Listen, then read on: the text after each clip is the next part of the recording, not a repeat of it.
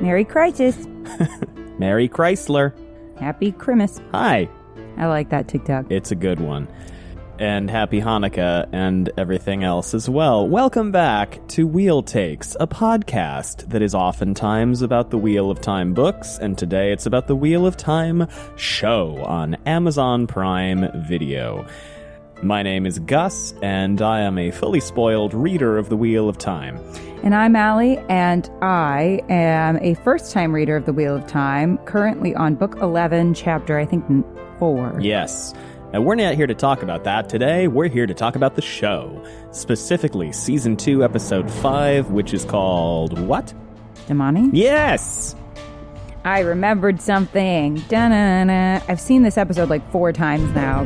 Because, as you know, as you've seen, my note-taking process for this is actually unhinged. Yes, these episodes are quite rigorous in how we approach them, which is one reason why this week's is a little bit late. If you are listening after the fact, this doesn't apply to you because you got to binge these. Good for you. We're very happy for you. But for people who are keeping up with us live, our sweet, beloved dog, Petey, had another surgery this week. He tore his CCL, which is the dog version of an ACL, and that's pretty intensive surgery. So we've been pretty much all hands on deck doing dog medical care. Yeah, for those of you counting, that's 2 surgeries in 8 days. We're very blessed. Yes. Shout out to pet insurance. Pet insurance, making things like this possible. Anyway, we would be so fucked if we didn't have pet insurance. Anyway, these episodes follow a structure that goes as follows. The first part is for people who are only watching the show. We're not going to do book spoilers. We're going to talk about parallels between the books, but we're not going to be like, oh, and this foreshadows in book 10 when such and such thing happens. That's a joke, because nothing happens in book 10. The second section is the part that is spoilers up for what Allie's read, which again, today, that's everything up to and including Knife of Dreams, chapter 4. And then the last part is where Allie leaves because she hasn't finished the books, and I'm joined by a special guest. Usually it's Bree from Kit Rocha, and we discuss full series spoiler things if there are any to discuss, and this week there are. So yeah, that's what we got for you. Don't skip sections because you're going to be lost if you do that. I mean, unless you do, we can't do anything about it. We can't but stop we you, would but advise we would against it suggest because that you not. Most of our stuff that we talk about that's interesting is in part 1. Now, Allie, this is season 2, episode 5. We've just had the midpoint. What's episode 5?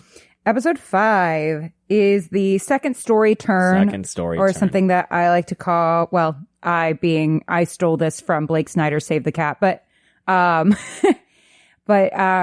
bad guys close in episode. Yeah. And boy, did they. I honestly think that the episode really speaks for itself in that regard. So I don't think I need to elaborate further too much on that. No. Yeah. So let's dive in. For those, again, who are joining us for the first time, and if you've already heard this before, sorry, you're welcome. Thanks for sticking with us. Part 1, we're going to break down the A plot, then the B plot, then the C plot, and then any other plots, and then we're going to go from there. Yeah, so at the time of watching this episode, I was starting to gather a theory that they all end up in episode 7 or 8 or both meeting in Falm and uniting in Falm. And that was kind of my plot question, was like, when are we going to, for the season, was like, how are we going to get back together when we're so far apart?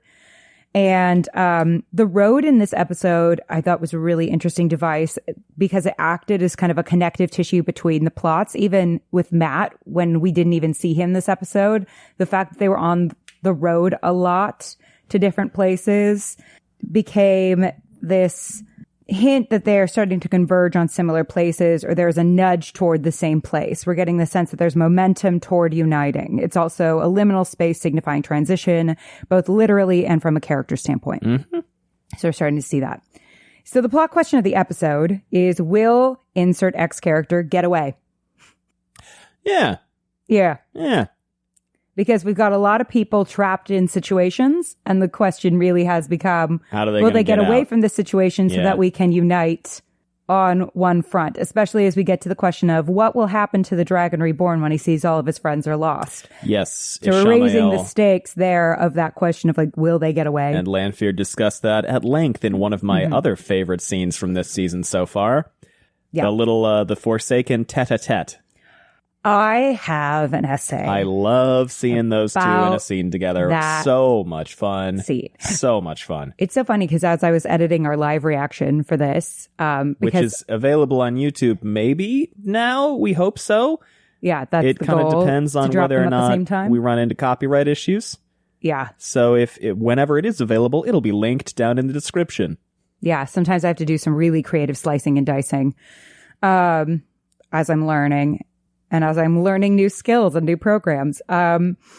So, yeah, the question about will X character get away? We get Nynaeve, Egwene, Elaine, and with the Shan-Chan.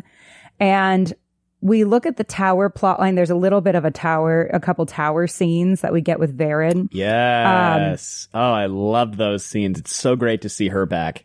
That is specifically playing on the hopes that they may realize something is off and go rescue the girls, while showcasing the Shan-Chan is showing us how difficult it will be for anyone to get the girls, and that there are plots that may make things even worse. Yes. So here's the thing.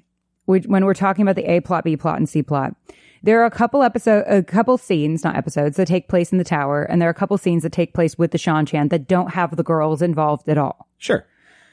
Those are still going to be all part of one plot. All right. People that are makes going to, sense. I feel like people are going to go, wait, but I thought we were dividing plots based on location. Sometimes that's true.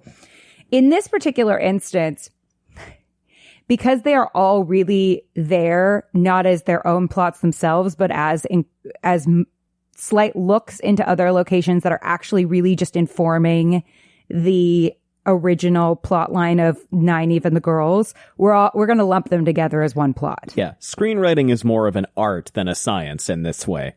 It's and in both. Most ways, because, it's writing, and that's more of an art than a science, unless it's technical writing. But even that's kind of more of an art than a science. It's both. Yeah. I mean, I think it's both. It's one of those things where it's like, we have the rules.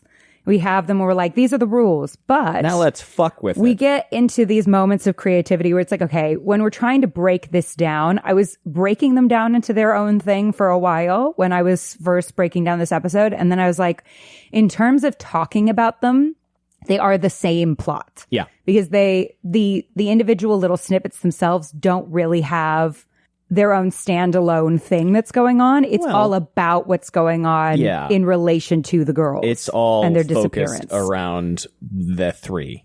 Yes. As some might call them, the Wonder Girls. Yeah. So the Shan-Chan White Tower, we're going to lump them together with what's going on with the girls and call it the girls plotline. The girls. Okay. Yeah. Then we also, when we're talking about will they get away, Perrin and Avyenda from the White Cloaks. Yeah. Oh, God, what a fight scene that was. Mm-hmm. And Rand and Moraine from Lanfear. Yes. And so then I guess Lanfear and Ishamael would tie into that plot. Yeah. Yeah. Because it's one scene or one or two scenes, but it's enough for it to be its own plot line. It doesn't warrant its own. And it's focused around trying to trap Moiraine and Rand. Yeah, because what it is it's less of a check-in, because we talk about how the C and D plots tend to be more of a check-in, but it's less of a check-in than it is a, like, let's use these scenes to inform the stakes of this other bigger plot. Mm-hmm. So it's less of a check-in and more of a subplot to the original plot. Yeah. Does that make sense? Yeah. Yeah. Well, whereas last episode... This is where we start to get into... And this is what kind of season 2 can be for, is making things a little more complicated because we can follow the basic story by now. Yeah. And last episode, the difference is Matt and Min and Ishamael were independent from everything else going on. Right. Perrin and Elias and Hopper were independent from everything else going on. Those were check-ins. They didn't tie into...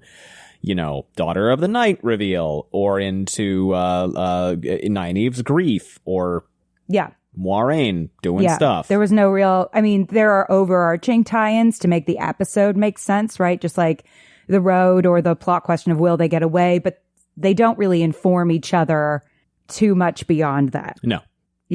I'm really interested to hear what your A-plot is going to be, because I feel like there are a number of arguments that could be made. I was moving things around a lot and playing with things a lot, just kind of off the bat, figuring out what the main plot driver was and then what the main emotional storyline was. And again, we're getting into season 2. Things are getting a little bit more complicated and the answer is a little less clear. Yeah, because I really feel like most of these plots were pretty heavily action forward. You know?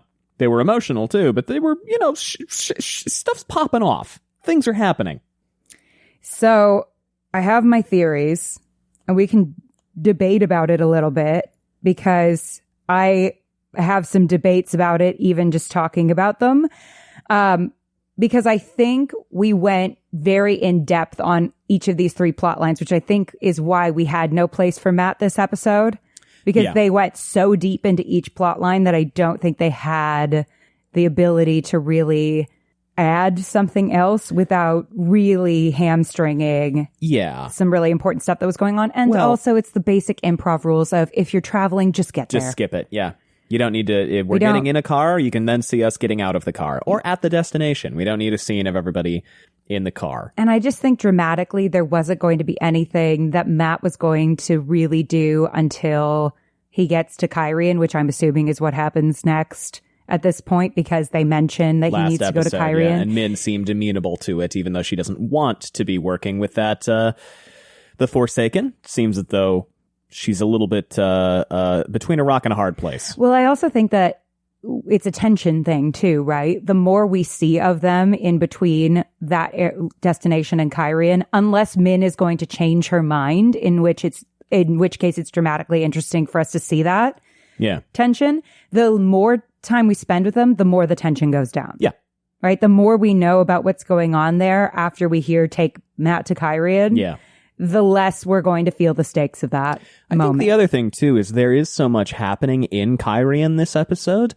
If we had a separate plot thread of Matt going to Kyrian, we're going to expect him to tie in to the Rand, Moiraine, Lanfear, Kyrian action this episode, or at all. Whereas if we don't see him, we'll just assume eventually he'll get there or not.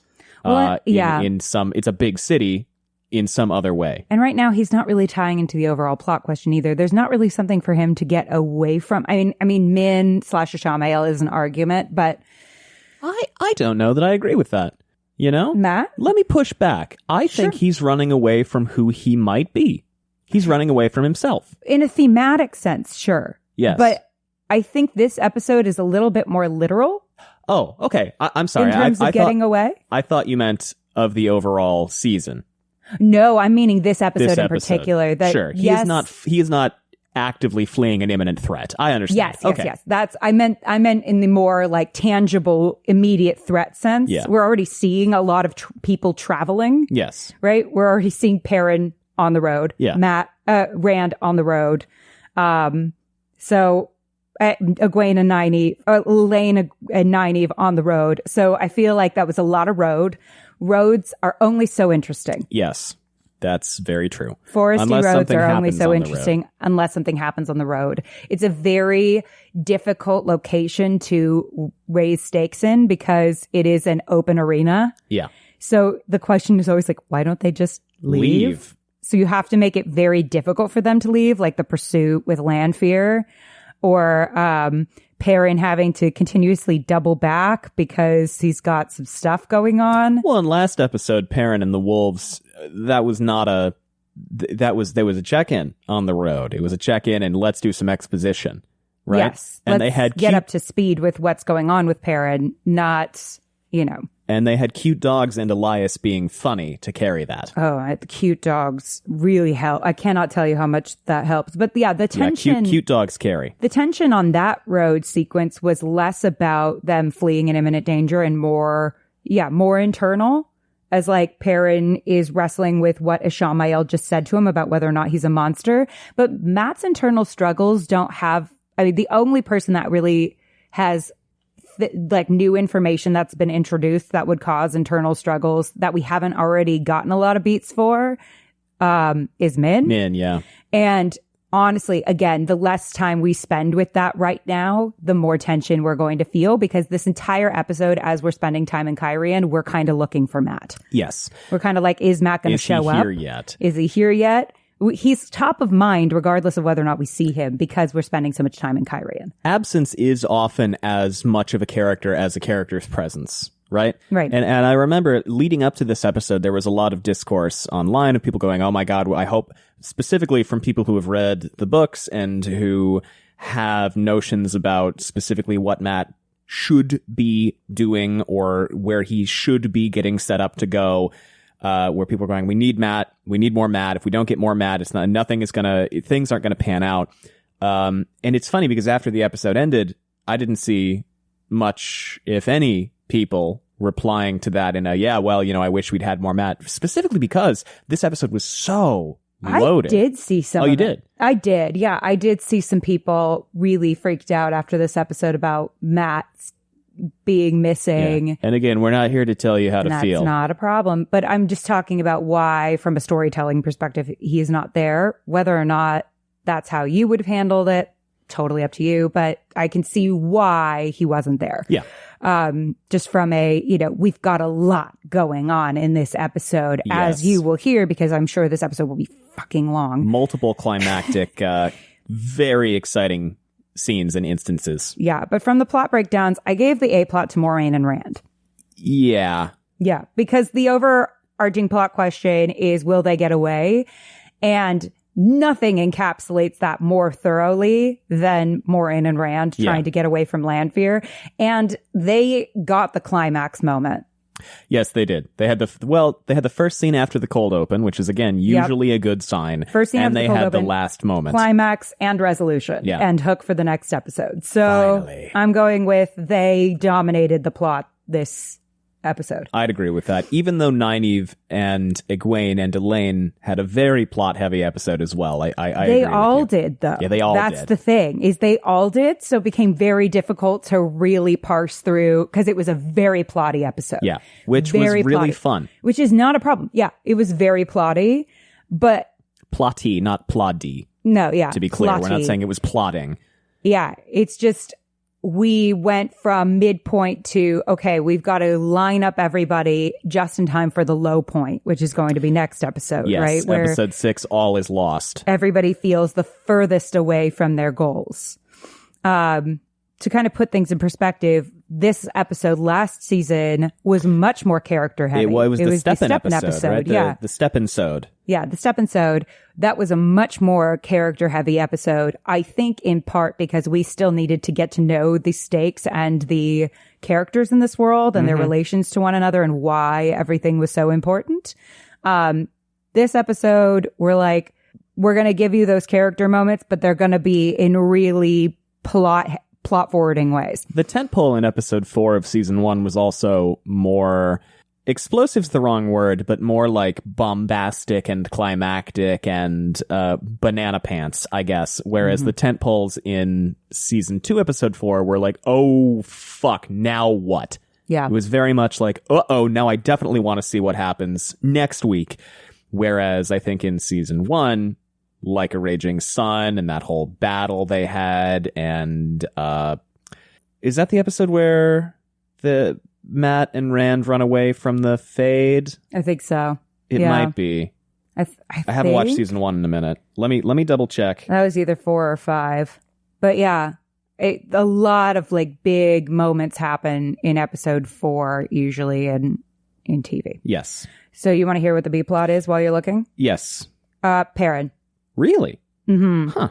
Because if we're thinking about, first of all, we don't get a lot of what's going on with the girls on the tower until pretty late in the episode. That's true. Right? Oh, that's true, because they got concussed. Yeah, even though it's a really big point of the episode, Egwene's capture, it's not a dominant plotline. It's actually more of a check-in on 3 different areas that relate to each other. Sure. Right? Versus the real emotional stakes and the real emotionally driven character is Perrin this episode. I was right, by the way. Season 1, episode 4 is the Grinwell farm and the Fade, and Tom fighting the Fade, and Mad and Rand running away, and big moments. Yeah. Yeah, Perrin was the big emotional character this episode in terms of... I agree with you. You're absolutely am I a right. monster or no? And I'm Uno meeting, in a cage. Uno in a cage. Is that my pack? What happens when you are a lone wolf, which we'll get into. Yes. Just kind of grappling with who he is in relationship with the world and what his relationship with violence is, his relationship with Dane that developed this episode, and his relationship with Avienda that started to develop this episode. A lot of new characters for Perrin. Perrin has been very much separate, right? If we're looking at what plot had the most emotionally driven stakes, we have to go with Perrin this episode for sure. Sure. It's so funny because Egwene gets the title.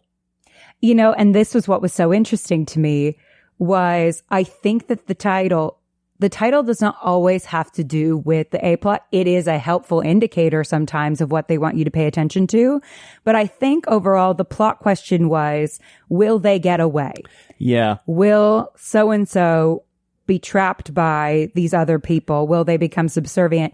And I think the quickest and easiest way to get that across was Damane. Yeah, and Damane, by the way, if you want to talk about the Lanfear's boy toy, the easiest shorthand for us as an audience, especially the book readers. Oh, it's Damane. Yeah. It's Damane. Yeah. If you want to get into the etymology, the old tongue etymology that Robert Jordan came up with, Damane means in the old tongue leashed ones. So while it is explicitly referring to the Shan-Chan slave channelers, you can expand that out to basically anyone on a leash. Yeah, so the danger that Perrin had surrounding cages, which Perrin and cages has been coming up a lot, in I think in part because of his animalistic journey. It's like, is he a more wolf than man, as the Shamael describes him? And what those relationships to being in a cage might be. Yeah. He rescuing someone from being in a cage. Says to Avienda, people shouldn't be in cages. That's all he needs. Cages. Yeah. And then, Lanfear trying to put Rand on a leash. And that brings us to the cold open. But before we do that, let's break for ads.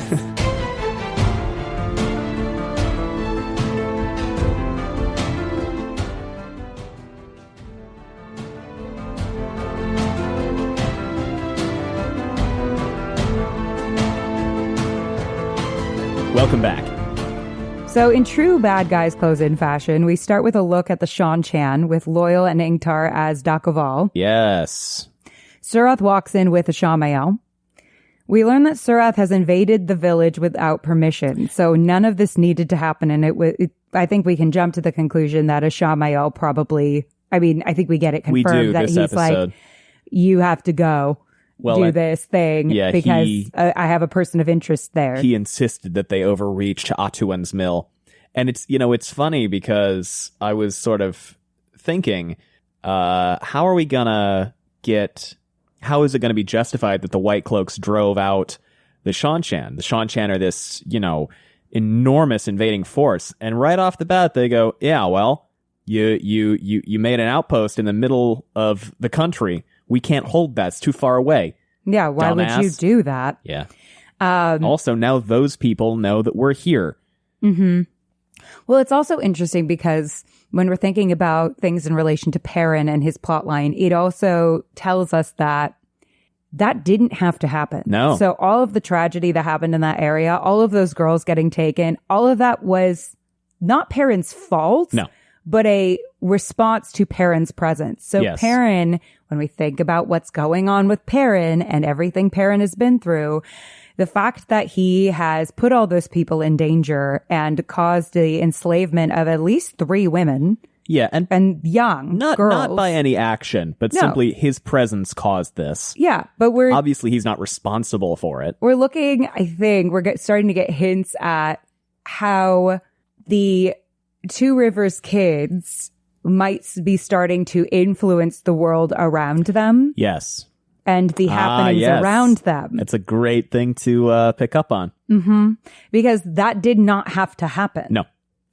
It's not Perrin's fault that it happened, but I mean, I feel like if Perrin finds out about that, which I don't know if that's going to be a plot point or not, but I don't think he'd see it that way. I feel like he'd probably feel pretty bad right? about it. Yeah. And obviously he's not to be held accountable, but you know, it's interesting to see how they and their presences in places can put people unintentionally in danger. Mm-hmm. And it's like, well, they have to be somewhere. Mm-hmm. They can't just fuck off into the woods like Elias. Though, you know, he does seem to strongly advise that Perrin do so. He's big into that, which seems like, interestingly enough, when Ishamael talks about Perrin being more wolf than man, it seems like he would also be pretty pleased if Perrin just fucked off into the woods. Because then Perrin would be lost. Right, yeah.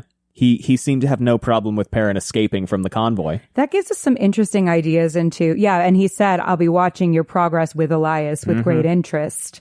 Because he's hoping, I think, that, Perrin goes full Elias and just goes, I'm not interested in, because they're stronger together. We've seen that from the beginning.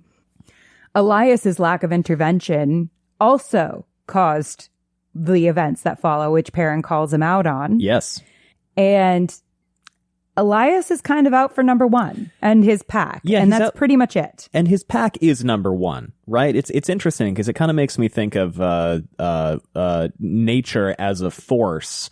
And we'll see whether or not this persists long term in the series. But if you ever take a wilderness survival or a wilderness first aid course or anything like that, they'll tell you nature doesn't really care whether you survive or not. Right. The river, if you are in the river, you are going to be tossed about the same as a log. And if the log smashes onto a rock or your head smashes onto a rock, the river doesn't care. Right. So it's curious to me. And again, for people who have read the books, I'm not saying that this is permanent.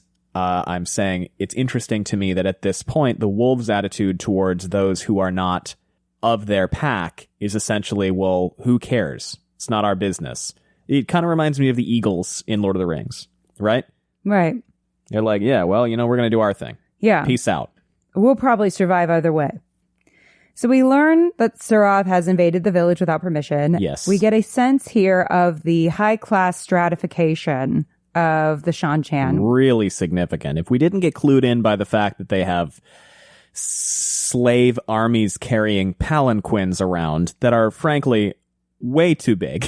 I kind of love it, though. I love it. It's amazing that she just walks around with this gigantic throne carried by, 30 slaves. It's incredibly over the top. But I also, from a artistic standpoint, I love it. It's totally over the top in a way that I feel like informs the character. Yeah. What's funny, because we've been watching recently a lot of old Akira Kurosawa films. Mm-hmm. And specifically in the movie Yojimbo, which is great, and you should watch it. And if you've seen A Fistful of Dollars, it's the same movie. It's exactly the same movie because some Americans saw Yojimbo and decided to make it again, but as A Fistful of Dollars. We love doing that. There's a whole scene where some like a magistrate or something comes from the local. I don't remember exactly what the term is, and he comes in a palanquin, and it's clearly meant for the audience to understand in the shorthand that they show this sort of little box thing on the ground, and that's a palanquin. And it's like a box that's big enough for a person to sit in cross-legged and be carried by two folks. And meanwhile, Suroth has a pyramid. Yeah, this ginormous. It's amazing. It's so unnecessary. Oppressive. Yeah, very oppressive, right? Like, to get somewhere, she needs 30 slaves to carry her pyramid. Yeah, the excess, with a murder spike on it. Lack of sensibility to it. It's very purposeful, I think, to showcase the kind of person that Suroth is, that she'd be like, rather than walk or get a smaller palanquin, I'm going to bring the oppression pyramid. I'm going to bring the oppression pyramid everywhere I go. That's what I'm calling it from now on. Definitely. The oppression pyramid. But for as much as Suroth loves throwing her And that, by the way, if you hear a weird slapping noise, the dog is having a dream. He's in the room with us because he is recovering from surgery and because he's always in the room with us. He's always in the room with us. And his tail is wagging. Yeah.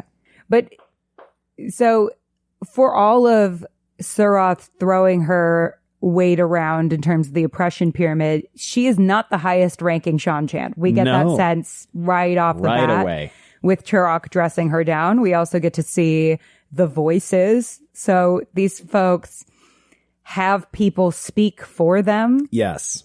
To other people on their behalf. And then Turok gives us this sense of why the Shan-chan invaded, his kind of thesis statement as to why they're doing what they're doing. And of course, it's because they think they're the good guys. And I think that this is a really great thing to just get out of the way right here, is even though we saw Ishamael on the oppression pyramid with Suroth, Suroth's boss is like, man, fuck the Shadow. We're here to fuck up the Shadow. So let's fuck up the Shadow. Meanwhile, he's speaking to a Forsaken. He clearly has no idea.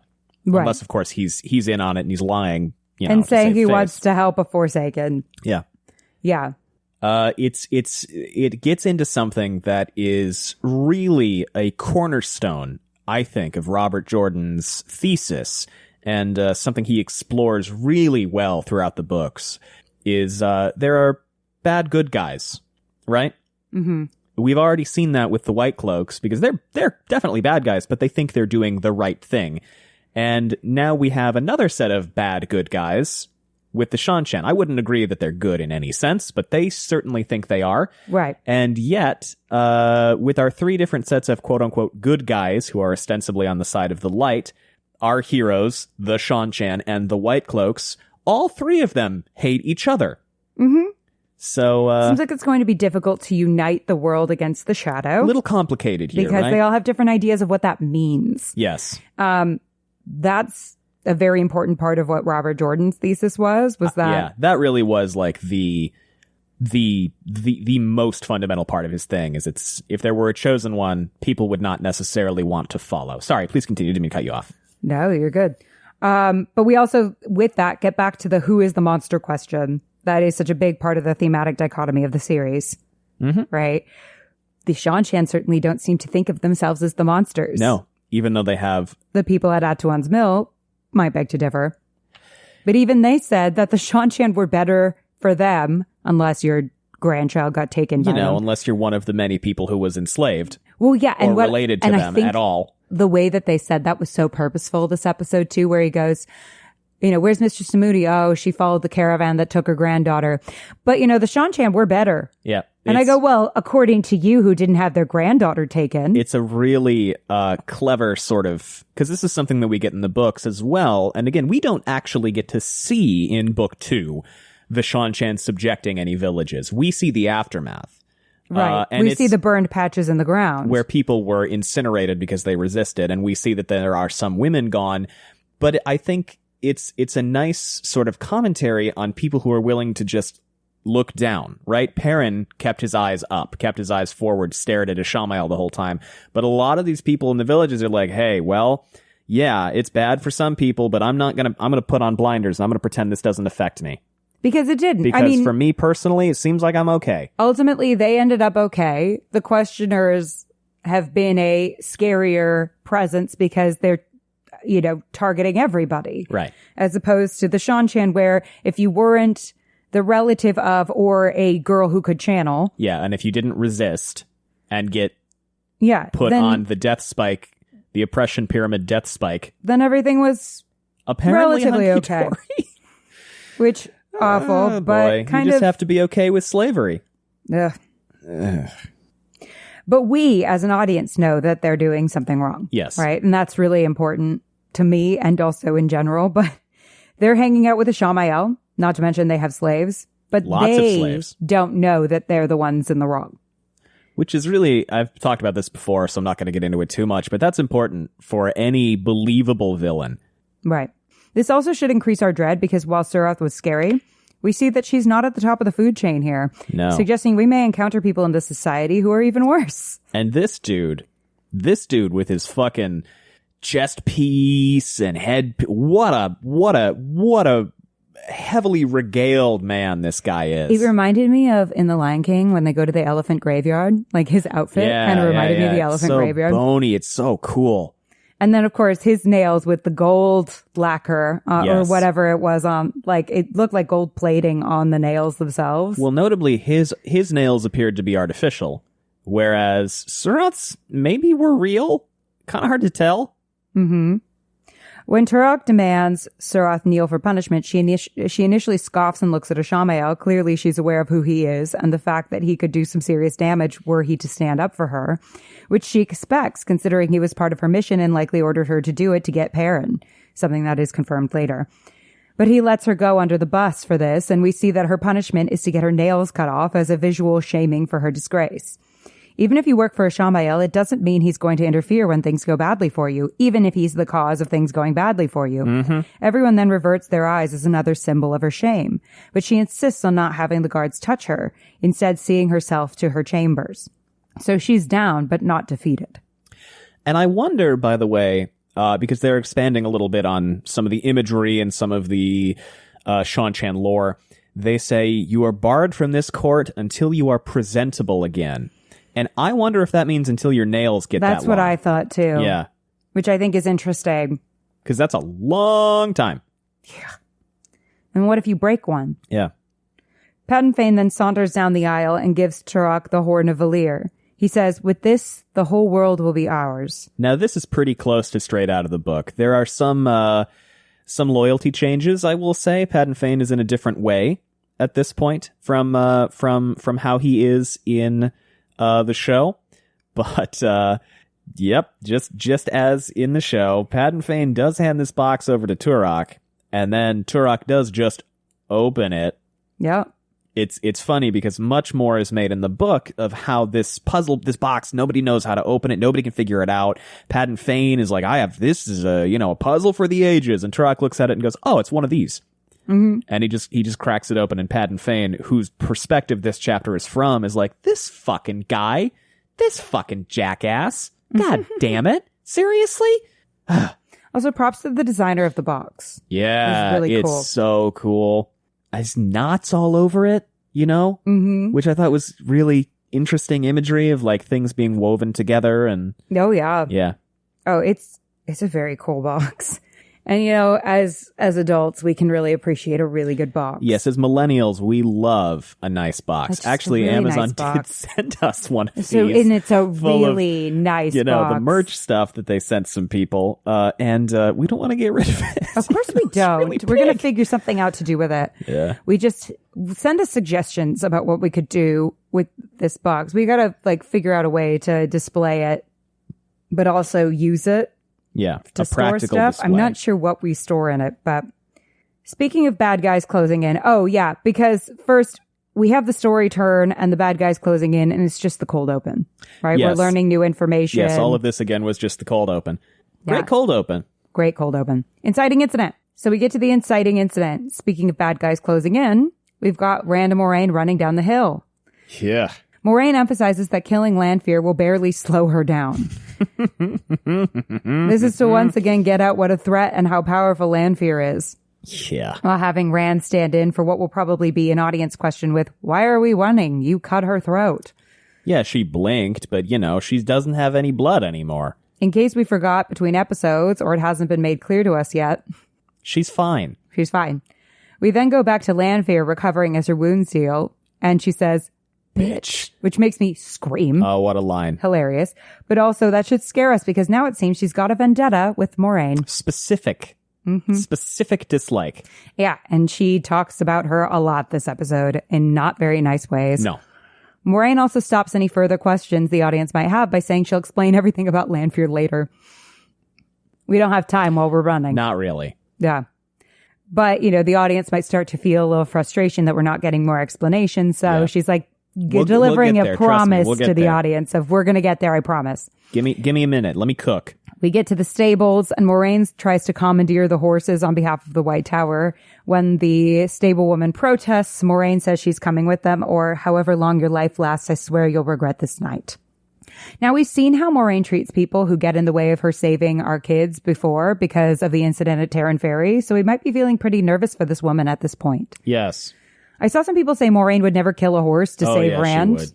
Sorry, in book 1, she explicitly threatens to kill all 5 Emmons Fielders if she thinks they're turning evil. And she states it outright in a way that cannot be ducked for or ducked around for the sake of it having been, twisting of words. Thank you. Respectfully, she absolutely would. Because that is the exact thing that I said in my notes. So yes, 100% cosign.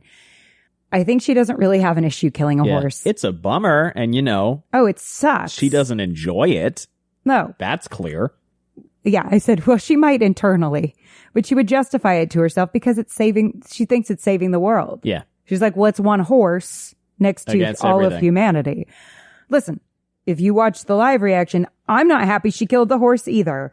I am the last person who would be like, yeah, kill that fucking horse.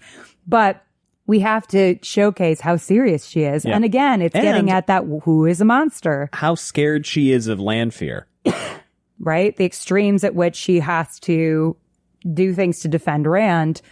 And also, again, some people might consider that to be a very monstrous thing to do. Yeah, so well, are she we doesn't on murder an board innocent with horse, her? so. Right? Yeah.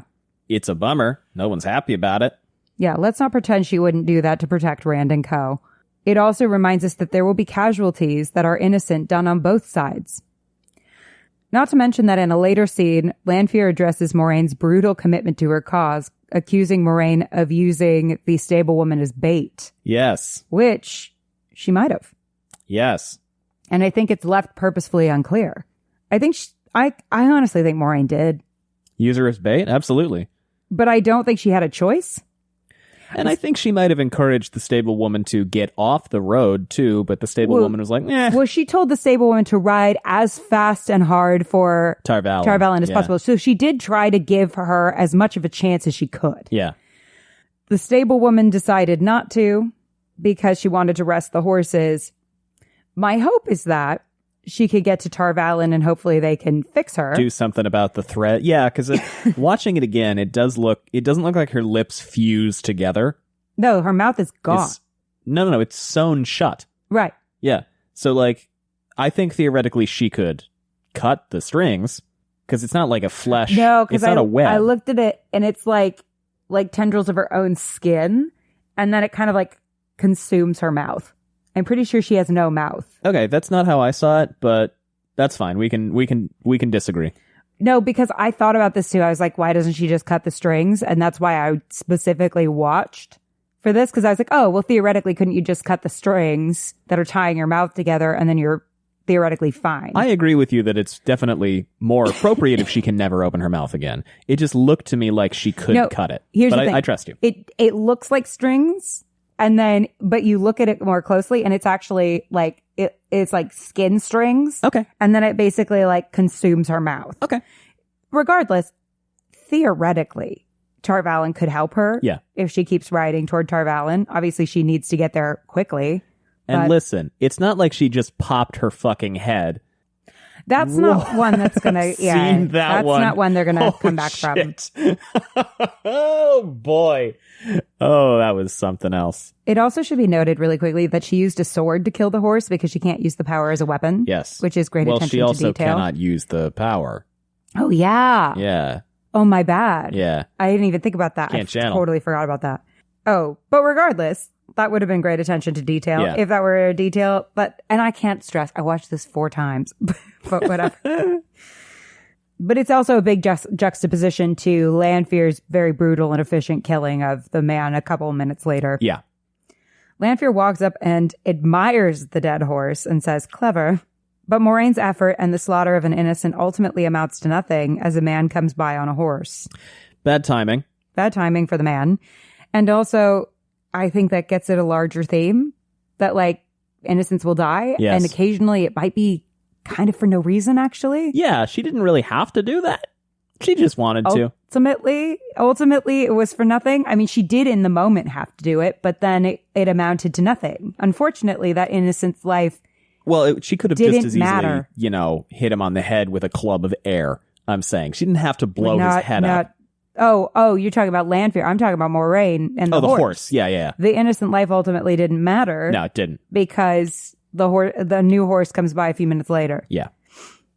This is the tragedy meant to elicit deep oh no groans. Because the horse ultimately died for nothing. But this is kind of how these conflicts can work. Yeah. Innocents suffer and people make calls they think are right. And sometimes they are for nothing. I like also her line where she goes, a horse. I don't know if it's inefficient. Is there anything more something slower than a horse? Yeah. Showing Clearly that she's not from this time period. She's used to something else. And what a mood that would be for people who are used to cars. Yes. And with that, we're going to break for ads that might be about cars. Or they might not show up at all.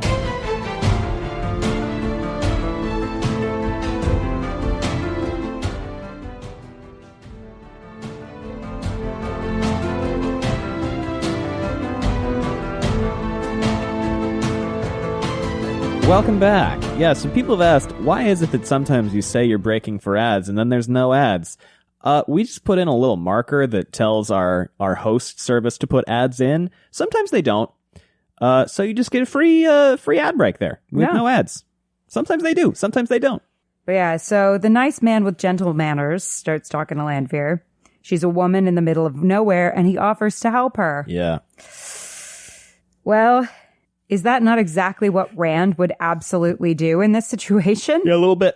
But we get an immediate sense that kindness can get you killed instantly in this world as she brutally murders him. What a cool shot, though. Oh my God. Oh my God. Both hitting home once again that the kindness Rand has for people who need him, which has been thoroughly explored the past few episodes, yes, is the very thing that could get him killed. Cornerstone of his personality, I might say. Not to mention the other boys. Yes. And girls. It also gives Lanfear a chance to show off her brutality and power. If we didn't get before why Moraine is running and why she should be very afraid of our old friend Celine, we get it now. Yep. And now we get... Yeah, that's the other thing, too, is because we haven't actually seen her do anything yet. No. You know? This was a chance for her to do that. To like really... Because here's the thing. We can talk about it until we're blue in the face, but we have to see the reality of why Moraine is running. It's funny, too, because we talked to Bree last week after the episode, and she had the pleasure of being on the Dusty Wheel show, on the live show after episode 4 aired. Dusty Wheel show, if you're not familiar with it, it's a phenomenal YouTube channel hosted by a number of folks, most prominently Matt Hatch, who is going on a bit of a sabbatical soon. Very well earned. He has put out some incredibly good videos over the past couple of years about the show, but he loves Lanfear more than anybody, I think. Mm-hmm. And he was a little disappointed that we didn't get real proper Lanfearing in episode 4. And Bree went, oh, no, don't worry. Don't worry. Trust me. It's gonna happen. Don't worry. It's gonna happen. Yeah, don't worry. When we got it. Yeah. She popped that guy's head like a cherry. And I trust there will be even more. And now we get how easily we can be wrong about the people we might love who are with us in other places. Yes. A really interesting thing to get at when we have Mad Men, when we have Perrin meeting Avienda, when we have a lot of newcomers, right? A lot of newcomers on the scene where we go, well, Dane. Are they trustworthy? I mean, Dane. Right? He seems charming. He's hot. He's really hot. We shouldn't always trust hot people. Always trust hot people. Turns out he's not only is he a white cloak, he's a bit of a nepo baby white cloak. Yep. So we accomplished raising the stakes and exploring the theme in one moment, which is good, efficient writing. Also, in this sense, we get a feel for the difference between Moraine and Lanfear. Moraine killed the horse because she had to. There was nothing making Lanfear kill this man. Absolutely no reason for her to do that. Completely unnecessary. Mm-hmm. She could easily have taken his horse with her power without killing him. Moraine could have killed the woman for protesting about her horses being taken. I know not with the power, but she had a sword with her, did she not? Could have done that if she wanted to, yeah. And I'm assuming the woman would have been taken by surprise. But Moraine didn't kill her and gave her a chance to outrun Lanfear, just as she gave the man at Terran Ferry a chance to not jump in the water and die. And just drown himself. Yeah, but Lanfear didn't give the man a choice. She killed him just because he was in the way. And after he offered to help. After he offered to help her. So we're starting to get a sense of maybe we can start to differentiate. All right, what is that difference? We might do monstrous things because we have to versus monstrous things because we're inconvenienced. Yeah. Barely inconvenienced. And then we go to Perrin and Elias walking on the road in the woods. Finally, Lanfear asks if there's anything slower than a horse, and then we see two people walking. Yeah. And we'll talk about them when we talk about the B plot. Right. But I just thought it was funny that they went from, is there anything slower than a horse? Then we see two people walking. And it's like, well, yes, actually. So we've got Lanfear on the horse running down the road, whipping the horse with a magical whip. That looks like it's made of fire. Yes. Ouch. As much danger as our characters have been in, I don't think we've ever seen them whip their horses. Probably not. No, I don't think we've ever seen them like be brutal to the horses beyond Moraine killing one. No. Rand demands Moraine tell him all of the truth. This comes right on the heels of Elias, Perrin's mentor figure, lying to Perrin, which gives us some fun connective tissues to play with. Moraine updates him on not killing the Dark One and letting Ashamael and ultimately Lanfear out. Yeah, catch up. Here's catch up. I'm going to say lieutenant again. We're going to say lieutenant, strongest lieutenant. We love saying strongest lieutenant. Rand is also showing how well he's starting to know Moraine and the Aes Sedai as a whole by demanding she tell him all of the truth. Mm-hmm. He says, tell me the truth, all of it. He's starting to catch up. For all that Rand has been naive, he's also learning. We're seeing him develop some savvy. Moraine says, if he lets them all out, then we have no hope of winning the last battle. Now, if we're going to say something like that, it means two things. First, the stakes have been raised. Of course, our favorite words. We are raising the stakes. Second, he's going to let them all out. Seems likely. And he better, because that's going to make everything more interesting. Yeah. A lot of people describe writing as chasing your characters up a tree and throwing rocks at them. Then they have to figure out how to climb down or if they fall down. Our characters just told us what a huge rock is to throw, so that has to happen. Mm-hmm. I'm thinking this will make a great hook for the end of the season. I've said this, to propel us into season 3, because it's an open-ended question that raises the stakes and makes us eager to watch more. We'll see if I'm right. Moraine is in the power pose in this scene because she's walking, facing the camera, her back turned from Rand. She's under the assumption that he will follow her. Once again, she's not worried about whether or not Rand will follow her. No, she is not. But to make things interesting, we see Rand stop behind her and look back, genuinely torn between the two women who want to mentor him. Both powerful, both who have lied to him, both who have committed violence. Well, Moraine hasn't lied. She's misled. That's an important distinction. I don't think he sees a difference. I know. I just wanted to state that outright. There's a genuine moment of question and anguish on Rand's face. Does he follow her? Can he trust her? Should he go back to Lanfear? That temptation is there in this wordless moment. Shout out to Yosha and his acting. Gotta love it. Gotta love it. Oh my God, I have essays about Perrin. Good I Christ. can't wait. Lanfear rides through the woods and finds the woman from the stables. Oh, what a scene. We've just, at this point, left Perrin debating whether he will help an innocent to Moraine potentially having used an innocent as bait. Yeah. Although I agree with you that I think she was supposed to get all the way to Tar Valon. Well, I think Moraine hoped she'd get all the way to Tar Valon. Yeah. But she stopped to rest the horses. You know, she left the woman and told her to go straight to Tar Valon. I mean, she was kind of bait, but I think Moraine hoped she'd make it. Yeah. It was kind of a, you live or die by your own ability to ride. Yeah. But Moraine, did try to save her by saying, race the horses to Tar Valon without stopping. Mm-hmm.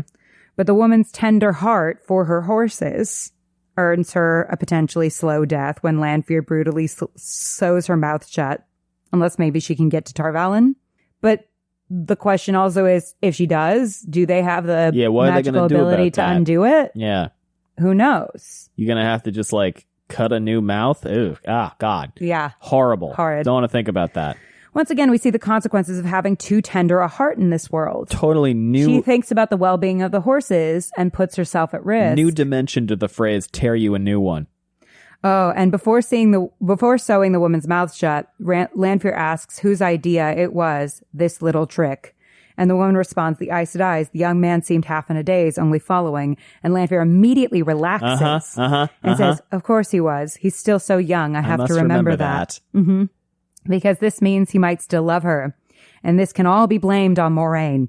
She also says, she's more ruthless than I imagined, using you as bait. Moraine, like Lanfear, has had to do some pretty awful things. This poor woman is just standing there like, oh, well, She's like, I am in a bad situation. This is bad. And in that moment, she realized she fucked up. She fucked up. But while Moraine's are to save the world, Lanfear's seem like they might be more selfish. She, again, does not have to sew this woman's mouth shut. No, not really. She does it because she wants to. Yes, because she's mean. The difference that Ingtar was getting at when he was telling Perrin, it might be worth it to ask them why. Yes. The reason does matter when we do a bad thing. It does matter. As much as it's like that doesn't make the pain easier, it is better sometimes. I would much rather if someone fucked me over in some way for them to be like, I had a really good reason by, mom is dying and this is the cure, than like, I just did it because I wanted to fuck with you. You know what I mean? There is a difference. Lanfear then raises the stakes by saying, they'll have to sleep sometime, then I'll have them. Everyone has to sleep, so now we feel a sense of dread that inevitability will be coming as Lanfear sews the woman's mouth shut, which she does without using her hands. She does magic without using her hands. Notably. Very contrasted with all of the, interpretive dancing that the Aes Sedai have to do. Yeah. That Egwene seems so opposed to. I really want to keep clocking that. Mm-hmm. And not to mention the Damane also are using their hands a bunch. They do, yeah. Yeah.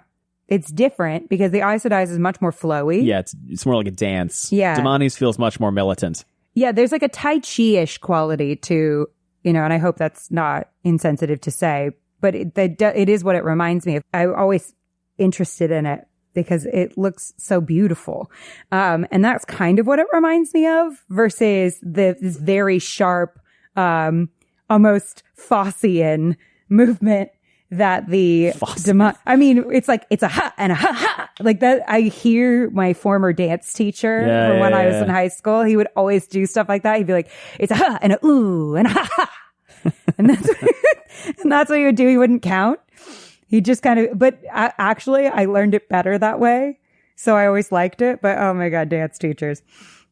Okay. Then we get to Rand standing in for the audience. They're walking through Cairhien, right? And he asks Moraine if she can keep them awake with the power. And Moraine immediately shuts that hope down and raises the stakes by saying, no.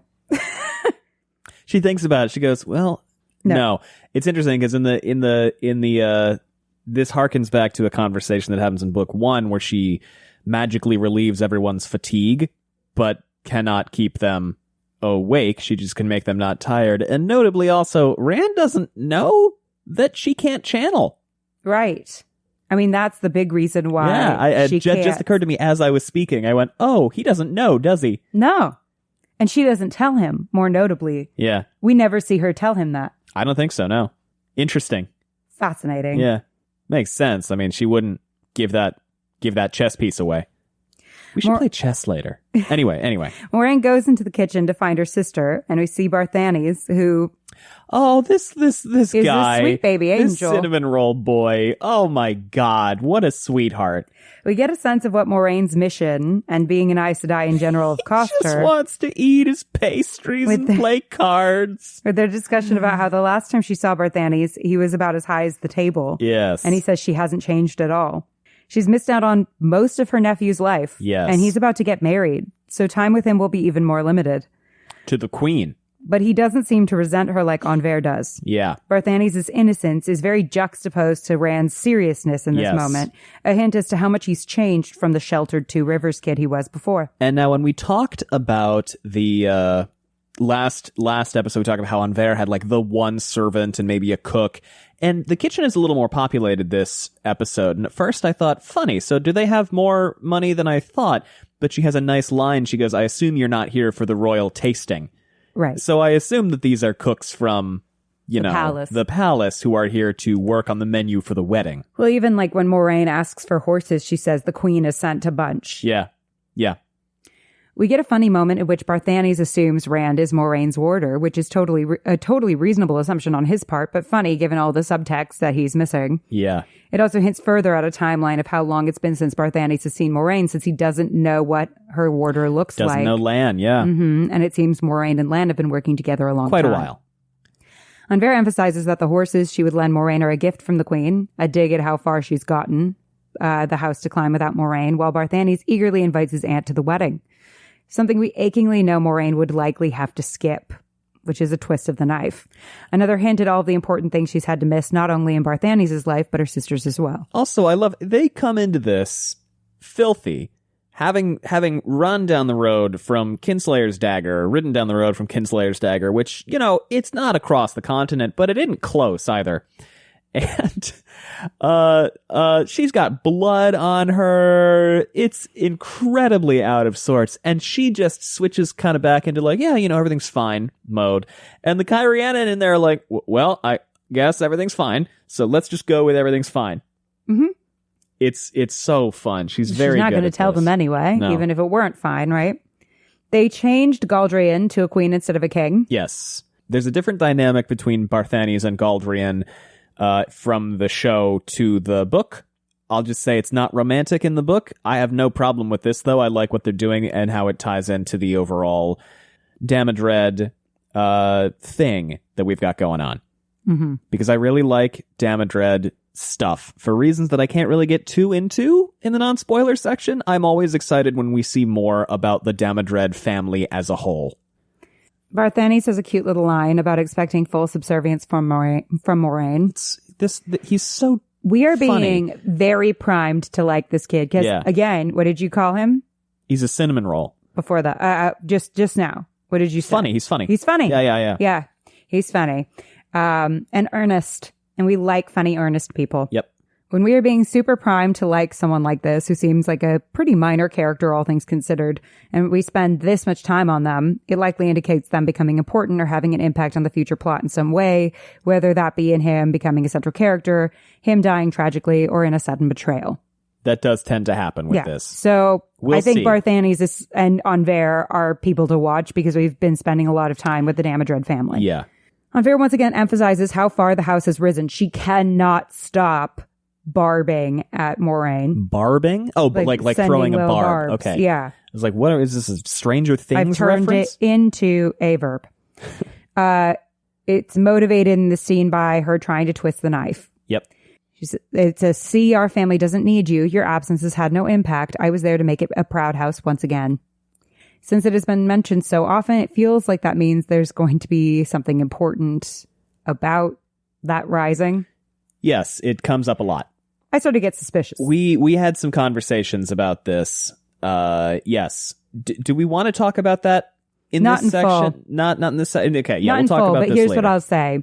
I started to go, we've mentioned it, Several times. Several times. I mean, at least 3 Yeah. times at this point that the house has risen and risen quickly. It feels like that's going to be important, and it feels like it may not be 100% legitimate, is what I said. It does seem as though. So I said, let's keep an eye on that. Moraine shows her concern primarily being for Rand when, dirty as she is, she asks for clothes and a meal for him and never mentions herself. Barthanes endears himself to us once again in a display of generosity, offering to provide something suitable from his own wardrobe. Again, we're meant to like this kid. Mm-hmm. Then Barthanes looks at them a little more closely and says, is that blood? About the clothes. Yeah. And Moraine instantly and for the first time snaps into doting aunt mode and engages adorable. with Barthanes' excitement. It's a tactic shift. Yes, very well That's done what on her actors part. call it. It's a tactic shift. Up until this moment, she's Deflect. Yeah, she's not as warm to Barthanes, holding him at arm's length. Likely, as with Lan in my assumption, we are seeing that her tactic of protecting people is by keeping them at a distance, probably because keeping them close to her would put them in danger, so she discourages Barthanes' attempts to really connect with her by keeping things professional. That is, until he makes an observation that could endanger him if he presses the issue. Then she brings Barthanes back into excitement mode by manipulating him by being what he wanted earlier, a doting aunt excited about her nephew's wedding. Yes. She's forced in this moment to use her nephew's excitement against him to protect him, and that must be such an awful feeling. Yeah. Ugh. To manipulate your nephew like that. When I'm sure that, you know, if the world weren't such a fucking mess, she would be genuinely excited for him. Yeah. Well, it was Alana said you didn't know Moiraine before, right? Yeah. She was a different person. She was happy. As painful as how Unver behaves toward Moraine must be, this is ultimately what Moraine wants her to do because it will keep her safe. In that way, Moraine shows how much her love for her family has cost her in the face of her mission, and it's a tactic she's now trying to employ with Lan as well. Shout out to the butler who was standing in this scene the entire time and had no lines. Crushing it. Give that man an Emmy. That's a thing, by the way. The background acting or just being around, you got to do it. And you got to be able to be there. And, thankless job. Yeah. I don't think he was background because this is the same actor who had a line before. Background, by the way, / extra being a specific type of casting and a specific pay scale. If an actor gets a line, their pay goes up a lot. Yeah, he did have a line at the beginning. So he was a featured, at minimum, a featured extra. Yeah. If not like a cameo. It's the same guy who did It's Your Older Sister. Yeah. By the way, I saw some people... a couple lines in a couple episodes, so I'm assuming it's more named. like a cameo role or something like that. Or a guest star, like that. I'm sure I have seen some people online talking about how in the books, Moiraine has 2 sisters, and I saw somebody saying, I'm so upset, and this was tongue-in-cheek, that the show confirmed that Moiraine only has 1 sister, because now I'll never know how to pronounce the other one's name, which is spelled Innloine.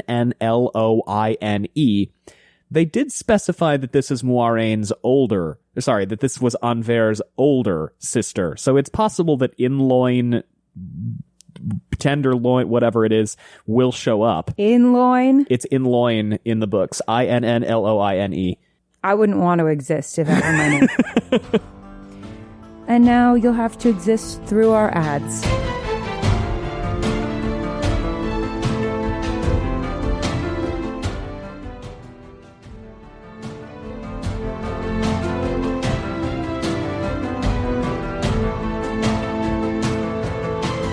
Welcome back. Next time we see Moraine, she's dirty and stressed in the fractured mirror in her bedroom. That mirror gets a lot of play. We love a fractured mirror, looking so different from how we first saw her, right? Mm-hmm. I mean, the first time we saw her, she had been on the road and everything, but she was pristinely clean. She was confident. She knew what she needed. She knew what she wanted. Now she's stressed out, unsure, dirty, having a bad time. Anver comes in and says, and if I asked you how you and the boy came to be in this state, Moraine can't answer, and notably, Anver isn't surprised by that at all. In a moment of tenderness, Anver does the only thing she can, helps her sister clean up. Anver acknowledges that she knows Moraine won't tell her anything about herself or the boy in a moment of what appears to be a final acceptance of what Moraine has to be to her. But they can still have some kind of relationship. Anver says, I know you, Moraine. Your whole life you've always known what you've wanted to do. Yet now I'm looking at you, and I don't think you have any idea what you want to do next. This is significant for a couple reasons. Anver is learning how to make Moraine confide in her without having to know everything. They can speak around the issue and still have that sisterly connection that she craved.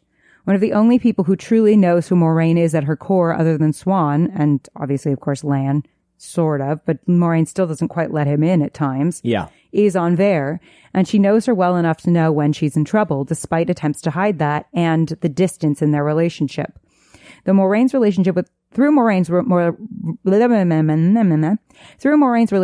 Anver, we can finally access Moraine's vulnerability, something not even Lan could get. Sometimes it takes someone who has known you from the beginning to really get you to open up. Because Anver and Moraine come from the same place, and for all of the past misunderstandings between them, Anver is finally ready to meet Moraine where she is. In a huge character moment, Moraine finally lets her sister in as much as she can without risking her mission. You know what a mormont is? A marmont? A mormont. You know what a mormont is? I don't know what a mormont is. It's a scene that was conceived and written exclusively by Brandon Sanderson. She expresses doubt for the first time out loud that she is the appropriate person to mentor Rand through the apocalypse, even after all she's done to keep him safe. She also finally admits her fear of putting the people she loves in the crossfire of her mission, making it possible for Anver, socially astute as she is, to understand where Moraine is coming from. And Anver says, you should have stayed away. Not out of malice toward Moraine, but because she finally understands why Moraine has stayed away all this time. Yep. Because I think it can look like now you want her to stay away, you know? Oh, we should talk about this, by the way. In episode 4, the line was, I'm not your little sister anymore. Yes. And this is, again, is not a problem. There's a million lines in this show. But it was, I'm not your little sister anymore, as opposed to I'm not your sister anymore. I think that's a really important distinction to make, because when I had initially watched it the 4 times, for some reason, I heard I'm not your sister anymore. I think because I was focusing on other things. But little sister, I think, because if she says I'm not your sister anymore, that's a rejection. Rejection. And I think Moraine takes it as a rejection regardless. To an extent. But the adding of a little sister can mean I'm not someone you can't rely on anymore. Well, I read it as I'm not someone you can push around anymore. I think that it can have a lot of different meanings. Yeah. And I don't think we'll necessarily know what the meaning is until we see more of Envers. Sure. I simply saw it as sort of, you're going to do what I need you to do, and you're going to abide by my rules. This is my goddamn house. I think that is what she means it as in this moment. Yeah. But then I think in this moment with Moraine right here, she takes on a very older sister. She does, yeah. And also honoring like their relationship role. It's a beautiful scene. This is one where she talks about the advice she got. Yeah, well, she's like cleaning Moraine's back and everything. It's a beautiful scene. It's one that provides a lot of hope for Moraine and Envers' relationship. It appears that Envers is finally understanding why Moraine has not been around. Yes. Like she's finally going, oh, I see. You're concerned about putting us at risk. You have been this whole time. You're involved in something really dangerous. Mm-hmm. So I think this is a moment of what could be sisters coming together. But also, it's just showcasing just how much Envers, even though Moraine has tried to distance herself from Envers, knows her sister. Because she says, and I think this gives context to the little sister line in a different way, where it's like, I am not somebody that needs you. Yeah. Yeah. We can be equals to a certain extent. Yeah. I'm not necessarily someone who needs to be protected.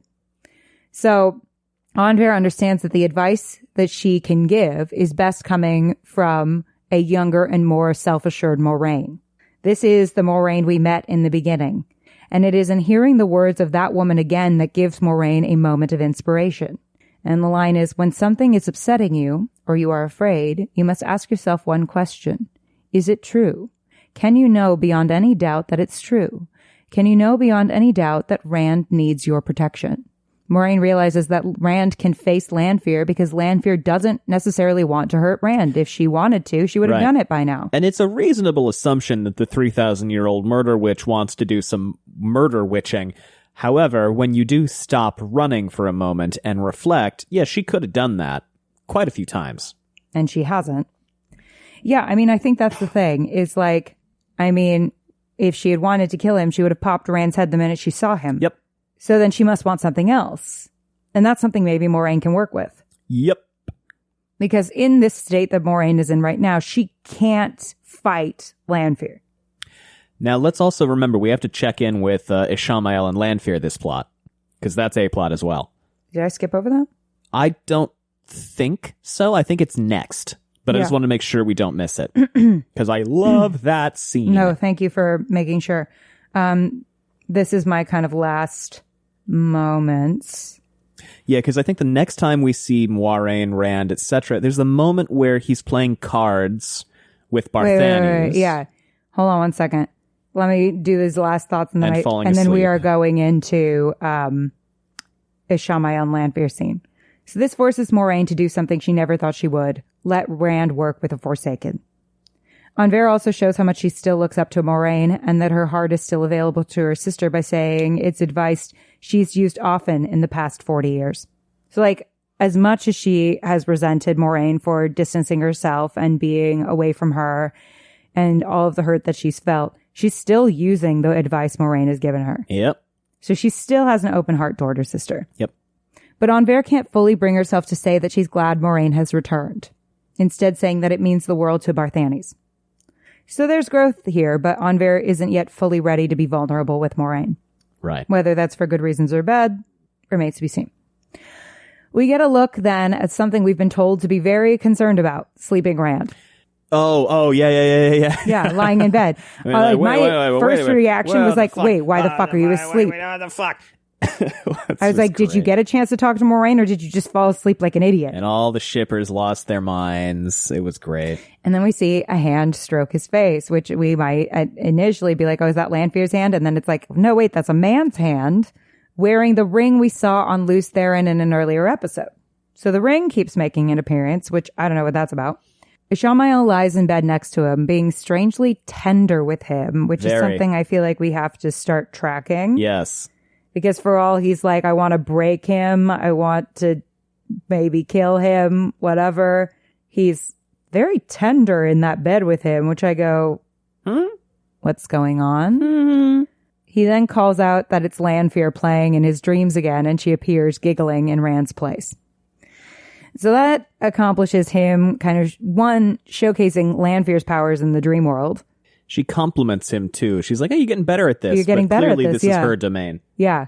Which, again, I think that's why Ishamael is always kind of skipping and jumping when he's in the dream world with other people. Oh. That's always been kind of my interpretation, is that his control isn't quite as clean as hers. That's interesting. I like that. It could also be like specifically just a choice to be creepy and to be weird and to be off-putting. That also works. But I think his methodology is usually being charming people into something. Like subtle threats, but he's very charming with Perrin. He's very charming with that little girl. He's fairly charming with Min. Yeah, he puts the hammer down a couple of times. But he's not like, let me set myself on fire before you and like... Right, that was a season one scream thing. At you. It's fire eyes and the rat bat, or the bats, the dead bats and all that. Like she says, I won't let you hurt Matt. And he doesn't go like, what do you mean you won't do? He goes, you will. You will. Or you might. You might, yeah. On that one, she's like, I'm not going to hurt anybody or whatever. And he's like, you will. Yeah. But also it shows that he and Lanfear have past relationship because he says, you're playing in my dreams again. Yes, this rapport. And he calls it playing. Playing, yeah. You fucking with me. You're messing with me. Yeah. They have this kind of like they have this really fascinating relationship in this whole thing where they clearly have this established relationship. He understands her. Yeah. He's not falling for her tricks, but he's not angered by them either. Right. And it seems like is just playing a prank on him. Yeah. Ishamael talks more nihilism. His favorite thing. Chiding people for saying the Forsaken broke the world while doing nothing to put it back together. Which, I mean... We are 3,000 years after the breaking, and we are at... Swords and Queens, as he says. Now, there may be reasons for that we can't get into right now. But this is very interesting and very... exciting conversation between these two. Yeah, I'm really interested in his fixation on the Swords and Queens. And this is something, by the way, that we get intermittently in the books. We call them Forsaken Survivor moments, but essentially they're these sort of conferences or meetings, usually in the dream world, with the Forsaken. And it's sort of a stop down of the action where they discuss their attitudes, their plans, usually vaguely and in a way that doesn't give anything away. And it's sort of this moment where we take a break from the action to get a check in with the baddies, which I every time we get one of those in the books, I pump my fist. I get so excited because it's so much fun to just see these what could very well and sometimes be and sometimes are mustache twirling villains having these moments where they're breaking things down a little bit more. And I think in this scene in particular, they really don't come across as purely, comedically villainous. Obviously, they lean into the fact that they're villains. He goes, will you betray me? She goes, do you think I'm going to betray you? And he goes, will you? And she goes, obviously. And then, I don't know, you notice this, he takes her wine and drinks it. Oh, I didn't notice that. Yeah, because I remember people had been talking about this scene. They were like, oh, did you see his wine glass changes to show that he's not as in control of the dream world? Which, again, as you learn more about the dream world, we're not going to get into too many specifics, but basically you have to maintain active focus and control of what you're doing. But a lot of the behind the scenes about this episode revolved also around them wanting to establish for the audience what the dream world is, starting to establish what the dream world is, and Warren hinted names its importance. drops it too. She says Talyra and Riyadh. But they're giving us Riyadh, whatever. an information diet on it, again, on purpose. Yes, it's a lot to take in. It's a lot to take in. But people were talking, I saw they're like, oh, it's great, his wine glass changed. So I rewatched this and I paid close attention to their glasses. It doesn't change. He finishes his wine, and then after she confirms that she'll betray him, he picks up her wine and drinks it. No wine for you. Go like, okay, sure you will. Uh-huh. We'll see how that goes over for you. They toast to the past, is what Ishamael says, and Lanfear says to the future after the Great Lord's victory. The wheel wheels. We're getting wheel wheeling. Indeed. And we get name drops of 2 more Forsaken. Oh, I'm getting there. Yeah. So Lanfear informs Ishamael that Moraine revealed her identity to Rand and expresses surprise that he let her live. She is bitter about it. She's like, I'm surprised you let her live. Yeah, and he goes, I'm surprised that you, or he said, let me guess, Rand guessed at your identity or whatever. Yeah, she goes, no. And she says, oh, no. Here's what it is. He goes, I'm surprised you revealed your identity to Rand. And she goes, I didn't. Moraine did. I'm surprised you let her live. Yeah. And Ishamael says a line that's really interesting. A dead Aes Sedai is useless. Desperation opens the mind to more interesting choices. Oh, and in between that, Lanfear says, and one without power isn't about being useless. Yeah. So Lanfear showcasing something that's very important to her, which is power. And Ishamael shows that he's thinking about having different considerations, right? Lanfear wishes that he had just hurried up and killed her because now she's a massive inconvenience to Lanfear and Lanfear's plans to hook Rand, right? Because she's pointing out that Lanfear is fucking evil. Whereas Ishamael seems to think that maybe he can charm Moraine into working with them, which should make us concerned because the last thing we saw was her maybe going, well, maybe we should hear Lanfear out. But Ishamael's whole MO is targeting people who are desperate. Min, as a big one. Mm-hmm. Matt, Perrin, at the point. Mine since birth, or however he says it. Yeah, his whole MO has been charming people who are desperate. And we will talk about that line. I liked it. So perhaps he sees Moraine as someone to use once she's at her lowest, which it feels like she pretty much is. She's pretty down, even though she's trying to stay up. He then says to Lanfear, as it did for you. There may be a lot to learn about Lanfear's past and whether everything solely revolves around Lews Therin. Also, does that kind of imply that Ishamael recruited Lanfear? Could be. Very possible, right? Very possible, right? Because that's what he's seeming to imply. You do get in the books a lot of information about sort of seniority, I guess I would call it, among older Dark Friends. Older, as in 3,000 plus years. Right. Lanfear says, aren't you worried I'll betray you? And then Ishamael gets in the power position by towering over her and says, will you? Getting in her face is a power position in this particular instance because his movements are deliberate and he remains calm, which gives him potential energy instead of kinetic energy. Yeah. Potential energy is always stronger than, like, if he walked over and slapped her in the face. I mean, that's shitty. Much. But it's like, it's the danger of what he could do. And the fact that he scary chooses in this moment. to just drink her wine shows he sort doesn't. Of like he takes her seriously, right? He gets up and moves into her space to show like, I'm not dismissing you as a threat. However, you are insignificant enough for me that I'm just going to take your wine and leave. And it should also be noted that this is the first time his voice, that we've seen him as like a person, that his voice loses a little control. A little bit, yeah. Right? He has a little like, would you? And there's a part of him that seems like he might be in danger of snapping. I also think this scene's really fun because it sets itself up to be like a, threat battle. But he's like, yeah, you going to do that? She goes, duh, what do you think? And he's like, that's my girl. And she laughs. And he laughs too. And they that's both my laugh. Girl. Yeah. Versus, with Min, where she's like, I'm not going to do this. I'm not going to work with you. And he's like, you will. Yeah, you will. Yeah. It's a very different vibe, right? He's not upset at all at the idea of Min potentially betraying him because he's like, That's not a problem for me. No. Lanfear potentially betraying him could be a problem for him, but he takes her seriously, but he's also like, we know what game we're playing here, which is one of us gets to be Daddy Dark One's favorite. Yes. For lack of a better term. Right? One of us gets to be the one that gets all the credit for destroying the world. So we're with each other until we're not. He also seems to be okay with the Forsaken, with Lanfear betraying him, because that will cause even more problems, right? They may not be the problems he wanted, but they'll still be problems. Yeah. He seems to like problems. It's him.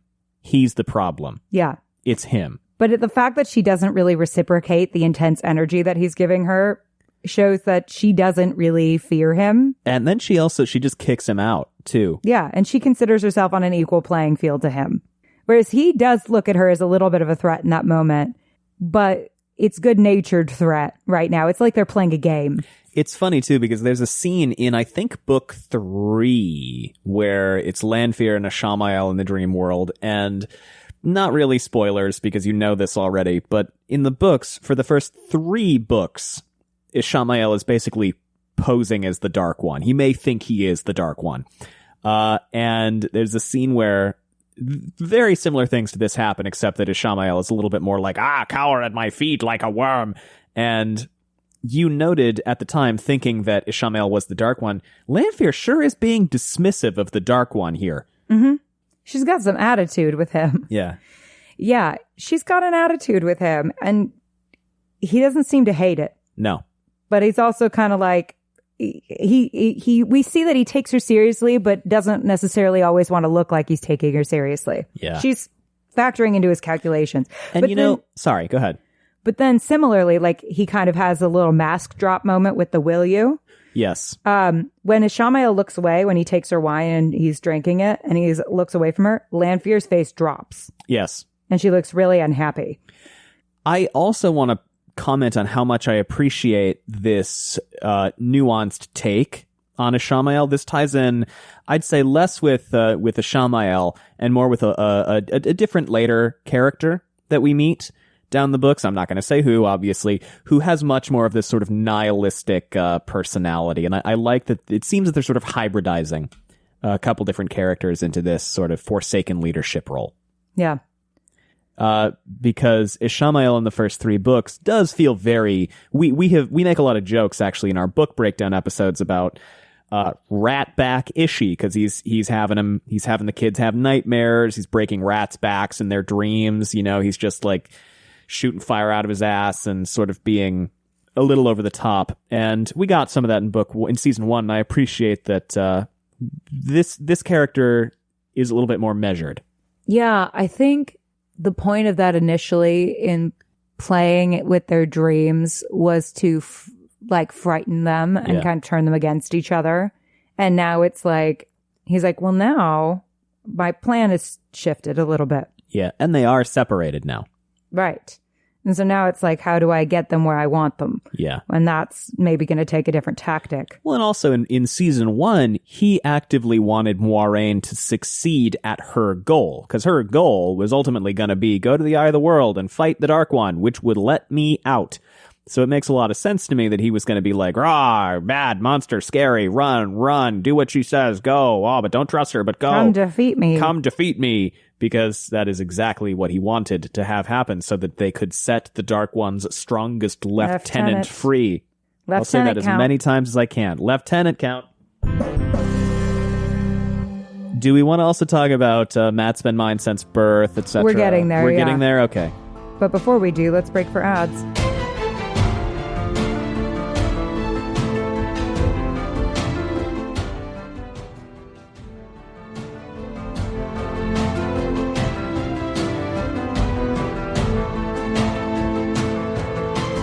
Yeah, so Lanfear's face drops when he looks away from her. So that's another kind of mask drop moment. So she doesn't seem to be, for all she's playing games with him, thrilled at their partnership. No. Ishamael asks Lanfear if she knows why the Great Lord woke him first and speaks only to him. So that's new information. Yes. Ishamael speaks directly to the Dark One and the other ones don't. And it furthers a concept introduced in the Leandrin and Suroth confrontation. In a structure with so many opposing forces, someone has to be the favorite. Mm-hmm. We then get Lanfear's opinion on the other Forsaken, and I fucking died. Oh my god, this is the funniest. And here's some of thing. their names. Megidion's insane. Grendel's a vain idiot, and the boys couldn't execute a plan even if they were under compulsion. Fuck that. You know what? It's so funny. Knowing them, that's so fucking funny. So funny. That's such a good read on all of them, to be honest.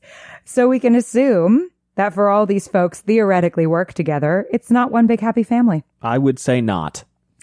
If in the behind the episode, we hear Rafe talk about the dream world and how important it is that they are going to use Lanfear with Rand as the novice to teach him about the dream world and by extension teach us. Mm-hmm. What have I said about using novices as an audience stand-in so that we can get some exposition across? Classic stuff. Ishamael responds to his initial question, because alone of all of the chosen, I actually believe in the dark. I believe the only way to stop suffering is to stop the wheel itself, stop everything. So that's getting at what Dana was talking about last season. Yes. Right? We're going to stop the wheel. A more pure distillation, I think, of Dana's philosophy that she inherited from this guy. Well, yeah, I'm assuming he recruited her, right? And that's another one of his people that he got at when they were very desperate, Mm-hmm. right?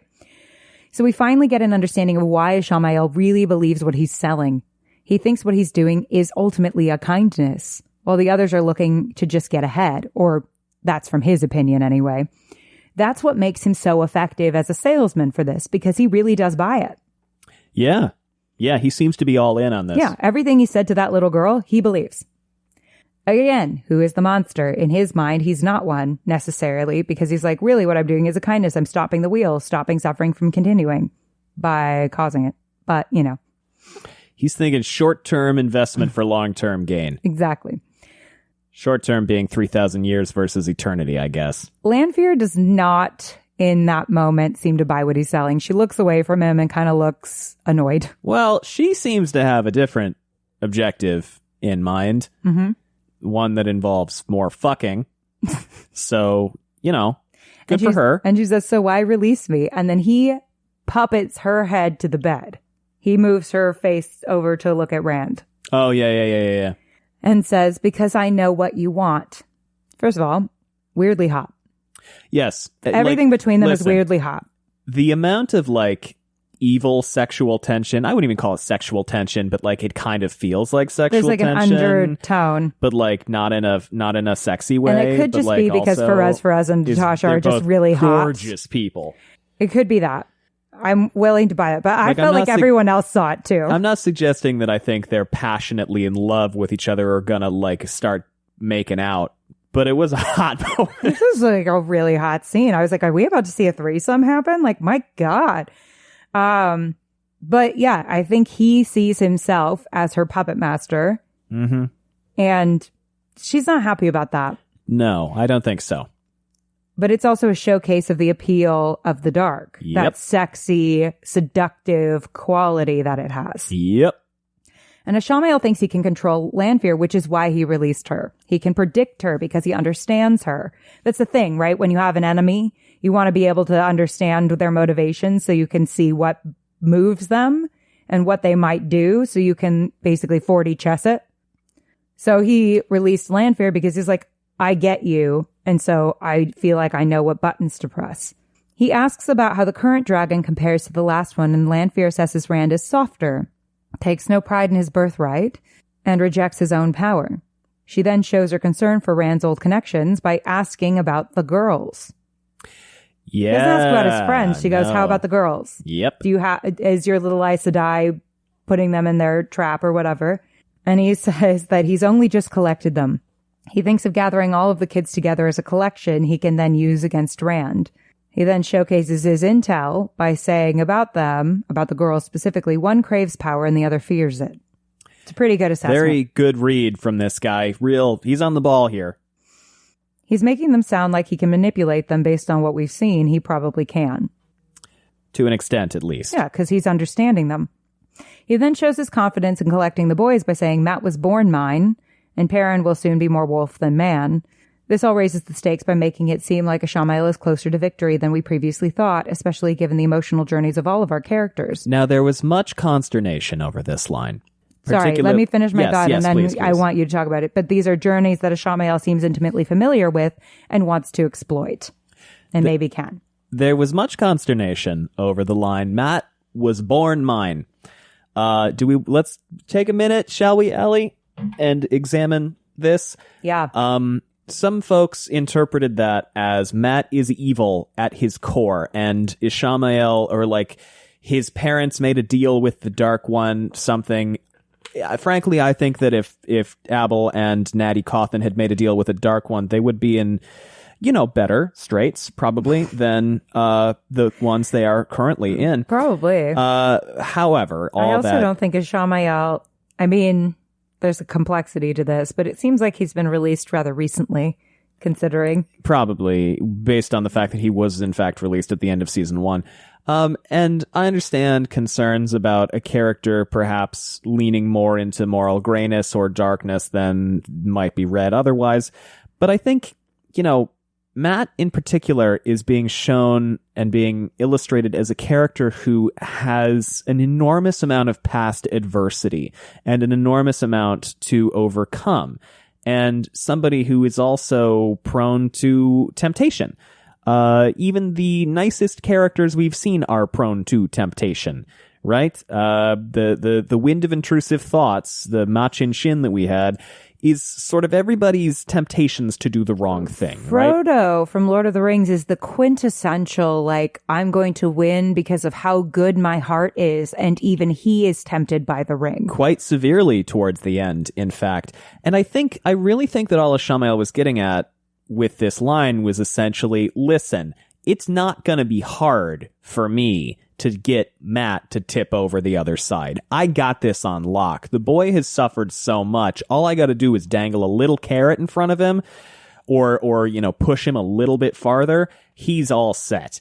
Yeah, I think that is exactly what he means. Yeah. Is that, I mean, look at Dana as an example, right? Yeah. She is someone who has seen and experienced so much suffering that I'm sure it did not take a lot of pushing for Ishamael to go, don't you want everything to just Wouldn't stop? you rather it not be like this? Look at all the shit that happens to people.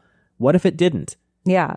Matt comes from a little bit of a rougher upbringing than the other two boys. So it stands to reason that someone who's been through a lot, that is not saying that someone who's been through a lot is more predisposed to being evil. But I think in Ishamael's mind, he goes, this boy will be much easier to convince and manipulate. His read on Matt, he has experienced how much the world sucks, and I, as a nihilistic person who is like, let's destroy the world so that all of the suffering will stop, I think that my pitch is naturally more appealing to someone who has experienced a lot of the suffering the world has to offer. Yes.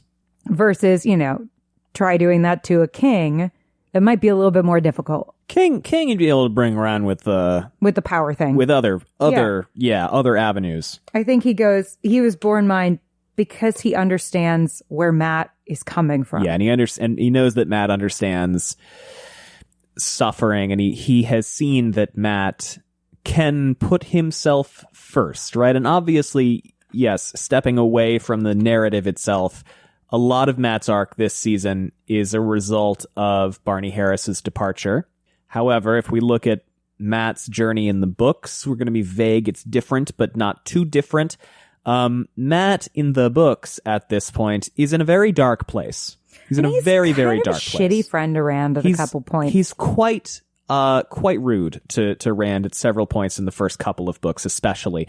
And so I don't think it's too radically unbelievable that the character might be, a little more selfish, a little more prone to negative actions, harmful actions than others. But I think here's the thing. I think that it's at this point, his journey is not about seeking negative things. It's his profound guilt. Yes, I agree with that. And at having done negative things to the people who have been there for him from the beginning. And so I think it's more that he's now wrestling with this fear that perhaps his mother was right, that he is a prick just like his father, and that he is a harm to the people in his life. And so rather than have to face their rejection, which he thinks they have a right to do to him, right? Reject him. Yeah. He's running away from the potential negative consequences that he thinks he deserves. Just like Perrin. Yeah. I mean, Perrin to a different extent. I mean, I think he deeply believes that if his friends found out that he killed his wife, I think he believes that they would reject him for that. Yeah. And so that's why he's keeping it to himself, because he doesn't trust that his friends would understand that it was an accident. He's Simba-ing. Well, they're both Simba-ing. It's the hero's journey, right? It's the rejection of the call. 4 of our 5 Emmons Fielders are rejecting the call. Egwene being the exception. Yeah, Egwene's like, give me the call. He's like, call me, maybe. But, call me, maybe. I think Matt in particular, going back to what you said, Allie, about he's struggling with he might be a bad person. I think also Ishamael thinks if he can convince him that he is irredeemably a bad person, so you might as well lean in. Well, then what else are you going to do but wallow or give up, right? Right. And that's when I hear him say Perrin will soon be more wolf than man. I don't think he necessarily means that and wolves are evil. I think that that's what he wants Perrin to believe, maybe, and that's perhaps what we might be being led to understand. But I think he really means if he's more wolf than man, he's not going to be involved in the goings on of people as much. I think maybe. He's like, I'm hoping that Perrin buys into the Elias school of thought and says, well, people don't understand what I am, and so I might as well separate myself from that entirely and fully embrace being a wolfman. Mm-hmm. And we can see in Perrin's struggles with Elias and his feelings about that is not a path that Perrin is interested in going down. But now he's going to have to, maybe by himself, figure out what the balance between those two things are. And same thing with Matt. It's like Matt is a person who has had to do a lot. Oh my God. This is reminding me of, so Cheryl Strayed is this writer who I think I've talked about on this podcast before. And she wrote for The Rumpus as a advice columnist, but she was like secretly Dear Sugar, right? Dear Sugar, yeah. And she compiled, once she came out as being Sugar, they compiled her best advice into a book called Dear Sugar, and it's one of the best things I've ever read. And she has this whole thing where she talks about how, she had a really difficult life at a certain point, and somebody wrote in and was basically like, I'm struggling, and I mean, I've struggled with this before, with whether or not I'm a good person.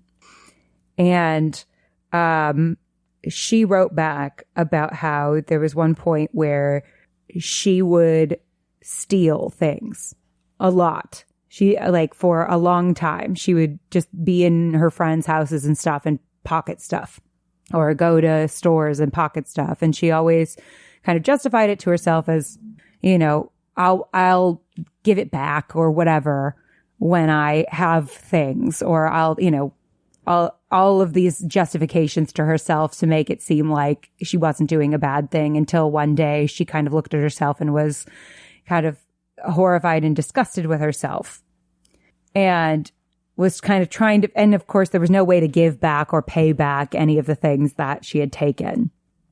And so she was trying to kind of figure out how to live with herself post this come to Jesus moment where she was like, I've done bad things in my life.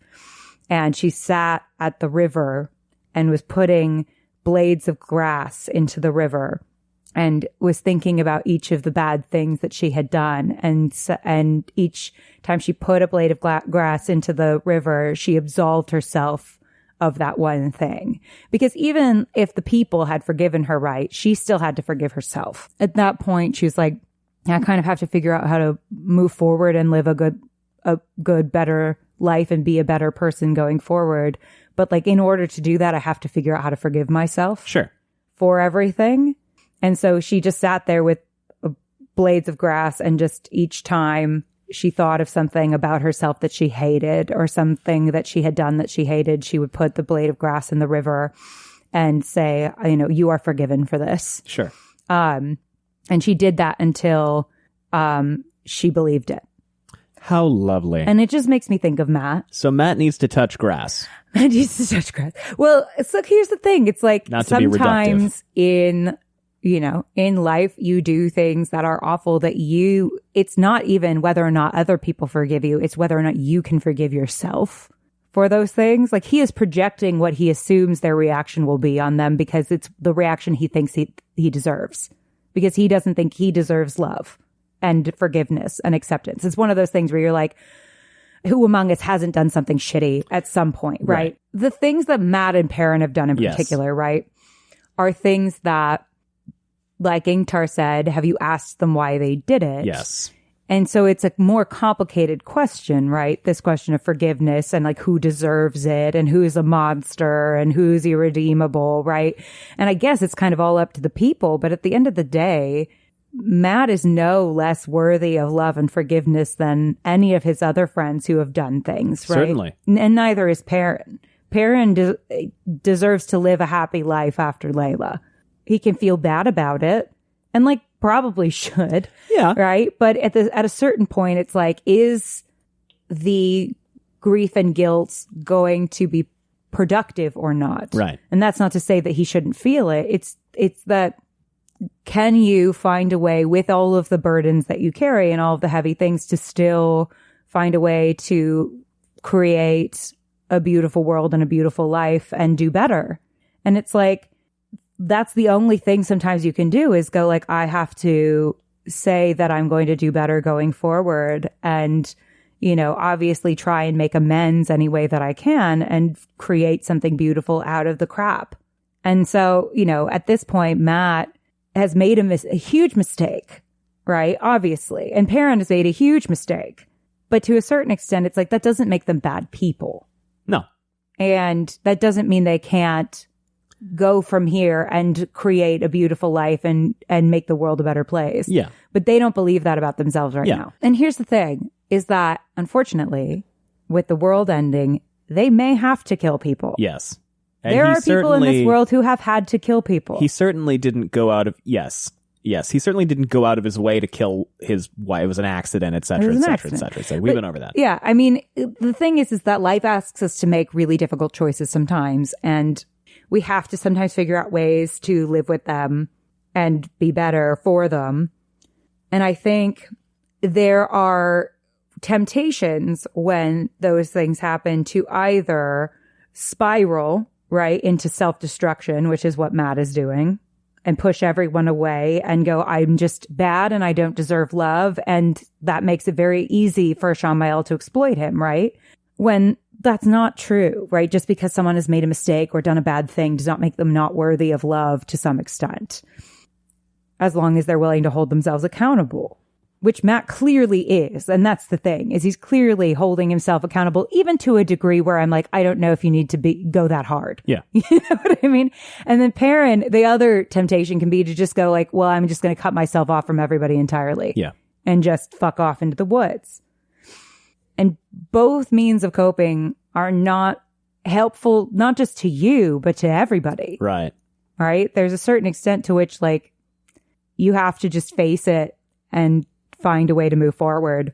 And yeah, but that's, I think, one of the hardest things in the world to do, which is why it's so huge for Perrin that the pack already knows and they have not rejected him. So then the temptation there is even stronger to be like, well, this group of animals, this group sees me for everything that I am and has, accepted me, as opposed to the rejection that I might face at the hands of the people who love me. Yeah.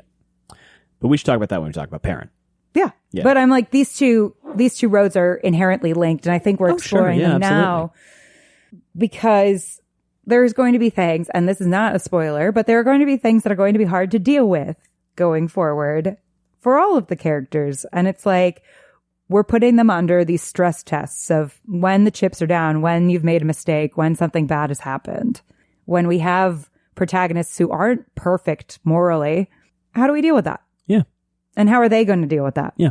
And are they going to do the right thing in the wake of that? And what is the right thing? And what is the right thing? It's great. We love it. This is what's fun about stories. So then Shamael asks, what do you think Rand will do when he sees his friends are all lost? And Lanfear replies, he will break. Here we get the Forsaken's ultimate plan.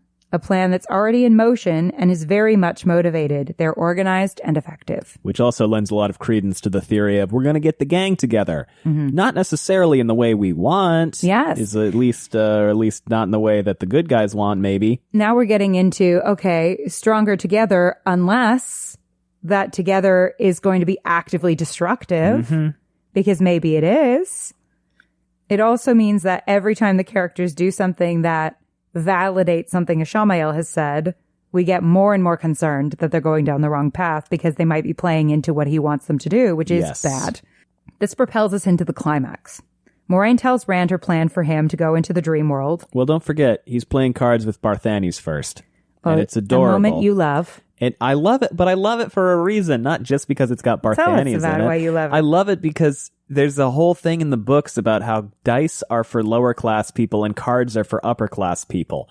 And we saw Matt dicing last episode, and we see Rand playing cards this episode. And it's just such a little thing, and it didn't have to be there. They could have had them doing anything. They could have had them sitting in a room together, talking, anything, but they had them playing cards.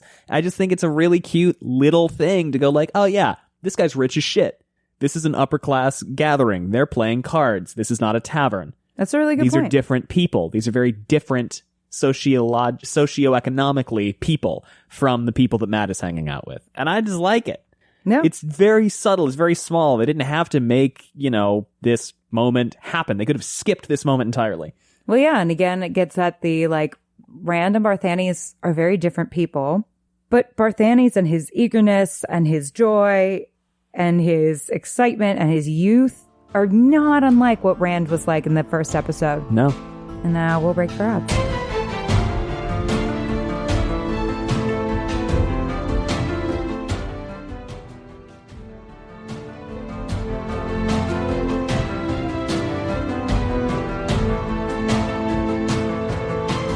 Welcome back. Okay, but as we get from the professionally efficient Dark Friends, Forsaken, that we just saw, and that's a really important point, right? Is that when we see that the antagonists have their shit together, we're like, oh, these are antagonists that are actually a threat. Yes. That could actually beat us. Well, that's why the White Cloaks are so scary in season 1. Yeah. They're organized. Organization is scary. Yes. Can't relate. Have you seen my closet? There's a reason. We shouldn't fear you. You should not. So yeah, Moraine tells Rand her plan for him to go into the dream world and confront Lanfear since she's been with him 2 or 3 months. So clearly she doesn't want to hurt him. Having just seen the Forsaken talking together, we could get worried that this is playing right into Lanfear and Ishamael's plan. Could be. They could be sitting here waiting for him. Very possible. And notably, she does go, finally, when he shows up. So she has been sitting there waiting for him. Rand says if Moraine had asked him... Oh, and that scene also showcases that she's still in the dream world, chilling out. Lanfear? Yeah. Yeah. Ishamael got pulled out, but Lanfear's been She's been in vibing there long enough that she got bored and decided to fuck with Ishamael's dream. Well, she went to a different place, right? That's not Ishamael's. No, but she's been bopping around in the dream world long enough, for a minute, waiting for Rand, that she got bored and decided to fuck with Ishamael for fun. Well, that's what she says, right? When she sews the woman's mouth shut, says, I have to sleep eventually. Yeah. So she decided, all right, I'm going to go hang out in the dream world, wait for Rand. She got bored, saw Ishamael was asleep, and was like, I'm going to go fuck around in his dream. Notably, by the way, if we're thinking of distances, I just want to touch on this. Moraine probably killed Lanfear middle of the night, and they don't get to Kyrian until probably mid-morning. Yeah. So that's a long, hard ride. Oh, another quick thing that was interesting. Ishamael and Lanfear's glasses were very different. And I don't know why. Yes. I mean, other than Dreamworld shit. Hers was a lot more elegant and elaborate. His was a lot simpler, which also kind of ties in with their personalities, I think. Yes, I did think it was kind of a showcasing of their personalities. He had just a little flared glass, and hers was had pewter on it, and there was some kind of design. Looked like a ship, actually. Yeah. I think it was kind of a subtle introduction, too, to how the Dreamworld works. Yeah. Which we won't get into too much right now because I don't want to veer into spoiler territory, but... No. And it's also just a lot of magic mechanics, and they'll slow feed it to everybody. because that's what they have to do to make it not a super expository, boring thing. Rand says if Moiraine had asked him before, he'd have said Lanfear wanted to be with him. Moiraine reiterates a very important thing I keep reminding us to consider. Many stories before the breaking are lost. A lot of what they're saying and doing is based on opinion and guesswork. But all of the stories that mention Lanfear agree that she loved the Dragon Reborn and that he loved her before he met his wife. Yes. Moiraine says Lanfear swore her oaths to the dark to try and get Luce Theron back. I saw some people take some issue with that line. We'll talk about it in spoiler section. Well, we touched on it last week, too. Yeah. But that could get at the desperation that Ashamael was talking about, that he might have approached her post-breakup. It also harkens back to what she had said to Rand about Luce Theron, where she said that she was dating a man and she changed herself for him and then he looked too closely. Mm-hmm. So then the question is, like, did she kind of feel like she always had bad tendencies? In which case, that gives her some interesting parallels to Matt. Right? I'd buy it, yeah. If she always kind of felt like she had a darker side. Just that leaned she in. was hiding. The Forsaken are fascinating for so many reasons, and we can't talk about them right now. Well, I also am like wondering, did Ashamael come from a poorer background, and that's why That's a great question. Probably not, based on what we know about the Age of Legends, because it was a utopia. Sure. Well, a utopia, but he wants to break the wheel to stop suffering. Yeah. I don't know. It just gets interesting.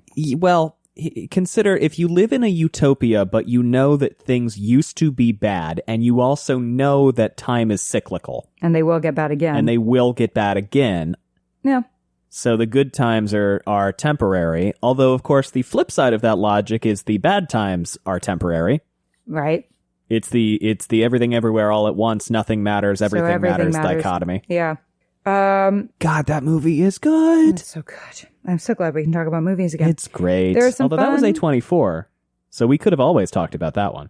Oh, yeah? Yeah. There are some fun potential parallels also with Lanfear's story and Egwene, because Egwene seems a lot more, well, I mean, technically they're exes, but Egwene's not going, scorched earth to get Rand back. She thinks he's dead. Before. Oh, yeah. She mostly felt bad that he died. Right. Massive quotes. Moiraine says that since Lanfear is working with Ashamael, this could be their only chance to find out what he wants. Rand agrees that he doesn't think everything between them was a lie, and Moiraine says, it's your choice, Rand. I mean it this time. This is a huge development in their relationship. Big step for these two. For the first time, she's seeing him as a partner. Something not even Lan got from her. Not so much. Right? She's giving him the respect of choice, which has not been her method before, right? She was just like, come with me, you have no choice. Yep. Do this, you have no choice. Or you'll die. Or we'll all die. Everything We're going bad. to the eye of the world. Yep. Not this time. This is what we're doing. You don't have to go to sleep and have a conversation with your on again, off again 3,000-year-old murder witch. She tells him that she'll stay with him and try to wake him if it seems like she's hurting him. What if you fall asleep? I don't have that option. Good line. There's kind of a maternal quality to it. It's like, stay with me until I fall asleep. Yeah. Stay with me while I'm sleeping. Moiraine still wants to protect Rand, and even at her most powerless, she's almost acting like a mother here, finding the line between nurturing and respect that Rand has been looking for in a mentor all season. Rand shows he cares about Moiraine by asking what if she falls asleep, but also that maybe he doesn't fully trust her. Yeah, and it's also like, what happens to me if you fall asleep? Mm-hmm. Because you said you'd wake me up if she started carving holes in me. Right. But he also is like, you're exhausted. Yeah. He's been watching her. He sees that even though she's, blustering about, she's exhausted. She's wiped. And she says, I don't have that option. Once again, Moiraine is putting Rand before her well-being. And then, of course, that's our climax. It's like, all right, we've answered the question, can Rand get away from Lanfear? And we're going, okay, maybe not. So maybe we just try to use that. Yeah. But hopefully that's not a bad gamble. And then we get to the resolution and hook. Rand on a wheel tied up with bondage Lanfear. Notably, a 7-spoked wheel, which is what the iconic wheel of time is on the books. The show has veered away from this a little bit more in favor of the serpent, but in the books, the symbology is a 7-spoked wheel with a serpent in a figure 8 Ouroboros behind and around it, sort of. Mm-hmm. 7 spokes being 7 ages. And then we get Lanfear, dominatrix Lanfear, with the best boots in the world. sitting on a throne and saying, finally. The fear there being that perhaps we have played into a we trap. may have bonered here. We may have bonered. This may have been a fuck up. Whoops. Uh-oh. But maybe not. Waffo. But it kind of looks like a fuck up. It looks like a little bit of a fuck up. That's the A-plot. That's Only the took A-plot. us, 2 hours? There's a lot to unpack. Listen, the longer these episodes are, the happier the people are. All of the conventional wisdom about podcast length doesn't apply to us, apparently. Bizarre. Doesn't make any sense. We did a 10-hour episode once. People were thrilled.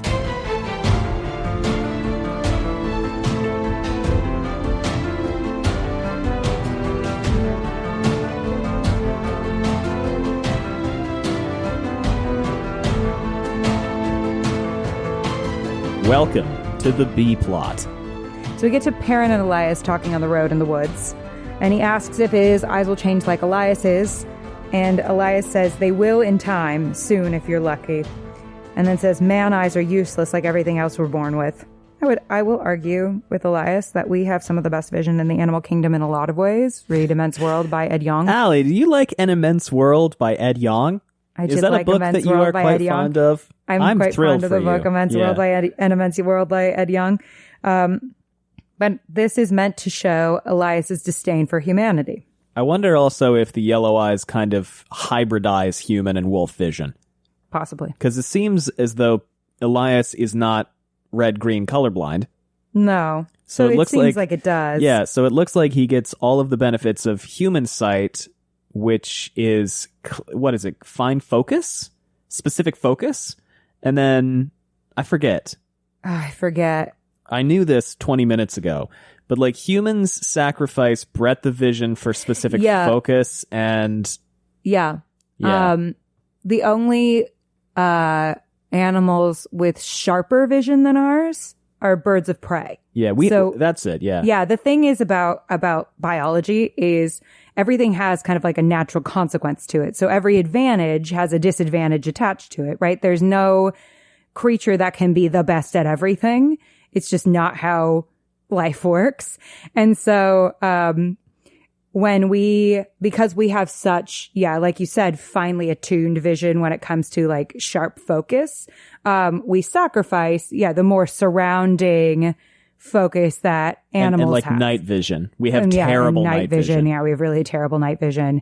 So it's like, everything kind of has a response. We also, because we have such finely attuned vision, which dogs don't have, they have much better smell than we do. Yes. But what's interesting is not always, because we, in terms of our sense of smell, are much better able to detect the subtle differences between two different, it's like fine focus. We can determine the difference between two different smells better. Oh, interesting. Like we can go on certain things. Like, the difference between like, as an example, I'm not sure if this is true, but like a cumin and cinnamon. Sure. We can tell the difference much easier than they can. But they, like dogs, as an example, and I think I've talked about this on this podcast, but dogs can smell while they're exhaling. Yeah, you have talked about that. Which is fucking crazy to me. I've seen also dogs that can smell gluten. Dogs can smell gluten. It's amazing. They can detect cancer with, I think, like 86% accuracy. Yeah. Which is crazy. They can detect when people are pregnant. They can detect like a ton of shit. It's actually wild what dogs can smell. Sometimes, not always. Sometimes if a dog starts like paying a lot of attention to a specific part of your body, you may want to get that checked out. Just sometimes. Not always. Shout out to all my hypochondriacs. It's honestly same. So I get it. Yeah. Oh, can I talk one more thing about eyes? It's totally irrelevant to the podcast. I know, because one more thing. I saw this TikTok about tigers. Yeah. Because it's like, how the fuck is a tiger an ambush predator? It's orange. And this person said, well, we can tell that they're orange because we evolved to tell the difference between ripe fruit and unripe fruit. So we can see tigers because they're fruit colored. But deer can't. No. And I was like, thing with that's zebras.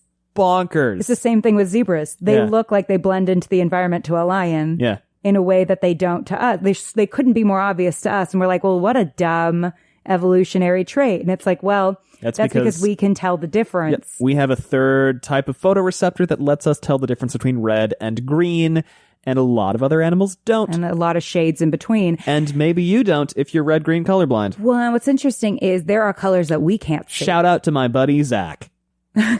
Shout out to Zach. But there are colors that we can't see either. So there are animals that can see ultraviolet. Yeah. Which is a color we can't. Yeah. We have no way of knowing what it actually looks like, but we've been able to determine that there is ultraviolet patterns. There are ultraviolet patterns because bees can see it. Yes. And some birds. And we have ultraviolet patterns. Right? I think so, but I can't remember. But there are patterns on flowers and stuff that we can't see because we are not, we don't have the ability to see ultraviolet. And it's interesting because I feel like even saying we don't know what it looks like is a misnomer because it doesn't look like.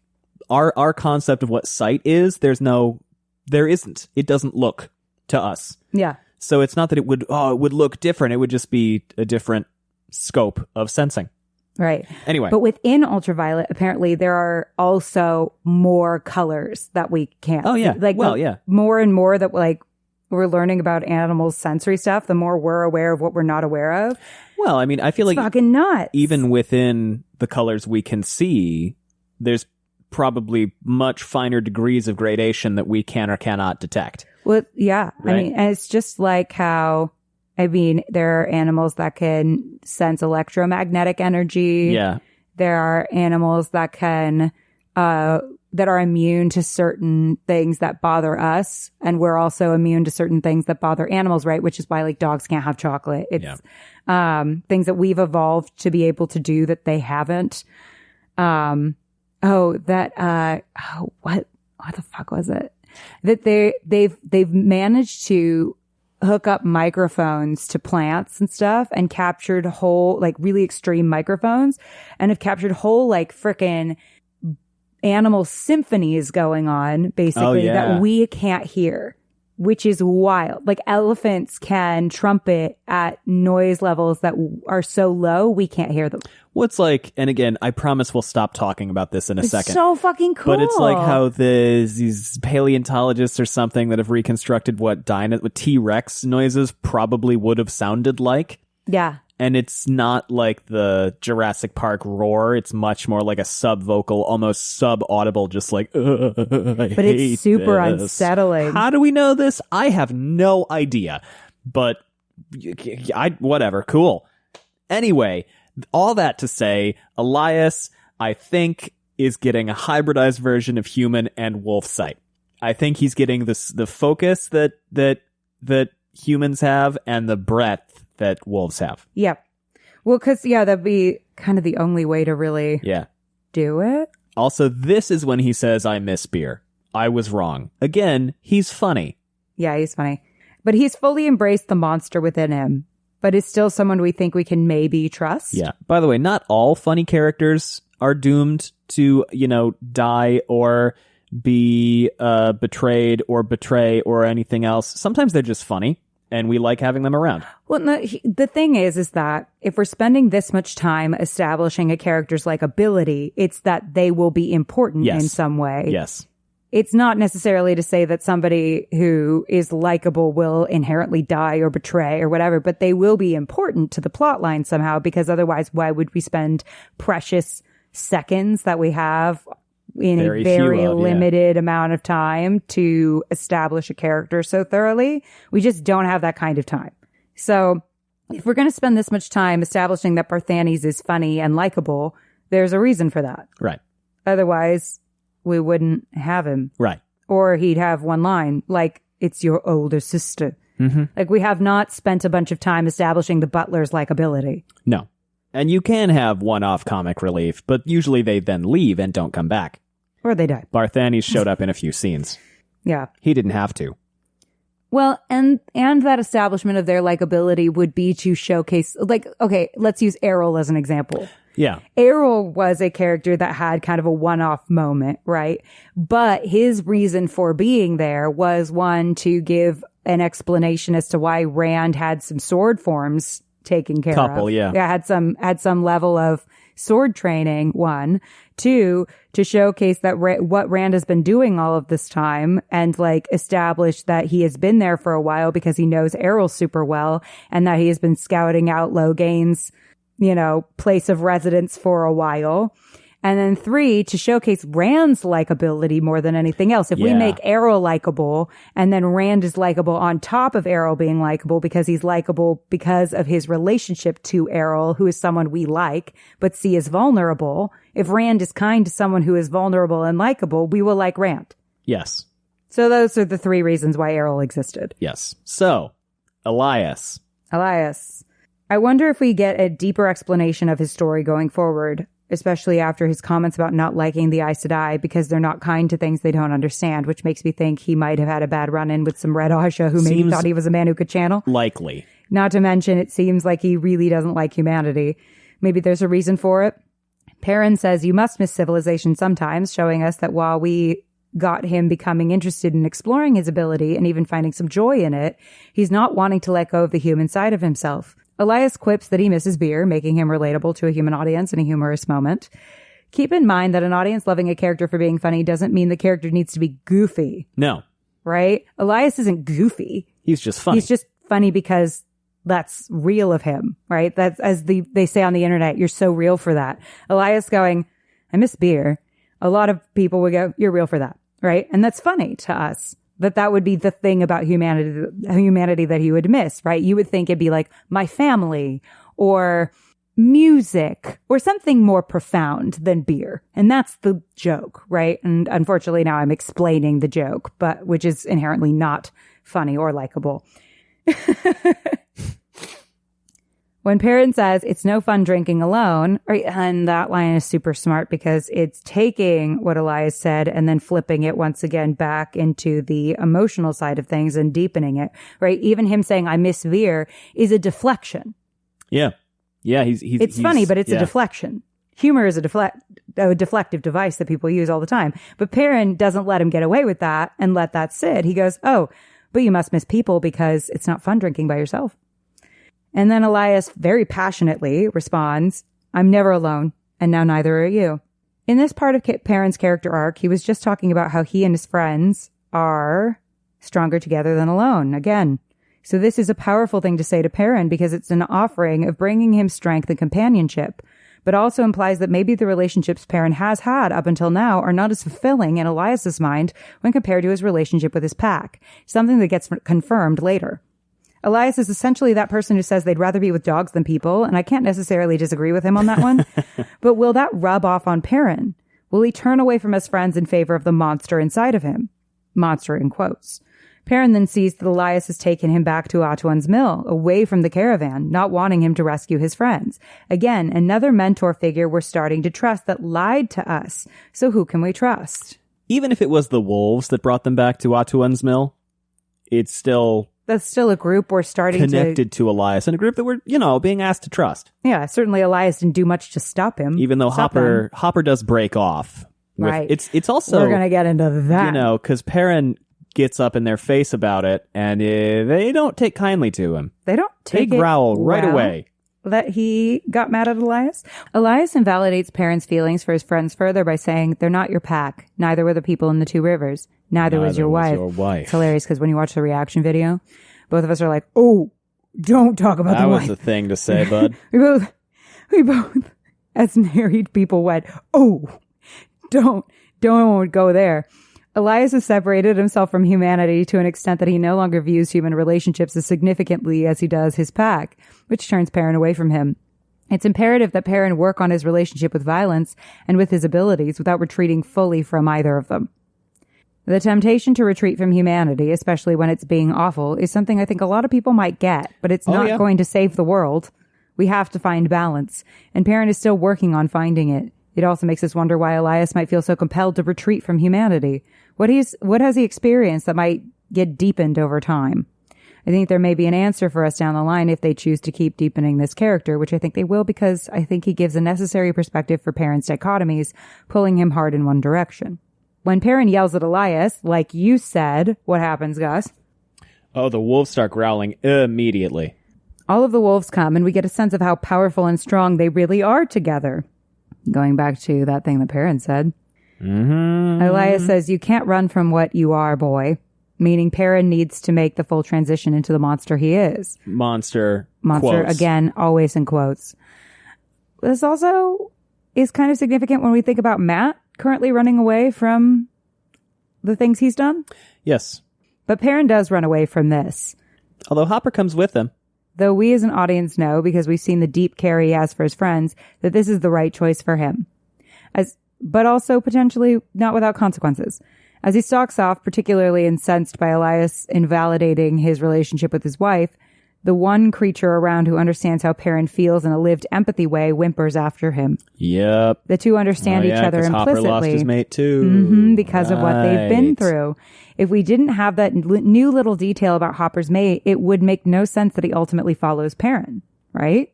But in being a lone wolf, has this somehow made Perrin more vulnerable, especially with our constant thinking about we're stronger together?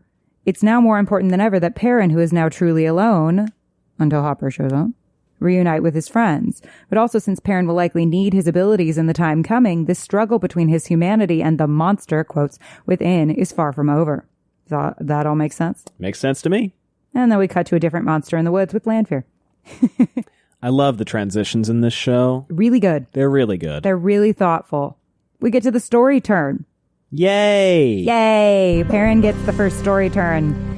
So Hopper catches up to Perrin and stops him, having the classic, what is it, boy, moment. Is there trouble in the old mill? Whatever. Little Timmy fell down the well.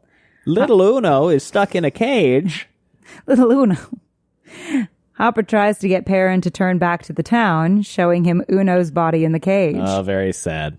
Perrin is upset they didn't bury him, hearkening back to the burial scene with Ingtar. They gave the people that sold them out the respect of burying them, but Uno, they didn't give respect to. Now, I'm assuming they made a prosthetic Guy Roberts, but it would be really funny, and we haven't asked him. It would be really funny if Guy Roberts were just chilling in a cage for like a full day and a half of filming. It would suck. That would suck. But yeah, I'm assuming they made a prosthetic Guy Roberts. I mean, maybe for the close-up shots he might have been there, but even still, I don't know. No. Definitely not for the, I feel like not for the farther away shots. That'd be a lot. Because that's a whole fight scene that you have to be in there for. And fight scenes take forever. That's a long time to film. The Shan-Shan instead used Uno's body as a warning and to mock any would-be rebels. The Shan-Shan do not have the same sense of decency that was shown to the enemies of the Shi'Naran at a couple episodes ago. Or at least these ones, because it seems like there might be more nuance in this world. In my Wheel of Time? Uh-huh. Perrin could just press on, but it's the lack of decency shown toward his friend that makes him stop, even though it puts his other friends in peril, especially significant after Elias just invalidated his relationships with his friends. Yes. But please don't invalidate these ads.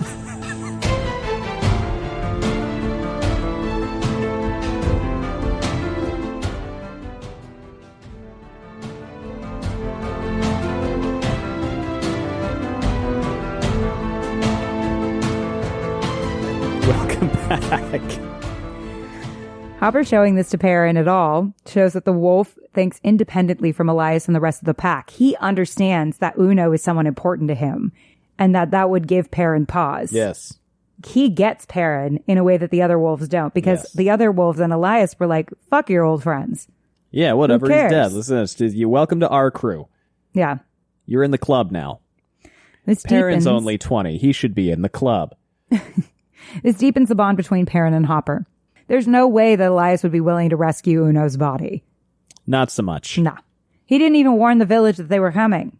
No, he All explicitly he said was, did not. Well, you're not in a cage, are you? Yeah. And that's not a huge comfort, considering him not warning them got a bunch of people killed. Directly got Uno killed. Yeah.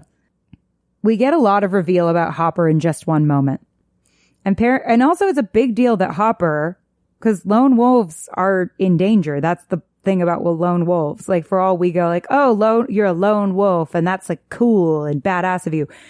A lone wolf is in danger. Yes. They're pack animals. Yeah. Or sick. Or something is wrong if you are a lone wolf. And so Hopper going, I'm not going to go with the pack, I'm going to go with Perrin. That's significant a significant show of loyalty from a wolf. Yeah. And Perrin's gentleness is at the forefront in this scene when he makes Hopper stay behind, accepting all the risk for his actions, even though Hopper showed this to him, kind of making this whole thing Hopper's idea. A little bit. Perrin is unwilling to risk Hopper's safety. It now becomes clear that Perrin cares about Hopper and considers him a friend he's unwilling to risk, and that the two of them understand each other on a deep level to the point that Hopper would rather be a lone wolf with Perrin than be safe with his entire pack. All of that accomplished in a scene in which one of the characters has 0 lines of dialogue, which that impresses me. Because having a character that can't talk is really hard. Yeah. And then having a different character like Perrin, who is very internal, stresses me out. We've talked about that before, how Perrin is one of the more internally driven characters in the books. Mm-hmm. So how do you externalize that internal thing, especially when you have a creature that can't talk, without being very, what is it, boy? Is there trouble in the old mill? Yeah. Like, it's really hard. Anyway, I was impressed. This is all possible because they made the decision to kill Layla in season 1. And I know that was a controversial decision, but here we are. Mm-hmm. Because it gave Perrin the ability to have that special bond with Hopper that only they could understand. Perrin creeps into the camp. To increase the tension, the sound design gave us people shouting off screen in the distance, which of course stressed me the fuck out, but loud enough that they sound super close. Fun fact, most of that background noise work is added in editing because once they have extras start saying lines then their credit and pay gets a bump. Oh yeah, no. And most of that probably was from a sound library. Yeah, it's like, Foley stuff. Yeah. Like we were watching Anne with an E on Netflix, which is a charming little Anne of Green Gables adaptation. And I noticed that they had a number of crowd sound effects that I recognize from Roller Coaster Tycoon. Because these libraries of sounds exist, and they get bought, and they get used. And they get used by many, many people, which is why the Wilhelm scream exists. Wilhelm scream I was going to exists. bring up the Wilhelm scream. But every time I hear that one Roller Coaster Tycoon laugh, and if I can find it, I'll put it in here, but I probably won't be able to. I go, oh, it's the Leo pointing meme is what I turn into right away. Yeah, it's like when you're an extra, which Cass and I both have been, a lot of the time, you're reacting silently. Yeah, pretty much exclusively. So awkward. And so you're like at rock concerts pretending to rock out, but you can't like go, woo! You have to like silently go like with your mouth, woo, but like not actually say anything because they can't use any of that sound because then it's technically a line. And if you see extras talking in the background, they're probably just mouthing the words peas and carrots. Or watermelon. Because if you just flap your gums, it doesn't look like you're actually talking. But peas and carrots, as well as watermelon, has a lot of variation in the mouth shape you make. Yeah. I think the other reason outside of just pay scale that they have this is the thing, is because you cannot control what every extra talks about. And you don't want somebody to just, start saying random interesting bullshit quietly in the background of a scene. It's true. You don't want anything that will take away from the actors who are supposed to be there. Yeah, you want to just be able to layer in garbage vocal sounds. Mm-hmm. Perrin picks up a tool that looks like a hammer. It does. Almost like a blacksmith-looking tool. Yes. But I'm not quite sure because it's a little dark.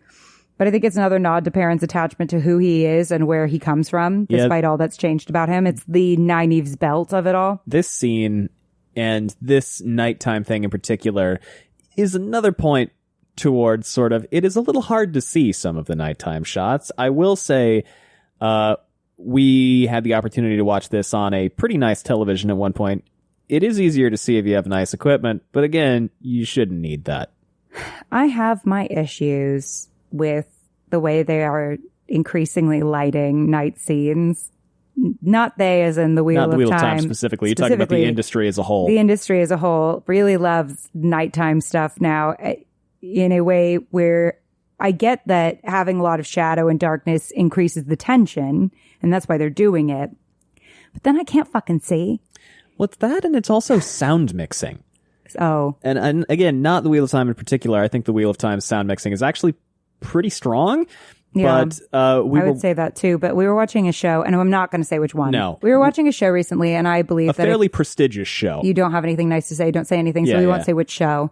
But The dialogue was so quiet. And then the music was so loud. And the sound effects, too, were just blowing out the speakers. It was impossible to figure out a volume to put the show at because Gus kept turning to me because Gus was doing something else. And he kept turning to me going, will you turn it down? And I kept going, it is as low as I can make it so that I can hear the dialogue. But then it was like movie theater music. It was wild. I was trying really hard to figure out the levels for this. And what was also irritating was when the music was playing, you couldn't hear anything that the people were saying in the show. Yeah. Which became really frustrating. So, yeah. We have to kind of have a bit of a come to Jesus, I think, about night shoots and about sound mixing. And I mean this with all the respect in the world, because I know that sound folks work their asses hard. off. It's very hard, yeah. And that a lot of the time, that might not be their decision to make necessarily. Yeah. So, it's not attacking anybody. It's just like, I think as a whole, we just kind of have to figure that out. No, and it seems like for some reason there's been a push more and more to have night shots be like murky, impenetrable darkness. And I'm like, it's to increase tension. Helm's Deep was fine. Helm's Deep was fine. I could see every goddamn all thing. All shot at night. It was very, very visible. I still felt like it was night. I still felt the tension. Yeah, that's a really good example. That is a perfectly, I think, shot night shoot. I think Helm's Deep is one of the best large-scale battle scenes in movie history. Yeah. And also one of the best large-scale night scenes. Yeah. In action movie history, at least. 100%. Honestly, the Lord of the Rings movies are so pretty perfect. They're pretty flawless. I mean, they're pretty perfect, in my opinion. Yeah. But a voice stops him from hammering the thing because it'll be loud and they'll hear him. Something quintessentially Perrin, a hammer, might have no place here because it could lead to him being exposed. What an interesting metaphor for Perrin's journey right now, that the way he used to be might be a threat now, especially when also thinking about Rand's journey and Nynaeve's journey and everybody's journey. Journey. They're all learning the ways in which what they used to be might be a threat now. We learn that the woman who spoke is an Aiel, similarly in a cage, much like the Aiel in a cage that Matt and Rand saw with Tom. Similarly, in that scene, Tom and Matt made the decision to bury the body in a cage that the townspeople hadn't had the decency to bury. Thanks to that scene, we instantly know that this woman is in significant danger, but could also be a significant danger. Yes. Perrin approaches the woman, but is interrupted by another voice off-screen. The off-screen vocal interruptions are meant to play on our fear that there could be danger lurking in the darkness as Perrin sneaks up. The voice similarly warns Perrin, but implies that the woman in the cage is a threat, despite looking to be threatened with, I wouldn't get too close. Last man who touched her cage had his arm broken and practically torn off. Can't trust an Aiel. This is significant for a couple reasons. Sorry, were you going to say something? I was just going to say, gotta love the Aiel. We saw one of them. Yep. In episode 7. Here's another one. In episode 7? The blood snow. Oh, yeah. How could I forget? First, they're treating her as if she's like a tiger or a lion in a cage, or shall I say, a monster. But the woman who doesn't look like a threat is being treated like a monster, much as Tom said in the scene with Matt in the blood snow scene. The Aiel with their veils down mean no harm. So she's not a threat to them actively at this moment. Although she is trying to fight later. It is great. But people attack them because they don't understand them. Again, who is the monster? Both the man and the woman have given Perrin advice. So both Avienda and Dane have given Perrin some form of advice about danger being one another. Yes. But their aims are contradictory. Who should Perrin trust in this moment? Notably, the woman doesn't tell the man what Perrin was up to, which makes us instantly like her because she has a chance to maybe screw Perrin over, but doesn't. It's also notable that we don't yet know Dane is a white cloak. Mm-hmm. Obviously, those of us who are obsessively plugged into the show knew who Jay Duffy was playing and have followed his every move because, we are what we are, and that thing is obsessive. But if you were just, a normal person watching this show, chances are you didn't know this was just a Hotman. Your resident Hotman. Another resident Hotman. Gotta love a resident Hotman. But she doesn't screw Perrin over in this moment, even when the man has said she can't be trusted. Mm-hmm. So. And notably, this man proceeds to give her water. Right. which is just a decent thing to do to a prisoner. Like, should be standard if you have a prisoner to give them food and water. I would agree with that. Like, let's not do war crimes. No. Always pay attention to ways in which what characters say about a person might not align with the way the person acts. Critical. Always important. That's a good device to play with. Notably, also, despite saying that the woman is a threat, we see the man give her water. Oh, I said that. In a save the cat moment. A little bit. Yeah, so we're supposed to like this guy. Some writers hate save the cat, but that's fine. But it's a good shorthand for what it is. It's a moment that's meant to make us like him. People don't like stuff when it gets recognizable because then it feels like it's cheating. People get mad about it. Right? But it works. It works. And and there are ways to do it in that don't feel cheap. Yeah. He might be a decent person after all, but then why is he letting Uno hang in a cage? What does this mean that Perrin's been caught again? Questions get introduced, and as we remember, questions are gold in storytelling. Yeah. Now, we discussed why Uno was hanging. It seems as though the people from at.and's mill were like, well, you didn't protect us from the Shanshan enough, so fuck you. Into a cage you go. Or that the Shanshan put him there because he resisted. Either way. I thought the Shanshan. I thought they said the Shanshan did. Oh, they did? All right, sure. That'll work. I think he said the strangers did it. Oh, sure. But then they didn't take him down because it was like, well, fuck it, I guess. We're a little busy being racists. Ugh, it'd be so gross having someone in a cage dead in the middle of your town. Pretty icky. Ugh. Perrin works on getting information in a way that doesn't compromise himself. They probably left it up as a, like, see how brutal they were? Yeah. Yeah. We're so much better, aren't we? I bet that's why. We only put Aiel in cages. It's propaganda. Yeah, that's probably it. Perrin works on getting information in a way that doesn't compromise himself, which is clever. Asking, what did she do? Did the Shanshan put her in there? The man doesn't answer the question, but reveals there's a curfew. People not answering questions makes us suspicious, makes us nervous, right? Telling Perrin he has to stay the night. The stakes are raised. Perrin is trapped here, and though we know the Shanshan couldn't hold the village based on the cold open, it seems like the village is not in good hands based on Uno's body and Avienda being in a cage. This also stresses out the inherent time clock of this scene. Hopper is waiting for Perrin. Although Hopper seems to have a bead on what's going on, considering the dog that runs out of the house to be like, please don't be out here. I will say that is a bit of a change because in the books, wolves kind of look down on dogs and they're very much separated from this whole thing. That doesn't necessarily mean that they still don't. They might just, they might be a desperate times kind of deal. Dogs being plugged into this network is different, but that's okay. I didn't hate it. Maybe she was a stray for a long time. I just wanted to comment on it as being a difference. But what is Hopper going to think or do if Perrin spends the whole night here? Yeah. The man says he'll bring Perrin to the closest excuse to an inn this town has to offer. This is significant for a couple reasons. The inn is not dissimilar from the hometown inn that we saw Perrin in at the top of season 1. Yeah, also, like, it's not that shitty of an inn. We saw at.and's mill before the Shanshan showed up. It seemed fine. Yeah. So it seems like Dane. You're going to get into something that I said. Go for it, darling. No. I want you. Said or about what to are say? you going to say? Because I'm 100% sure you picked up on what I picked up on. Dane has a certain. He's accustomed to a certain lifestyle. Dane's got money. Dane's got cash. Dane, I'm doing the fingers, the money fingers right now. Dane's got money and he's been a lot of places. Yes.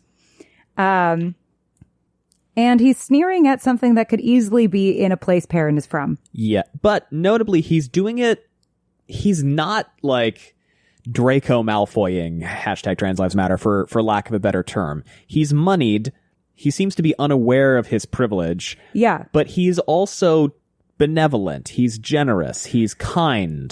To an extent. I think he was trying to like relate to Perrin on a like, this inn's gonna suck. When like this happens a lot when people aren't aware of their privilege, right? Is they'll say stuff that they mean well. Right? I don't think Dane was trying to be a dick here. No. He just was trying to kind of like be lighthearted. But when you look at it from the perspective of where Perrin is from, this inn is not a shithole. No. It doesn't look that different from the wine spring. So they're from different places in life. Different tax brackets. Furthermore, this is the very inn that transformed from a safe to an unsafe place for Perrin, because this was a place that left him vulnerable to the Shan-Chan, which Elias specifically avoided due to his complete surrender to his wolf abilities. So Perrin is now trapped in a place that made him vulnerable before. Mm-hmm. The man does a friendly interrogation of Perrin, saying that Perrin's wedding ring looks like two rivers' work. Yeah. Well-traveled. He's well-traveled. Here's Layla having an impact again, not to mention Perrin's inability to let the ring go in episode 1 of the season could have maybe put his hometown at risk.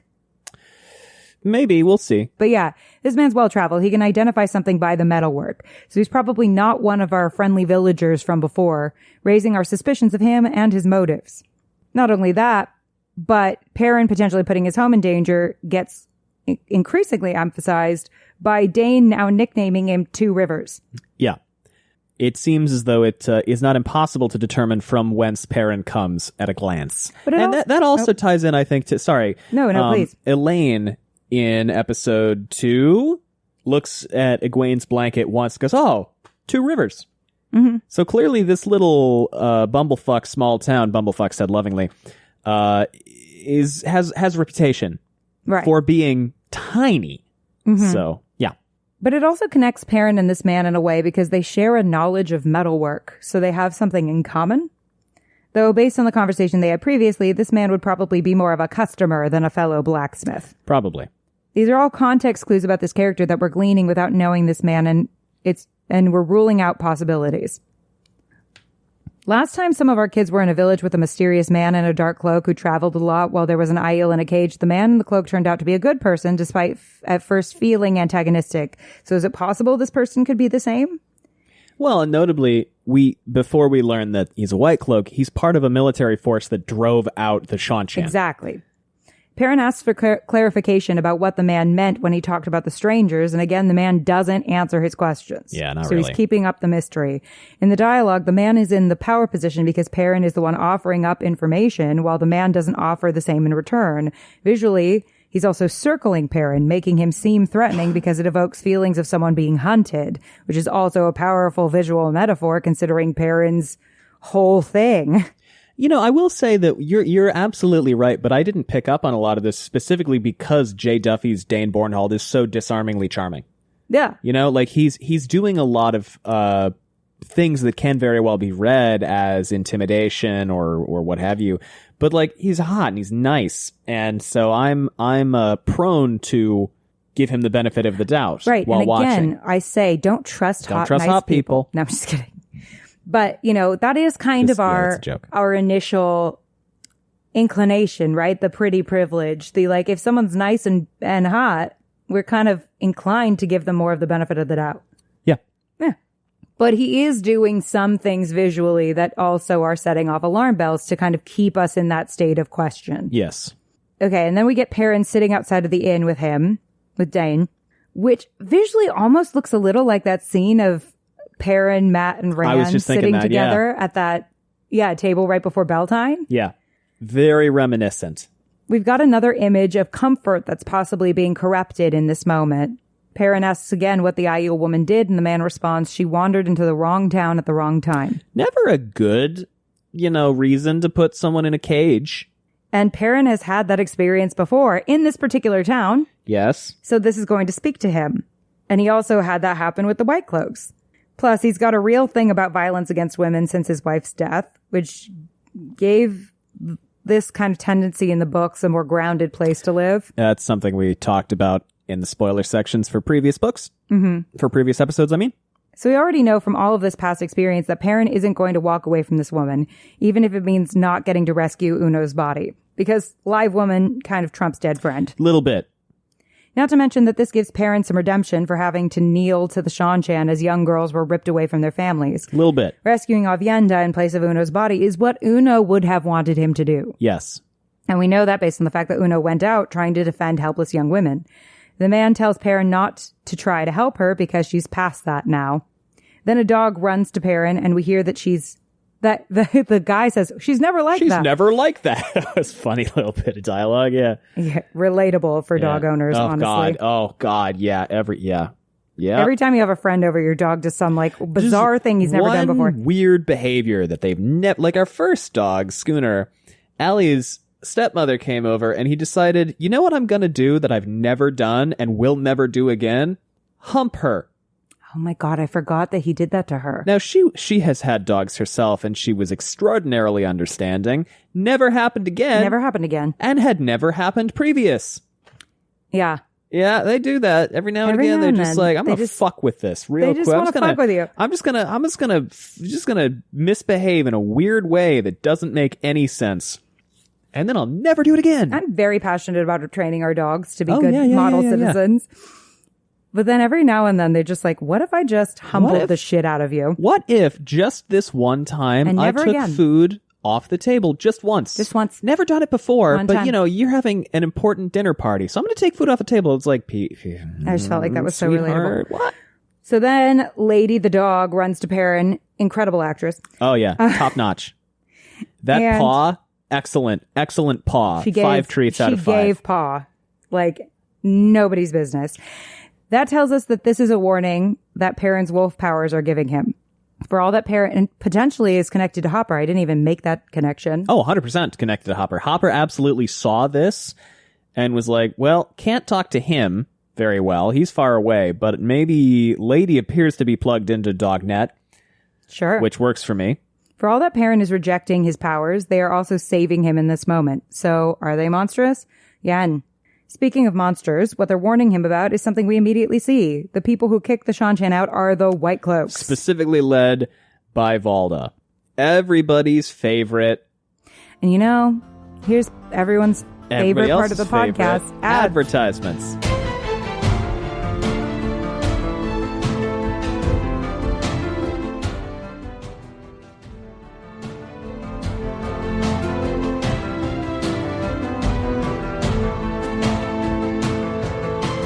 Welcome back. Let's talk more about Eamon fucking Valda. God, I love Abdul Salis, by the way. He is so good. So we see Eamon Valda whose arm is still in a sling. We see that Dane is a White Cloak while hearing about the questioners, a word we wouldn't know had we not spent time with them in season 1. Shout out to the actor. Abdul Salis? Thank you. He's incredible. He's fantastic. Yeah, and every time I see him, I go, oh, right, he was in Love Actually. I totally forgot about that. I know. Again, I totally forgot about that. Every time I'm like, oh, yeah, he was in Love Actually, wasn't he? The caliber of actors that both Love Actually and The Wheel of Time have gotten are pretty incredible. Love Actually has no business being as unbelievably star-studded as it is. It's stacked. It's ridiculous. Like, every British actor is in that movie. Well, and even like the actors that it has that are that are big names now, not all of them were even back then. It was wild. Perrin turns around and immediately asks for a room, now seeing it as a place of safety when before it was a trap. Yeah, he's like, oh, fuck. Get me away from this, the relationship with that room has changed. Get me away from this dude. And now we see Dane has been a White Cloak this whole time. Yeah. Perrin's last interaction with White Cloaks raises the stakes of this interaction in These a big White way. Cloaks in particular. Because there's a chance he'll be recognized. And if that happens, we've seen several times what happens. And what did Eamon Valda say when we first met him? I never forget a face. Yup. Which can't relate, but sounds amazing. It also raises the stakes even further for what might happen to the woman in the cage. We learn the man's name, Child Bornhold. And our watchers who were paying attention might remember a high-ranking older man, Commander Bornhold, in season 1, who was in charge of Eamon Valda, which he brings up later. So this is likely a relative, which we find out later is probably his son. father. Yeah, father and son. White Cloak duo. But is this man a monster, considering he gave a woman who is likely going to die water? I just love what they're doing with Dane Bornhold. I can't talk too much There's about it. There's more to talk about in the spoiler section, but I love it. As Perrin goes into the inn, he asks about the former innkeeper, Mrs. Moody, and we hear she's gone after her granddaughter, the Shan-Chan took. Also, notably, Eamon Valda came over to chastise Dane Bornhold for giving Avienda water. So we have, there are some people who are like, I want some mustache twirly villains. I think we have it in Eamon Valda. Eamon Valda, absolutely. Again, thinks he's doing the right thing. Eamon Valda, Pat and Fane with his whistling and the fact that they imposed the whistling over his unbelievably jaunty stroll up to Turok. Silly. God, I love that scene. What a ridiculous scene. So good. Yeah, and Suroth seems like a dick. So I think we do have some, but we also have some people where it's like, you might just be in the wrong place at the wrong time with good intentions, or you might just be a shitty normal. Yes. He says the white cloaks pushed the Shan-Chan out, but truth be told, we were better off before. Once you swear the oath, they pretty much leave you alone. Okay, so much to unpack here. But we kind of talked about it before, where it's like, well, yeah, I mean, that's easy to say when your grandchild isn't ripped from your arms and you're beaten for trying to stop them. Yeah. Given Perrin is in a similar situation to the woman, pursuing his friends who have been ripped from him by that same caravan, this puts us in an empathetic place if we weren't feeling empathetic about this before. The show is purposely not shying away from the consequences of the Shan-Chan rule in this, and in Egwene's plotline, I think, in part because the show does not want anyone to say what this old man is saying now in nearly the same breath as showcasing the devastation that people are experiencing because of them. It also raises the stakes for Perrin's current situation if people perceive the White Cloaks as worse than the Shan-Chan, because to get away from the Shan-Chan, Perrin needed his pack of wolves. Not to mention that the last time he faced the White Cloaks, he also needed his pack of wolves. He's a lone wolf now, so now what? We're seeing the consequences of him being a lone wolf and running from who he is. We're also revisiting that big thematic beat that Perrin said from episode 1. Which one? The big thematic thing he said. Stronger together. Yes. So how is he supposed to get out of this alone? Stakes raised. Take a shot. I said stakes raised again. Adding this chaos in which the White Cloaks are in the position of unsavory savior, and we also hear that the oppressive Shan-Chan are trying to fight the shadow, even though they've got a Forsaken in their ranks, introduces a lot of nuance into this situation. Because who is a worse monster than another now has the answer, depends on who you ask. Mm-hmm. When Perrin looks out the window, we see Eamon Valda approach Child Bornhold, where Perrin was sitting only moments before. Once again, Perrin's powers saved him because the dog intervened moments before. So again, is the power monstrous? If they have the power to save his life. Eamon Valda immediately scolds Child Bornhold for giving the Aiel woman water, and now we've definitely got hot nuance within the White Cloak ranks. Gotta love it. We also love someone who will break rules that are cruel. And Dane Bornhold did that. So is Bornhold a monster despite his associations? Or not a monster despite his associations? It almost seemed like in another life, Perrin and Dane could have been friends. It sure seems like it. They got along well. I mean, you're right about all the body language and the vaguely threatening stuff. I do wonder if a little bit of that is because we know that he's a White Cloak in retrospect. Well, no, I mean, I think they were there. Well, here's the thing. We had those things happening before Dane was basically like, you need to stay here. And then we got them at the table, which was very reminiscent of Perrin hanging out with Matt and Rand. Yes, certainly. So we had threatening body language and then we had friendly. Yeah.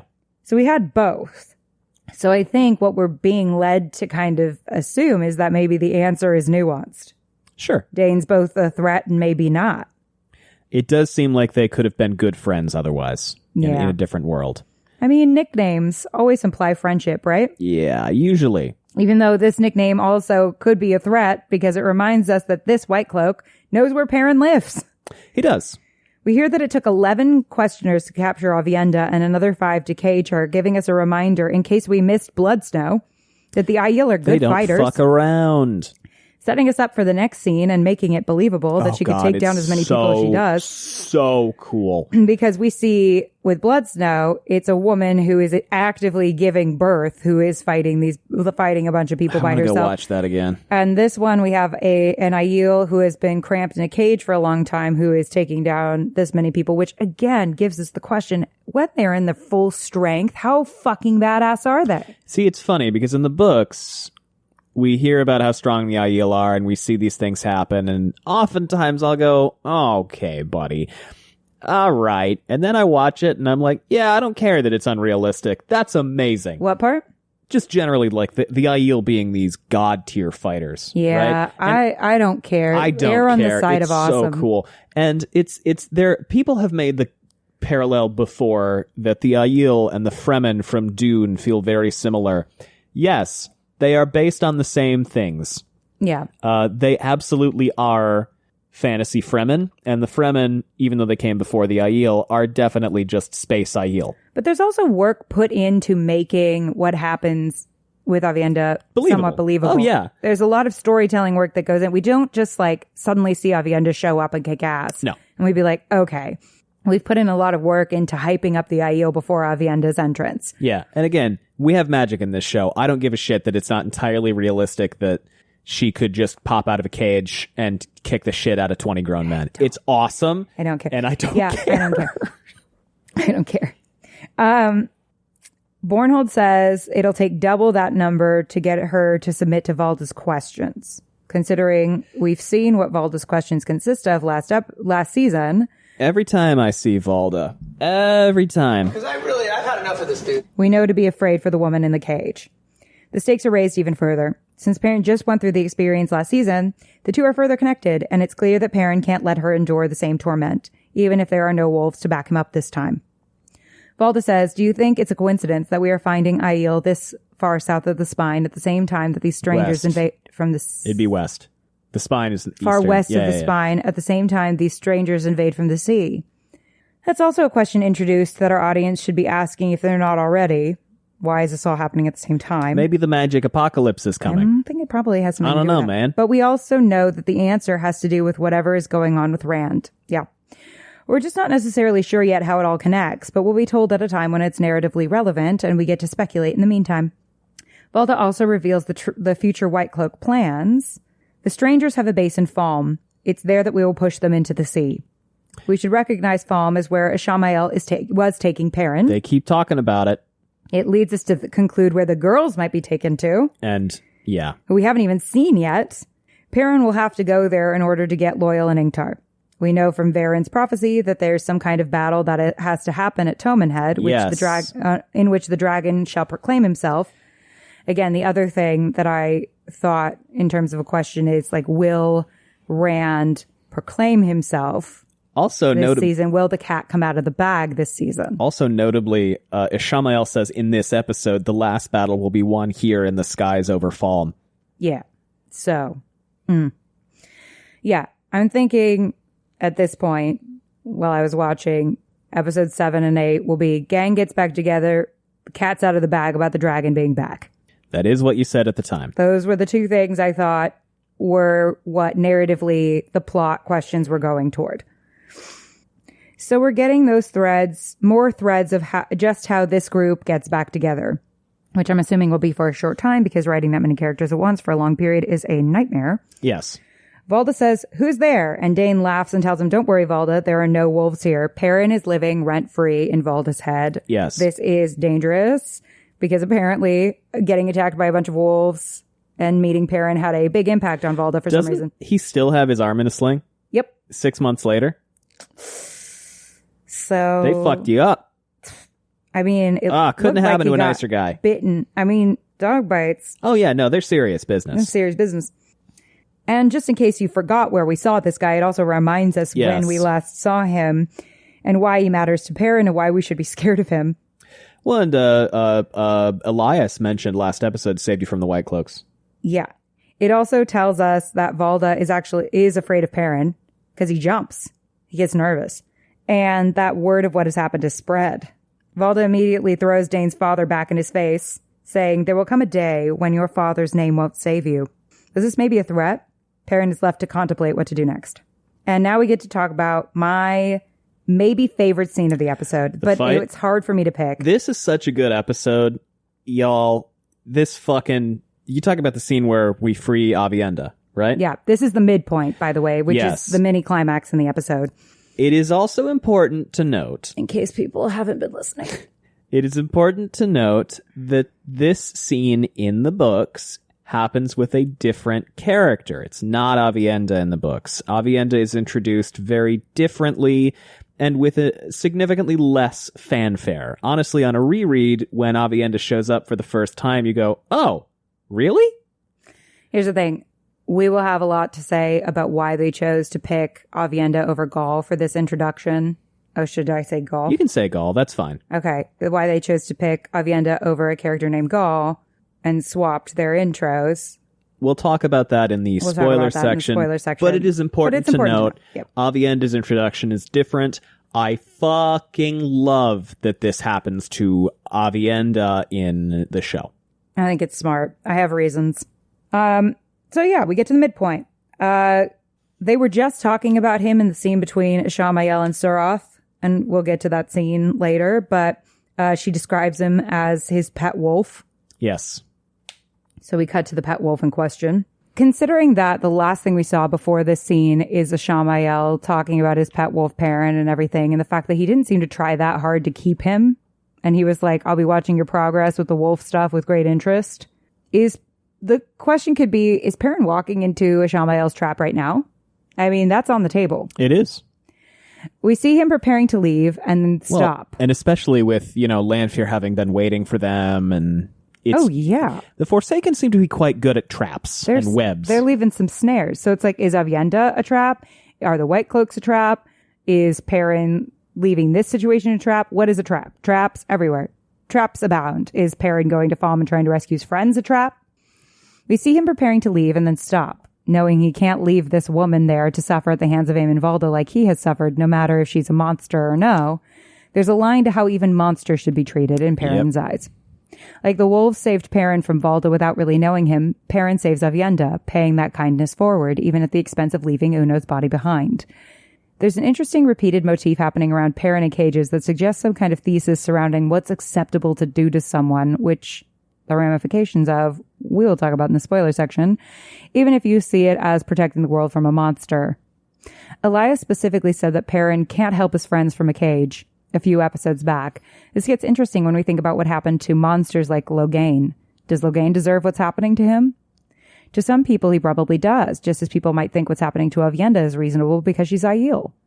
Perrin also specifically kneels down to her level, which is something gentle people do to animals and children to show they're not a threat.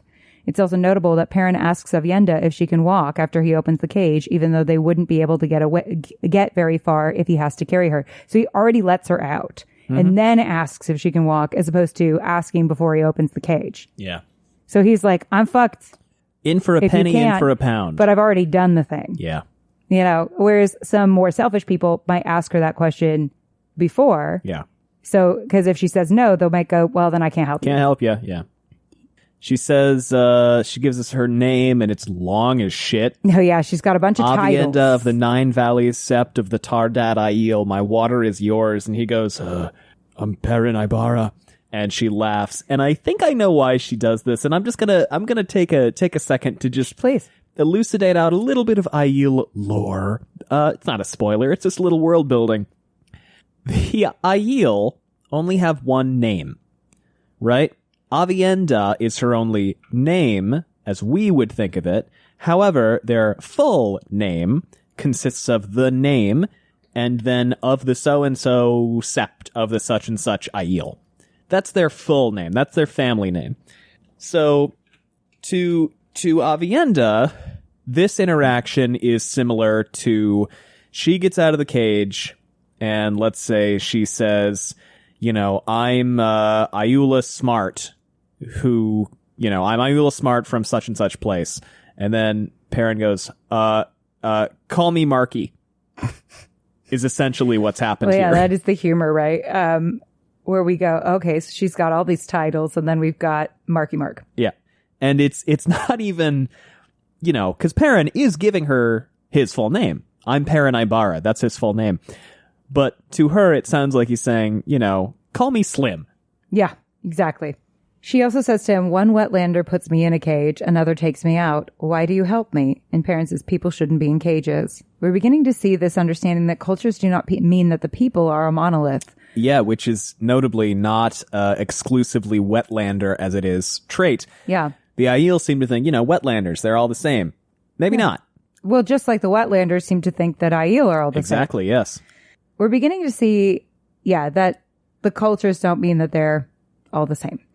A big problem our world faces today that's being reflected in this little moment is the issue of cultural misunderstandings, like the murder of the Aielman that Tom told us was based out of fear and prejudice because he wasn't veiled when he died, so he wasn't a threat.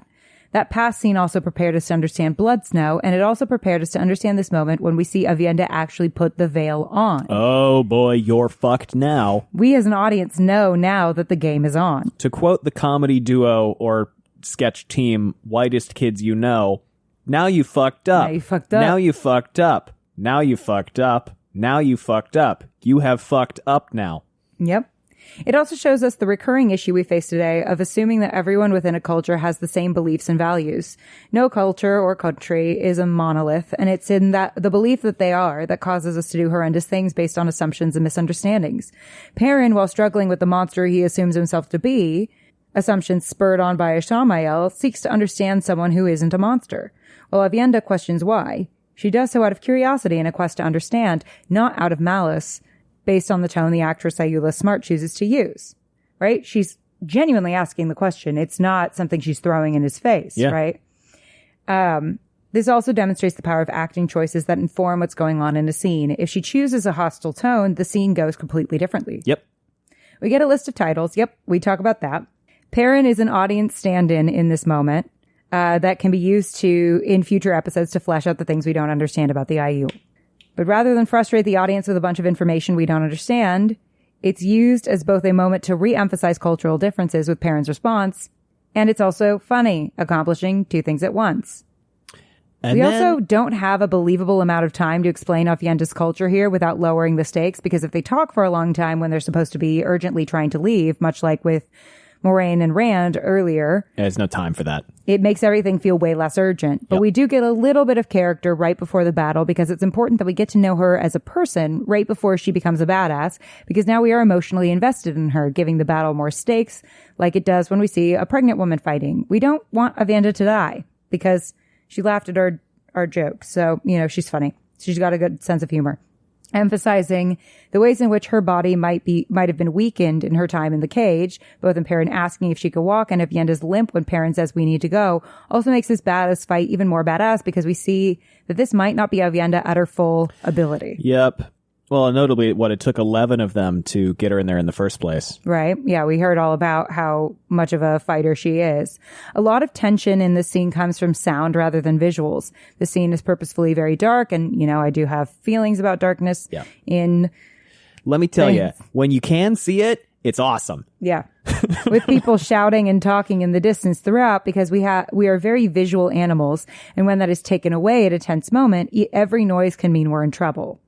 We don't see the enemy right away, instead hearing swords get drawn in the dark, which is great sound design, I think. Meaning that, like Perrin, we don't know where the enemy is initially coming from and how many there are. And Dane has this big fucking battle axe, too. Mm-hmm. Dane Bornhold emerges from the shadows saying, I told you not to help her. And we see that they are surrounded with the enemy drawing closer. Will Perrin, like Uno, become a casualty of good intentions? Is there room for good intentions in a world in which they can get you killed? Would Perrin have been a monster for taking Dane's advice and walking away from a person that needed his help? This statement on Dane's part is also kind of ironic considering he was helping Avienda earlier by giving her water. Perhaps the part of him that felt compelled to help her recognized that same quality in Perrin, linking the two and also making it potentially easy for Dane to realize Perrin was going to do exactly that and cut off his escape. Mm-hmm. Now, notably here, Dane says attack all at once. I on my signal. Mentioned this. Oh, it's so fun. And then he just sits back. Oh, I mentioned this also. So I said, the attack all at once, one at a time, and she'll have you. One at a time, and she'll have you. People always have a problem with fight scenes not being realistic because in those fights, the good guy is at a clear disadvantage, and then the bad guys hamstring themselves for no reason by attacking one at a time. This line is Dane and the creator saying, this isn't a show that's going to do that. The bad guys are not going to make anything fair for our heroes. And again, we raise the stakes. And yes, she is not immediately beset by all of them, mostly to my recollection, because she kind of manipulates her positioning to get them caught up on one another. Yeah. Which is also what happened with Tigraine in the Blood Snow scene.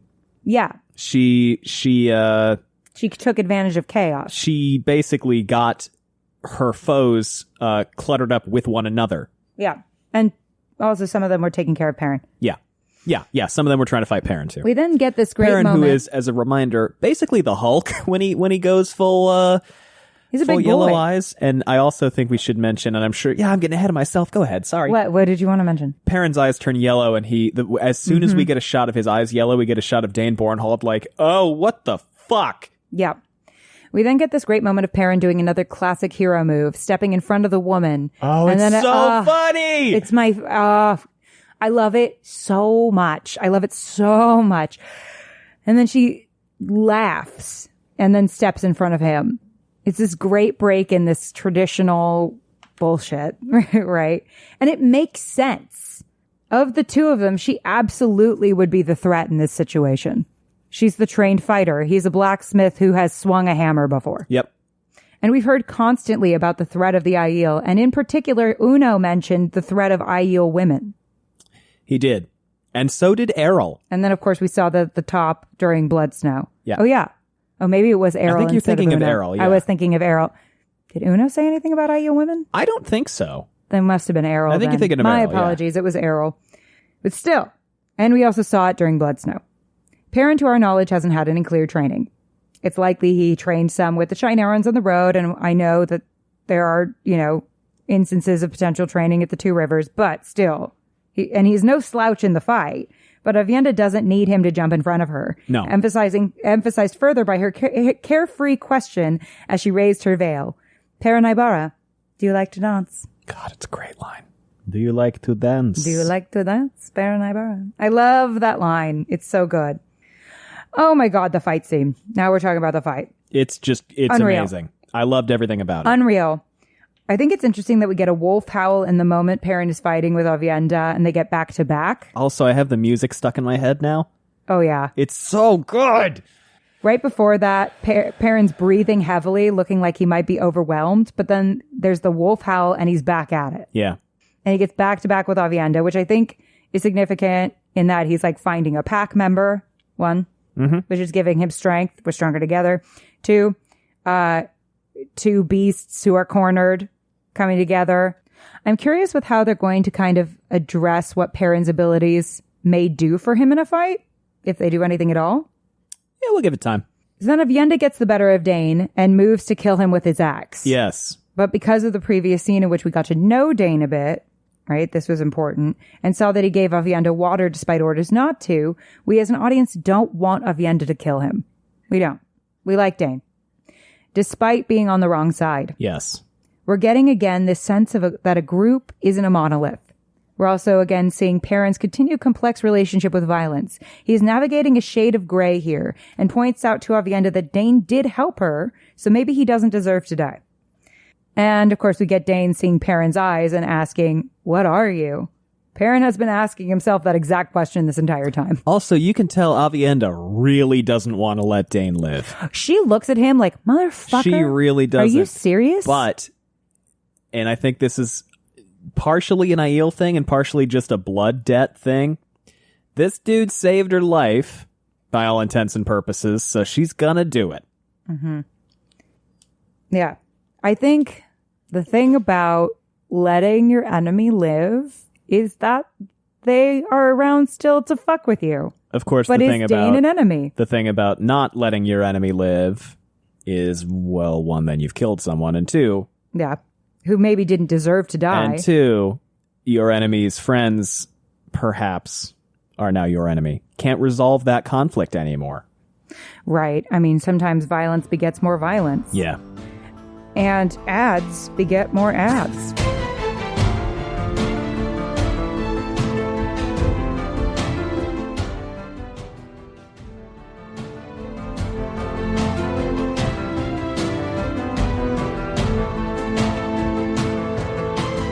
Welcome back.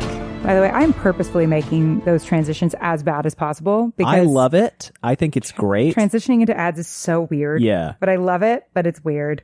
Okay. We have one last scene with Perrin. And It is another one of my favorite scenes of the episode. Ayula Smart is everything. Is this the flirt scene? Yeah. Oh my God, it's so funny. Hold on. Let me find it. Also, well, that's a spoiler conversation. Never mind. Where is it? It's towards the end of the episode. And as a reminder of what's going on here, they're sitting around a fire, sort of discussing what to do now. And the through line of this whole conversation is she says, my water is yours. And Perrin goes, well, I don't know about all that. Because he thinks she's like, well, yeah, let's get it on, man. Whatever you need, bud. Mm. And she goes, not as a lover, though I would not be opposed. Yes. Okay. And then he gets uncomfortable and she cracks up. I love this scene. Okay. First of all, we transition from Egwene being taken, which we'll talk about, to Aviendha free. So one girl getting put in a cage, another girl having been set free. Love the transitions.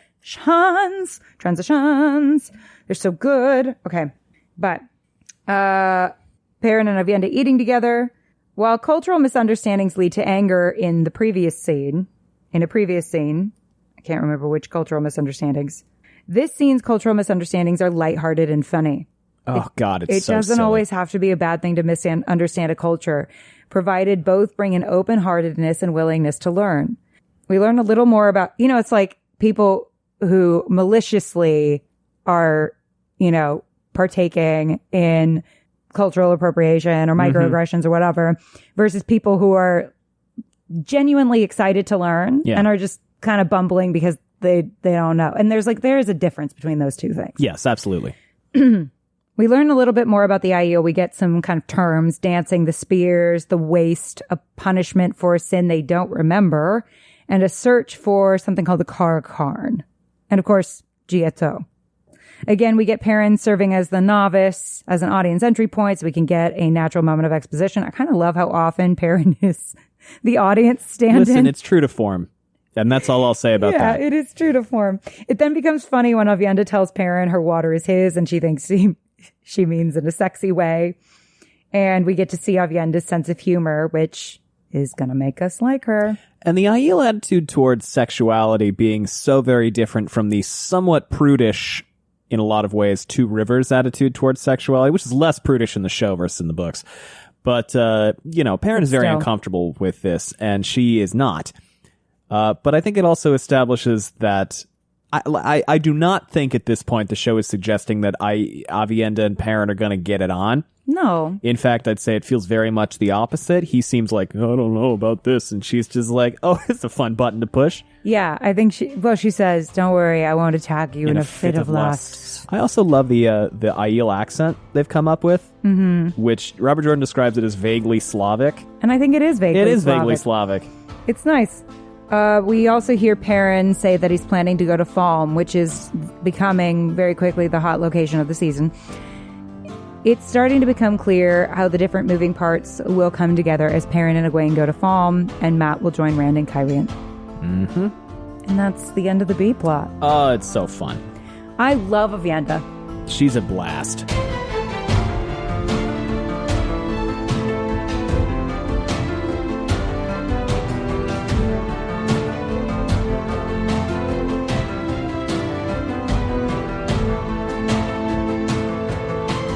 It's the C plot. All right. C for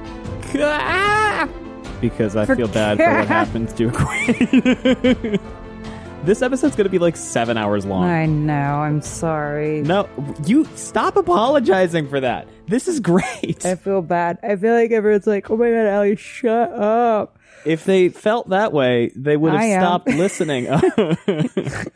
I'm not. I like it when we go really long. Why are your on notes these. so long? But I had a lot. Oh, man. You know what I don't want to hear in my podcast about the Wheel of Time show? People talking about the Wheel of Time show. When I clicked on this thing, seeing that it was 7 hours long, I had no idea that it would be 7 hours long. What are you talking about? Like no one's gonna listen. I don't know. Maybe you do understand that our 7 hour episode 8 season 1 breakdown is one of our most downloaded episodes we've ever done. I know. It's just now people make fun of us. And you do understand that people listen to us talk about Crossroads of Twilight for 10 hours. That was actually unbelievable. I couldn't believe that people did that, but in the most appreciative way possible. Okay, we ready for this? The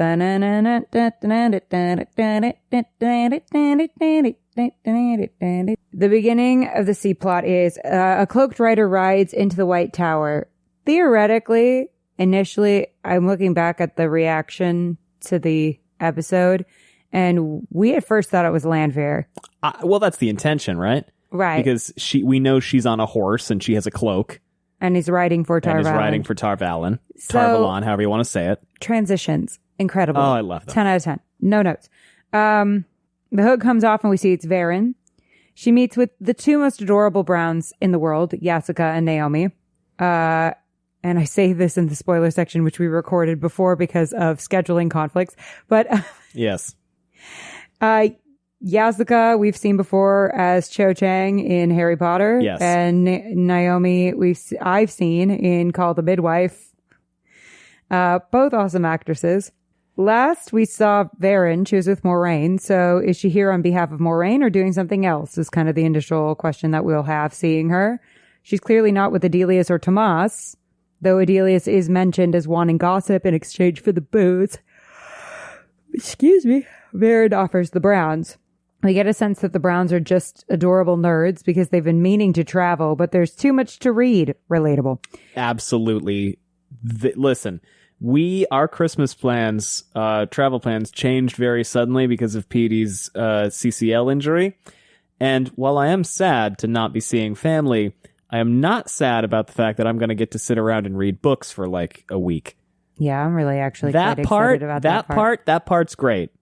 This has also been one of the warmest interactions we've seen between Aes Sedai, other than Soirain in private last season. Yeah.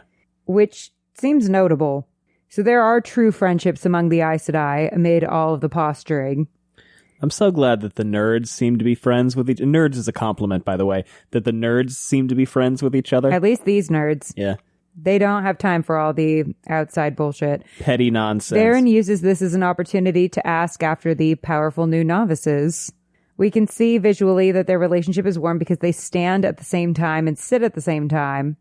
Oh, yeah. Occupying the same levels, mirroring one another. Oh, that's an indication that they like each other or know each other well. We then jump to those powerful novices in the ways, which we set up last season, so we understand the stakes and what they are without needing to bog this scene down with a bunch of exposition, which is nice. The story now has the luxury of building upon established things, which is something we're starting to see pay off. We're starting to see the payoff of setting things up in the first season. Yeah, I was talking to some folks online about this episode, and one perspective on this episode is it's the first time where the show really gets to go, okay, great. Now we're going to let go for a minute, and we're going to tell the story without worrying about it too much. Yeah, without worrying about informing you. Yeah. We have some exposition on other things, but yeah, it's starting to trust the viewers that we're up to date on what we need to know. Which is such a wonderful tipping point to be approaching. And obviously, that doesn't mean they're done telling us new stuff. They will be telling us new stuff. Constantly. Listen, there is a piece of new information in the books that is revealed in the last battle chapter. So, like... What? Oh, yeah. No, listen. Oh, Robert God. Jordan does the tutorials right up until game over. Right. Leandrin's standing above a waking Nynaeve and informs her she's shielded and bound. Nynaeve immediately responds by trying to break out anyway.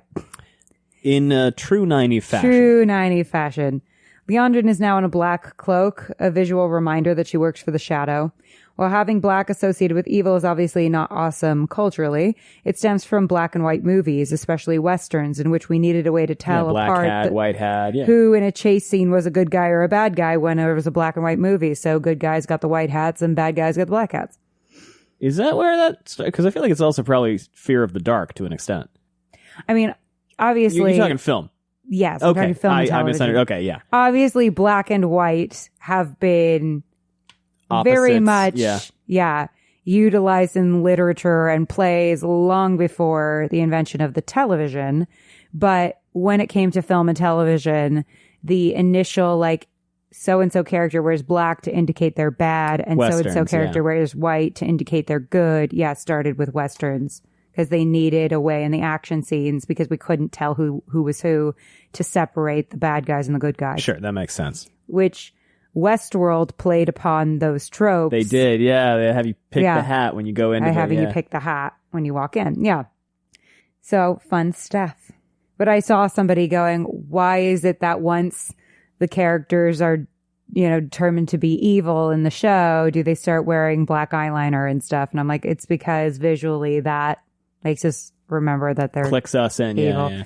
Yeah. It's an old film and television thing, and we can get into whether or not that's problematic. But I think it's also worth noting that just because a lot of people went, why is Lanfear wearing black? Why isn't Lanfear wearing white? Because Lanfear is associated with the color white. This is why. It doesn't mean we'll never see her in white. Well, here's the thing. I assume, and did assume at the time of watching this episode and seeing the critiques about her not being in her signature white, I assume we are building up to it at a more climactic and interesting moment for her to be in the white badass outfit. Seems likely. I think yes. Waffo. Nynaeve has a watcher standing question when she says, how do you attack us with the one power? You broke the 3 oaths. That was going to be an inevitable audience question. Oh, a watcher stand-in. Yes, a watcher stand-in. I could not figure out what you were saying. Audience standing question. Okay. I was like, a watch, like, what watcher, what is it? Yeah, I understand now. Leandrin responds with, I've broken a great deal more than that. Yeah. This gives us a sense that maybe she's haunted by what she's had to do, but also how deeply she's in as a dark friend. By the way, this is why the show has been reminding us every other line, Aes Sedai can't lie. Yeah, we've been having these breadcrumbs for a while. If an Aes Sedai can lie, something is wrong with them. And we've seen Leandrin lie. Yes, explicitly. To Matt. Yeah. Among others, I think, but specifically the one I can think of is Matt.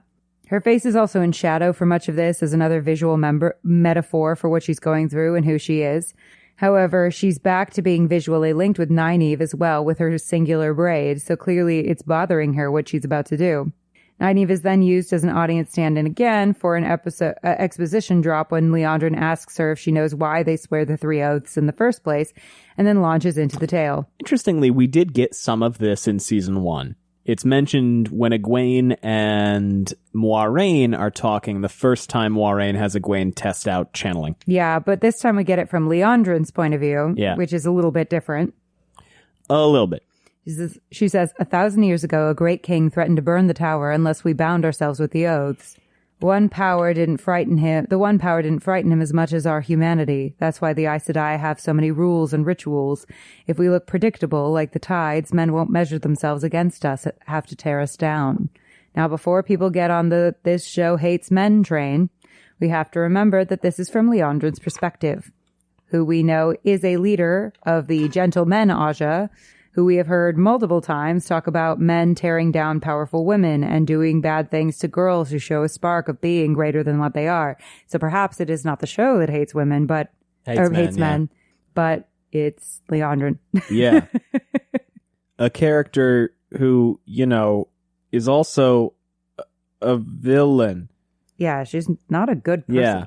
We're not supposed to really like her. We're supposed to like her. To like her a bit. And feel sorry for her, Many I think. people tell me they want her to step on them. Take that as you will. But I don't think we're supposed to necessarily be agreeing with every single thing she says wholeheartedly. Yeah. And again, I ask, what happened to her as a kid? Yes. Because I bet there's something they're building toward as a reveal. It also makes sense that it would frustrate her after whatever it is that she went through, that after all of the power she's gained in this powerful group of women, there's still some historical man putting limits on her. Mm-hmm. So let's remember that this is her perspective and keep taking things we hear with a grain of salt because, like we've been exploring all season, we don't know who we can trust. Nynaeve then realizes, you weren't recruiting me for the Red Aja, were you? No, she was recruiting you for the Black Aja. You were recruiting me for him. And Leandrin responds, it would make what's to come easier for you. So Leandrin is in a weird way trying to recruit Nynaeve in order to protect her, likely because she thinks the dark winning is a foregone conclusion. But that should also make us worry about what's to come in regards to where she's taking them, especially since it seems she's reluctant to do so. Nynaeve says, I'll die before I join the dark, no matter what you say or do or where you take us. Leandrin jerks her head almost as if she's received the comment as a slap. So that comment hurt her, maybe because she once felt the same. Might be especially loaded since she's a magic cop, very focused on protecting little girls, and we have seen them kill little girls this season. Yeah. So she then maybe confirms that by saying every woman has a price, a burden she can no longer carry, or a hope for the future, impossible in this world. Nynaeve picks up on what she's putting down. Leandrin's son is dying, so Leandrin joined the dark to try and save him. Nynaeve asks, was your price worth all of this? And this should be a question we are asking of every character who is suffering or causing suffering in the hopes of a better future, which is pretty much all of them on both sides of the line. Leandrin doesn't respond. Just when you needed a less complex, more mustache-twirly villain, Suroth walks in. The thunder of the door opening, matching the thunder from the waves to make for a smoother transition. Oh, it's I cool. love it. She's with her voice, Alwyn, and a Shamael who orders Alwyn to leave. Just punts her out the door. Yeah, showcasing that he has the power to boss Suroth's servants around. So long, Jess. He then turns to Suroth and says, finished pouting? He's mocking her. Her petty concerns don't worry him because he has power in this relationship, further shown by him, ordering Alwyn about without Suroth even saying anything about it. Suroth says, you're the one who wanted to go to that filthy fishing village. Jesus. You're the one who wanted to go to that filthy fishing village, and for what? An ogier or your pet wolf? First, we get a sense from this and the quarters she's in that she definitely comes from a high rank and a lot of money. Yeah. But also we get a sense that as powerful and threatening as she is... If the oppression pyramid didn't already give that away. Yeah, right. She's nowhere near as powerful as a Shamael since she has to follow his orders and suffer the consequences without even knowing why the orders exist. Oh, I just realized I stole that from Futurama. What? Damn it. What? Futurama has the mobile oppression palace. It's different enough. It's different enough. All right, great. We came up with it I'll take organically on our own. That means as scary as she was killing Uno and kidnapping girls, Shamael and what he's capable of is way scarier. Yeah, this is and obviously it's not a perfect comparison, but there's a website called TV Tropes where if you go on it, you will never escape. And one of the tropes, it points out trends that happen a lot in media, particularly television, but also books. And one of the ones that gets bandied around a lot is called being demoted to dragon, and I don't know exactly where it comes from, but essentially it's what happens when you have a character that you think is the villain, and then it turns out actually they're not the villain. You meet the bigger villain. They're the henchman. And the villain has been demoted. Mm-hmm. They're not actually the villain, they're the villain's pet dragon. Yeah. And Suroth gets demoted to dragon twice in this episode. Mm-hmm. But the dragon really wants to become a villain. Yeah. A bigger villain. Not necessarily the dragon reborn. No. Very confusing Suroth. to throw the word dragon around when we're doing Wheel of Time. True. Suroth has very high aspirations for herself. Yeah. And he basically says he doesn't have to tell her anything by saying, my desires are my own. So despite the public humiliation she suffered, he doesn't feel she's owed an explanation. She then says that she wants to kill Turok and be done with it. And now we get a sense of what she wants and maybe partially why she was looking to him in the cold open. She was expecting him to defend her or reward her for her service by killing Turok, and he didn't. Not so much. Ishamael responds, and plunge the Empire into civil war. It seems your stupidity is second only to your inability to control your temper. In one cruel line, we get a frank assessment of Suroth's character flaws, which we can assume will come into play. She's not very smart, and she's got a lot of temper problems. She is probably, of all of the villains we've seen this season, the most mustache twirly. Pad and Vane. Okay, I forgot about Bad and Fane. Valda. All right, I take it back. They're like tied. They're for tied, first. but I think Suroth is more of a blunt instrument, I should say. Sure. Which Perhaps. is not necessarily to say that she's dumb, but I think she kind of just like throws shit at problems. She's the most moneyed, right? She's the most like, well, make it go away. We'll just make this thing happen. We'll just make it work the way we want it to. And then when it doesn't, she has a tantrum. Yeah. Well, that's definitely true. She's the tantrumiest. Yeah. Suroth walks slowly toward Ishamael. Yeah. I think Valda's thing is that he's actually a huge coward. Yeah. Valda's a huge coward. And Padan Fain is unpredictable. Yeah. Very likable, though. Padan Fain? Yeah. Oh, yeah. Suroth walks slowly toward Ashamael, and in the blocking, we see her try to take her power back. It didn't put work. Them on an even playing field. It didn't work at all. As she outlines how he's the one who needs her. No. No, he's not. She says, you may be chosen, but you are not of the blood. So whatever the blood they is, don't give a shit. in Suroth's mind, that holds more power than being a Forsaken.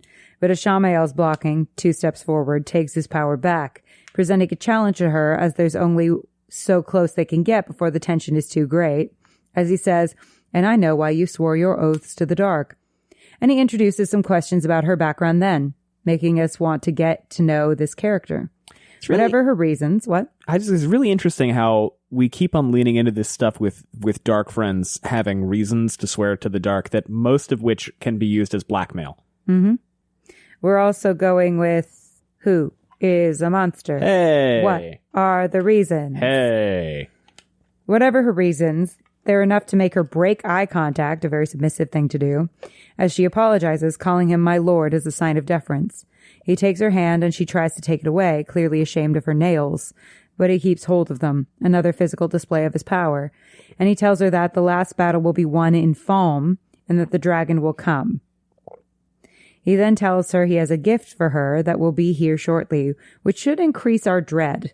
We should also have increased dread because while Turok has absolutely villainous tendencies, earlier scenes showcasing him chastising Suroth for needlessly attacking a fishing village she couldn't hold, while we see how emotionally driven she can be, should make us worry about what the Shan-Chan could be under her mercurial whims when they're already such a big threat.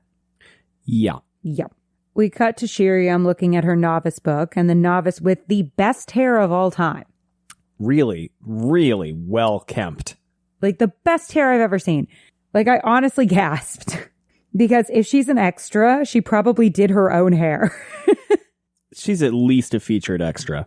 What? No. She got a close-up on her face and multiple shots where she was the focus of the camera. There's still like a 50% chance she did her own hair. Sure. I don't think she did. But here's the thing, though. Here's the thing. I think she did her own hair, and here's why. When you look at Egwene and Elaine's hair in the tower, it's nowhere near that nice. Okay. That's the daughter heir. Sure. And she doesn't have curls like that. So either the hair and makeup decided to just put their whole heresy into this girl's hair, which is possible, or this girl did it herself and it was fucking flawless. Because it looked good to me. It looked pretty good. Looked pretty good. Yeah. Yeah, because, I mean, Elaine's hair, I guess, is pretty nice. But, like, Egwene's hair, when you look at her in the tower, it's not that nice. That's in keeping with her character. She's gonna care about her appearance, but she's not gonna go, balls to the wall. Right, but even Elaine's hair is not. I gotta go back and check out this lady's hair again, because I remember looking good, but I don't remember looking. Okay, go listen, look at her I trust you. There's no question in my mind that you're right about this. And then go look at Egwene and Elaine, like, sweeping in the tower. It's not as nice. We can keep talking while I pull this up. Okay. The novice is dusting the switches, a nod to the switching that Elaine is supposedly receiving every day before breakfast, and the duality of what being the mistress of novices and ultimately an Aes Sedai is, earnest care and also harsh discipline. Varen enters and makes a joke about the switchings she has endured, and that the novice dusting them must mean that Shiriam doesn't use them that often. We know that Shiriam's sense of humor is meant to make us like her again at this point. But we also get an implication that Shiriam is perhaps a more gentle mistress of novices than the ones who precede her. So maybe for all her harshness with Egwene and Elaine at different points, her eagerness to send Nynaeve into the arches that ultimately almost gets her killed, and her shiftiness during this scene, the character has layers of complexity in being someone who does not actively go out of her way to abuse her power and hurt novices. Who is the monster? Is Shiriam good or bad? The question appears to be complicated here.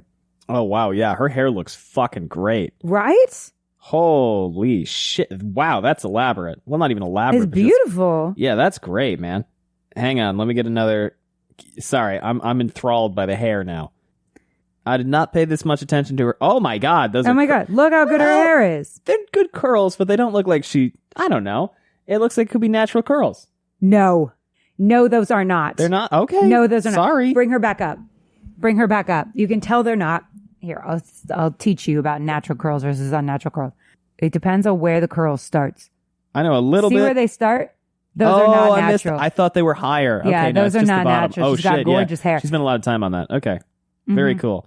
Versus, check out like Egwene and Elaine in that one scene where they're like sweeping or whatever. That's a whole other episode I have pulled. Yeah. Pull up episode 4.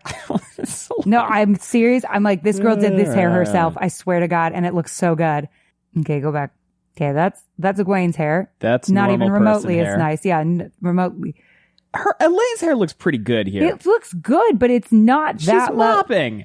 Mopping is a lot more the strenuous other girl than is sweep dusting. than dusting. Okay, She's here's cleaning. dusting. Here's dusting. They're I can both do cleaning. It with one arm. No, that girl did those curls herself. All right. Well, they look great. You're that right. girl did those curls herself. I'm glad that we spent a lot of time on this. This was important, and I am happy. In this I'm genuinely happy already we talked very about long it. episode. But Listen, we've come this far. Yeah, but no, those curls are not natural. 2023, almost 4. Listen, you know what? This girl deserves a shout out. Her hair, I gasped. I was like, oh my God, her hair looks so good. What are her secrets? Varen asks after Egwene and Nynaeve, and Shiriam says they're in their classes, falling into Varen's trap because she's already established that neither girl is in the tower, and as Mistress of Novices, it's Shiriam's job to keep track of their whereabouts, and she should absolutely remember where the 3 most powerful channelers that they're aware of in 1,000 years are. Yeah, that should be top of mind, especially because they talk Leandrin about them later all the says they're more goddamn time. valuable than gold. Yeah. But Varen notably didn't come in asking where the girls have gone. She leaves the questions open enough to see what Shiriam might reveal in her answer, and Shiriam definitely reveals a lot. Opening with a joke is also a disarming tactic. So Varen once again is proving to be very astute and gifted in getting information out of people, much like we saw when she disarmed Moraine into revealing the truth by blatantly stating that the dragon must have been reborn, which Moraine confirmed by immediately taking out a knife. Great shot, that one. She's good at getting information. Varen then reveals that Elaine is also missing and has Shiriam take a look in the book she was just examining. So if Shiriam says, oh, I didn't know or whatever, well, isn't that what you were just reading? Like Shiriam was just looking at the novice book. Yeah, it's got a lot of pages. Sure, but still, I mean, we see that she is poring over that thing. Sure. It's also her job to know where That's all the true. girls are, That's true. especially and there the aren't 3 most powerful girls. Of them. There are several. Yeah, and these are the 3 most valuable ones. Yeah. These are the ones she should know where they are at all times. Princess especially plus 2 nukes. Princess Girl. Yeah.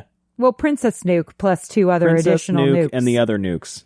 But Varen doesn't jump to any immediate accusations. She just notes how interesting it is that Shiriam wouldn't remember where they've gone. So either Shiriam is lying, which we know is meant to be impossible, or something more sinister may have happened. Varen then comes up with a reason for Shiriam to leave the room, and we get to see why we spent time getting to know the other Brown sisters in that one scene as Yasika enters and looks into the novice book for clues. Yasika tells her that Shiriam's handwriting is off in her notation. Viriam introduces the idea of a weave of compulsion being used. And I love, by the way, Yasika getting into, excitedly getting into, okay, and this is great because I have an eidetic memory. I'm like, of course, the fucking Brown Aja are going to be the ones who, and this is a compliment, geek out over eidetic memories and handwriting quirks. And it's just, dude, I so wish great. I had an eidetic memory. That'd be freaking rad. So geek away, eidetic memory people. God bless. You're so lucky. Which, based on the context, we can assume compulsion is some kind of hypnosis or mind control. And it's been mentioned before, right? Or after this by Lanfear? It gets mentioned twice this episode, yeah. Yasika then introduces the concept of the Black Aja, sisters who have sworn themselves to the dark, who would be the only ones to use a weave-like compulsion because it breaks the 3 oaths. We learned 3 things in one line here. There's something called the Black Aja, consisting of sisters who are sworn to the dark. They can break the 3 oaths, and up until now, people didn't think they existed. Now we know what Leandrin is. At least didn't want to think they existed. I mean, Varen doesn't even say it. It's clear she doesn't even want to talk about this or think about this at all. Varen finishes this scene by saying, "We need to get a record of every Aes Sedai who has left the tower over the past few days." Then we immediately cut to an Aes Sedai who specifically has left the tower in the past few days, which is Leandrin. Appearing in a portal so vaginal looking it would make Robert Jordan proud. Really is, because we were trying to get a screenshot of that for the live reaction. Vaginal. That didn't just look like a giant floating vagina. Hold on. Nope, still too vaggy. Okay, we got it. There's a lot of emphasis on the little blonde Damane, which could be for a particular reason later on, or also could just highlight how this little girl who looks like Leandrin has had her power taken away, making both of them see who they could be if the roles were reversed. It's like she gets to see a version of herself, right? Older, blonde, confident, free, powerful. And Leandrin gets to see a version of herself, young, enslaved, and then gets immediately threatened by Suroth with the same fate. Yeah. Not great. No. And we know how much she cares about little girls. Yes. And the face that she has, this little blonde girl, in this scene is really sad. Like, she's looking at Leandrin really sad looking.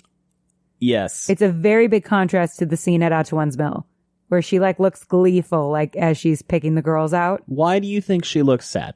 Because of what I just said. She's seeing a version of herself as she could be free. I don't agree with that. You think that she's sad to see Leandrin I think she's and not disgusted able to see Leandrin free. You think so, huh? I think she's like, oh, God. Oh, it's horrible that they let them run around like this. See, but she doesn't look happy when she's collaring Egwene this time, which I think is kind of interesting. But maybe. I think she had too much fun collaring, or rather capturing the other girls, for her to then be like, oh, what could have been? You don't think that her seeing a free magic woman grown up might shake her a little bit? Not based on what I know about the Shan-Chan. Sure. I think, well, here's what I'll say. Based on what we have seen, what is this character's name? I forget what this character's name is, because she has a name. Blondie. Hang on a second. Now I have to know. Miri. Okay. Yeah, hold on. I gotta just look at this scene again. She doesn't look disgusted to me. She looks sad. She looks disdainful to me, but I see what you're going for. Hold on a second. While we're looking for this, we're going to take a quick break for ads.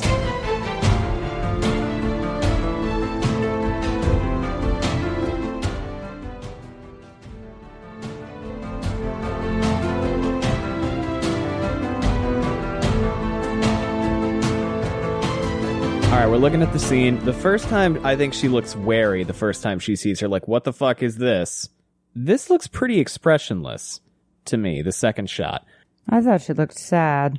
She looks sad to me, but all up to interpretation. That's what I love about this medium.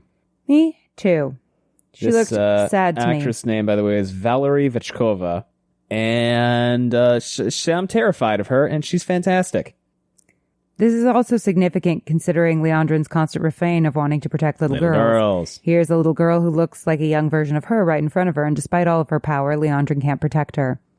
Suroth showcases that despite her earlier tantrum, she believes herself to be the favorite of Jamael's, and that he will enslave the rest of the Aes Sedai soon.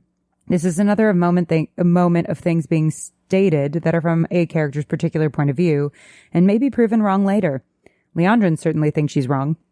She does. Suroth also gets into an interesting point of view that the Shan-Chan have about the Suldam having to earn their magic, whereas the natural channelers don't necessarily deserve it because they don't have to work for it. Yes, they have it by accident of birth, I think is how she puts it. We know this point of view is wrong because we've seen how hard the Aes Sedai train and how much is keeping them under control, but cultural misunderstandings abound in this episode.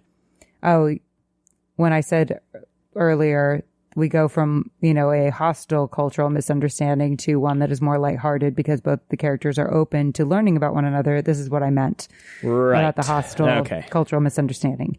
But cultural misunderstandings and their ramifications is something to potentially watch because it's come up a few times. It also introduces a fear that there is a world in which shifting allegiances might screw over certain characters.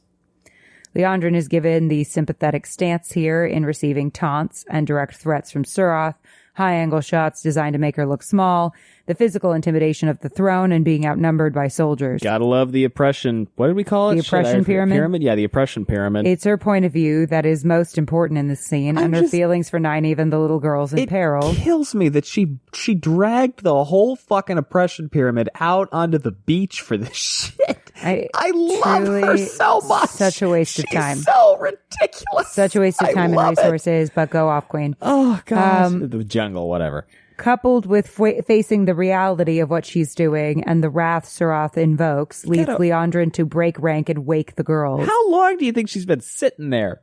At least an hour. It's great. I love it. Giving them a fighting chance. But she's not totally changed because she doesn't stay and fight with them, despite being more powerful. Not more powerfully, but better trained. Well, she's more refined, right? Yeah. Mm-hmm. She's also giving herself plausible deniability. Yes, because she releases the shield on the girls. Yeah, she can be like, what? Is it my fault that you couldn't seal the deal? I brought you them. Also, the Surath and Leandrin relationship looks like one to watch. Egwene turns to Nynaeve and tells her to do something.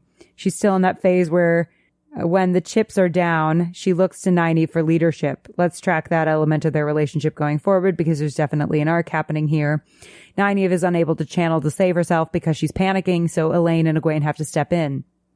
Another arc we have to track is Nynaeve's relationship to the power. In Nynaeve's panic, she loses one of the people she has been determined to protect, Egwene. Right after Egwene just declared that she wouldn't fail any of the Two Rivers kids ever again, Nynaeve fails her by losing track of her. Mm-hmm. And I think it's important to comment here that the reason that Miri does not go more all out is probably because they don't not want to kill them. They want to capture them and knock them out. So, yeah. Egwene's determination to defend her friends is part of the reason she is taken. As she's the last to exit the area. She turns around, too. While she's shielding her fleeing friends without using her arms. Yep. Her favorite. Also, Elaine doesn't when she throws the little fireball. Yeah, she doesn't. No. Costing her precious seconds that she doesn't have once she trips. Now we get to one of my favorite parts. I've said this several times during this episode, but one of my favorite parts of the episode. We get another story turn. The second story turn, the bad guys close in. Mm-hmm. Nynaeve and Elaine are in Falm. We get someone smoking a pipe and watching them. Nynaeve, being Nynaeve, immediately starts loudly talking about what they should do, and we get a great moment of seeing the differences between her and Elaine and how they clash. Does this happen before Ishamael talks to Turok? Yes. Oh, wow. Huh. Cool. All right. Sorry. I just want to make sure we didn't miss it. Mm-hmm. Growing up a princess, Elaine has a much gentler and diplomatic way of handling things, which are perfect skill sets in a situation like this in which they need to scope out a new culture and come up with a plan. Nynaeve says she doesn't care about the Shan-Chan, only about getting Egwene, not realizing that it's in getting to know her enemy that she will be able to do that. The two women who are used to leading are in a mental battle for who will take the reins, but not in the way of, they're girls, so of course they have petty cat fighting. Yeah. Because the two young women have become accustomed to being the one in charge, so they naturally butt heads as they have different ways of doing things. It's a notable distinction. Notable distinction. Notable. So notable. Please take note. Yeah. Women don't just fight because they're women. It's so annoying to me. I have the most beautiful relationships with so many women. Many of whom I've never had a conflict with. Jesus. There's also an unspoken conflict that both of them are friends with Egwene. This is a real thing. Yeah. But they're not friends with each other. That's always an awkward situation to be in, kidnapping or no. Have you ever been forced to spend time with your besties, other friends that you're not friends with? I feel like when I meet my friends' friends, and tell me if this is true for you, it either goes really, really well, especially if they're like, oh my gosh, you're going to love so-and-so. Either I will absolutely love so-and-so, or I will decide that so-and-so is the worst person I've ever met in my life. That does happen sometimes. It's always unfortunate when that happens. I always really pray that it's not that. Yes. It's fun when it isn't that, and when I do really love them, because then I will often say to them, I'm really, really glad that we did actually love each other, because you know how sometimes you don't love the person that everyone says you're going to love, and then it's like really awkward. And that happened to and me they always once. respond with, "Oh my God, yes, I totally understand what you're saying, and I'm so glad that didn't happen." Yeah, that happened to me at a party once. It was unfortunate. I'm sure I would I have. believe I was the person You who introduced were. you to them and You thought you would were. love them, and you hated them, and it on was really site, funny. Like 5 seconds immediately- into interacting with this Okay, person. to be fair, that was not his best look. I but have no doubt that if I actually had a separate conversation with this person, we would get along great. He has not since then had another conversation with that person. Well, but we no longer are involved in any of the same social spheres of any kind, and you don't interact with them at all. well, yeah, anymore because either. shortly after you met this person, the pandemic hit, and then we moved to Los Angeles. Yeah. So we have had no reason to interact with this person since you met But them. it was so unfortunate because Allie was like, "Oh, they're love such them. a blast. You're really going to get along great." And about 8 seconds into this party, I was like, I despise what has happened. Not this person. I despise the way this person is acting. It was not their best day. I will say it was not their best day. I was This surprised is by an how much it uncommon was thing not for their me, to best be day. clear. Yes, and Gus usually likes everybody, which is why it was such a shock. I was surprised myself. Yeah, but it was also not their best day. Elaine tells Nynaeve that they have to change their clothes. Nynaeve immediately and possibly deliberately misunderstands her by saying, "Are these not fancy enough for you?" She's so snarky. Oh, God. Because though they are both Andorran, they're worlds apart from a cultural standpoint because of their difference in class, something that Nynaeve holds against Elaine, but Yes. not Egwene. Yeah. Well, because Nynaeve really has, I think, a lot of small dog syndrome, Yes. especially with respect to people who she perceives as perceiving themselves as better than her. Yes, Right? This there's came that, out with and there's Egwene, the with fact Moiraine. that Elaine is encroaching on Nynaeve's Friendship, territory and yeah. her friendship with Egwene. But Elaine is able to be friends with Egwene because, like Perrin-on-Avienda, they approached each other with open hearts. Nynaeve has not shown Elaine any respect, possibly partially blaming her for Egwene distancing herself, and very much because she holds Elaine's wealth and status against her. There are some people who will absolutely hate wealthy people in sight, just as much as there are wealthy people who will hate poor people immediately. Yeah. That's a true thing. And listen, I get it, but not as shocking as it may sound. Not all wealthy people suck. Many are great. Many are not.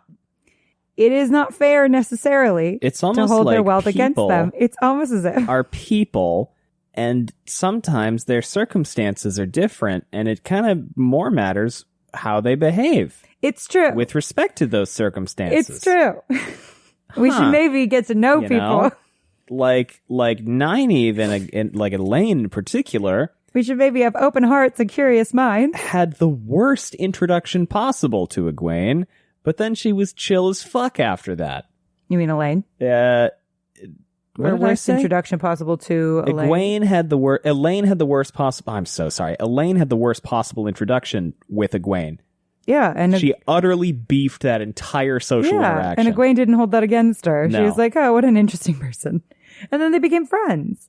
Because who among us hasn't made a bad first impression? Which is why I think you should give this other person a chance. Listen, I'm if just I ever kidding. actually have a chance to interact with them again, I look forward You to it. I think it'd be probably great. never will. But if I ever do, I hope it goes great. I hope I like this person.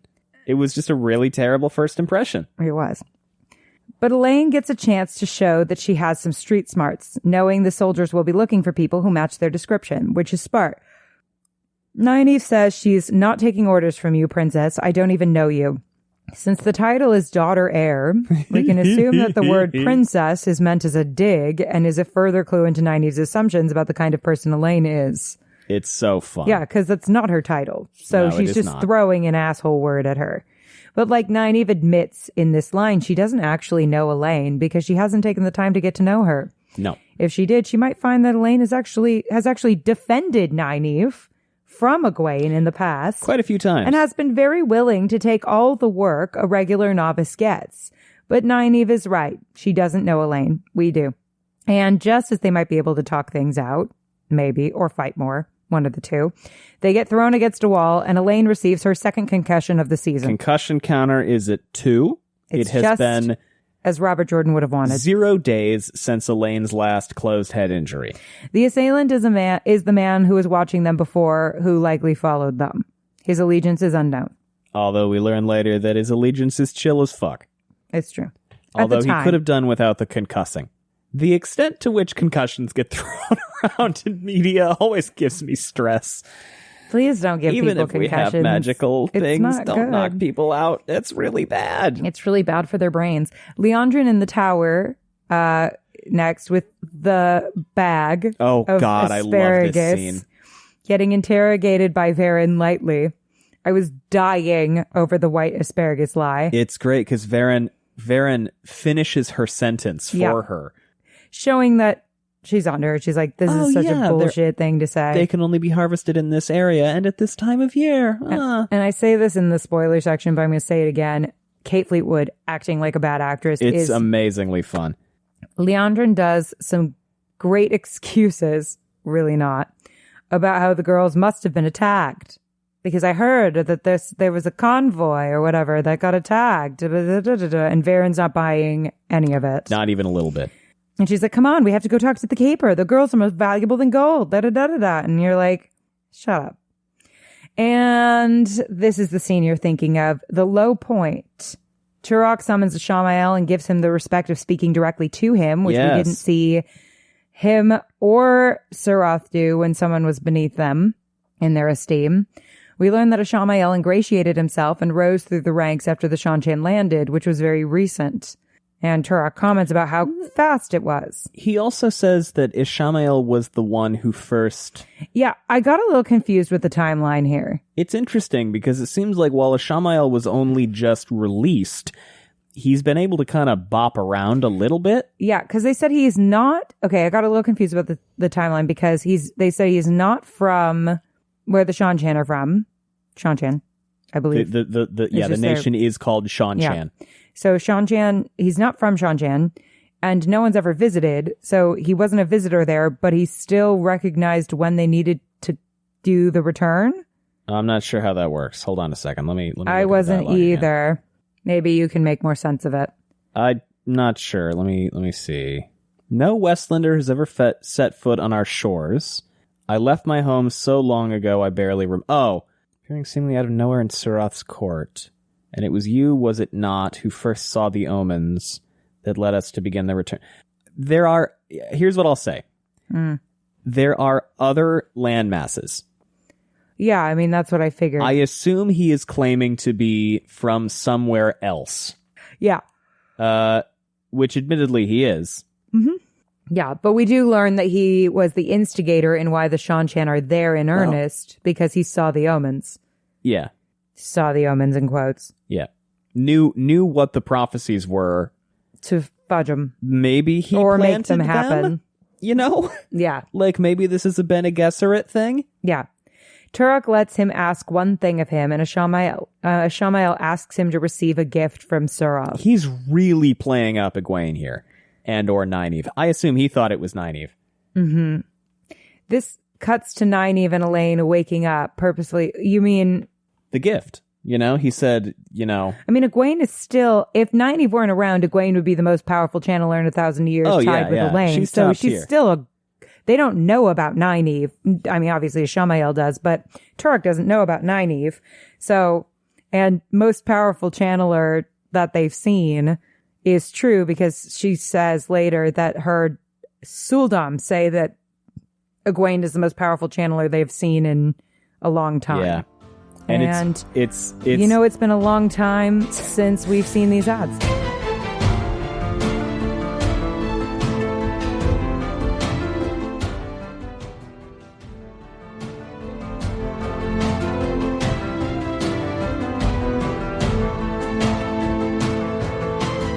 Welcome back.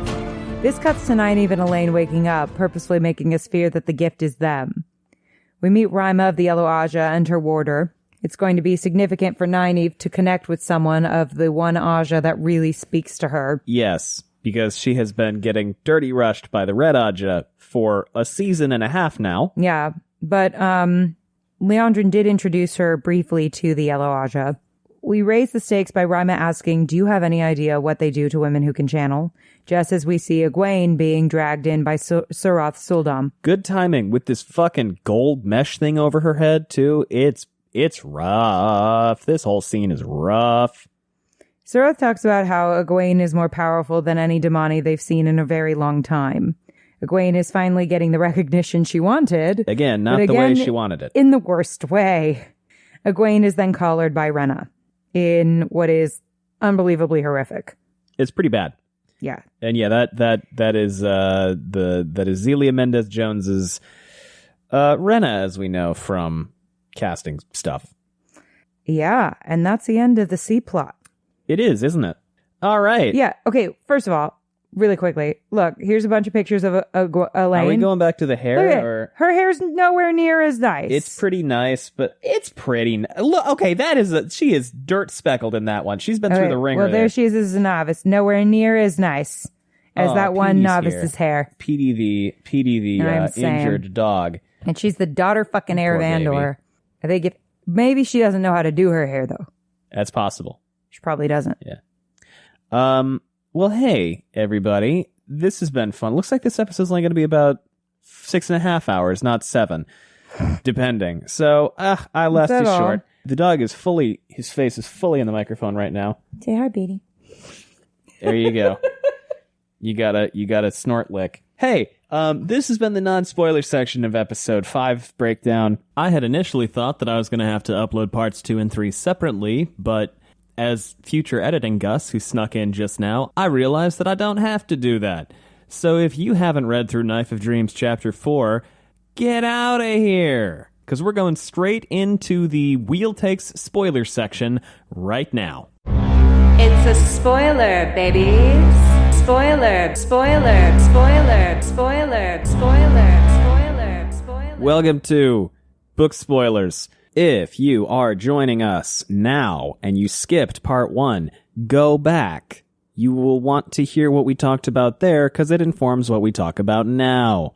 With surprise special guest, Bree. Hi, Bree. Bree's here early this time. What's going on? How you doing, Bree?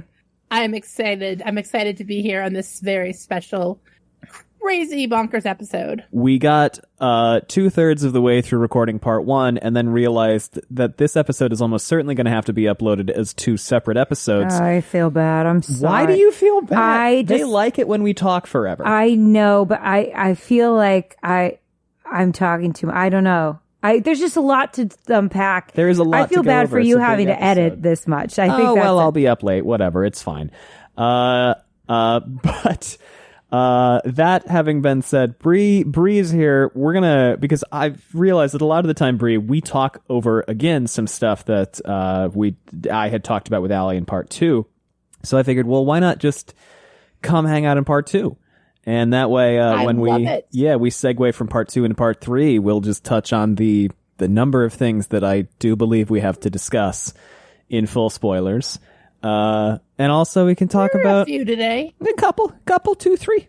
But yeah, we can talk about everything else too. So as a reminder for our listeners, if you have not read through Knife of Dreams Chapter 4, you shouldn't be here. You're in danger. Go away. It's spoilers. Fuck out. It's obviously up to you. We can't tell you what to do, but we'll encourage you gently to not be here for this. That was me kissing you goodbye. So to everybody who is left, welcome to part 2. Allie, you wanna lead us off? I got a lot of fucking stuff to say. Okay, so Bree, you're a writer and I'm a writer. So Elias's fuck people, that's got to come into play in a big way at some point where, like, the we come. Yes, like just all of the I'm really interested in like the way they decided to do Elias's arc. Like I love him. I don't know how, I haven't listened to your latest episode, so I'm not sure like how firmly you guys are down on the I'm obsessed with Elias him. We love train. him. He's amazing. And he's our favorite. Yeah. I love what they're doing with him, and I think it's this. Like my heart when he said your wife wasn't your pack either, I was like, oh, you'll see on our boy. live reaction. Gus and I both were like, oh, don't fucking bring up his wife though. That's shit. That's below the belt. That was shitty. rough, bud. That was a Too shitty thing to far. say.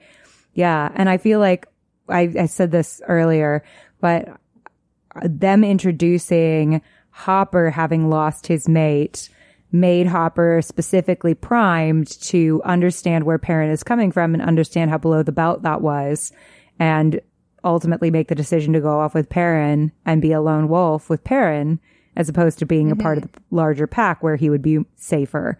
And unfortunately, of course, that is going to not go well for him, necessarily. But yeah, I mean, I feel like what they've done with Elias's character is they've introduced his ability to have an arc too, because I am going to assume that his character arc is not going to end on, I hate people, but I love beer. And I'm not going to intervene when they're in trouble, when the world is ending. And I think we're going to get a moment. Sorry, Gus. I didn't mean to interrupt you. I thought you were done. Sorry. Please go ahead. But I think we're very much going to get a chill-inducing moment where Elias and the rest of the wolves do come to humanity's aid. And I think that's got to be somewhere in the realm of like, we come, Battle of the Two Rivers. Demise Wells sort of thing, Yeah, because they're there either at Demise Wells. Two Rivers or Demise Wells is going to be a moment. Listen, for all you know, there may be wolf moments that you haven't even read yet. It's true. There There's definitely well going to be more It is moments. very possible. But go ahead. Yeah, I think we're seeing I was an going to arc there. say, I really kind of want to see it, like, as much as Demise Wells and, like, we come and everything. I feel like the Two Rivers is the place to pay this off specifically. Yeah. Because he didn't just say people aren't your pack. He said the Two Rivers is not your pack. Specifically. Yeah. And your wife specifically, yeah.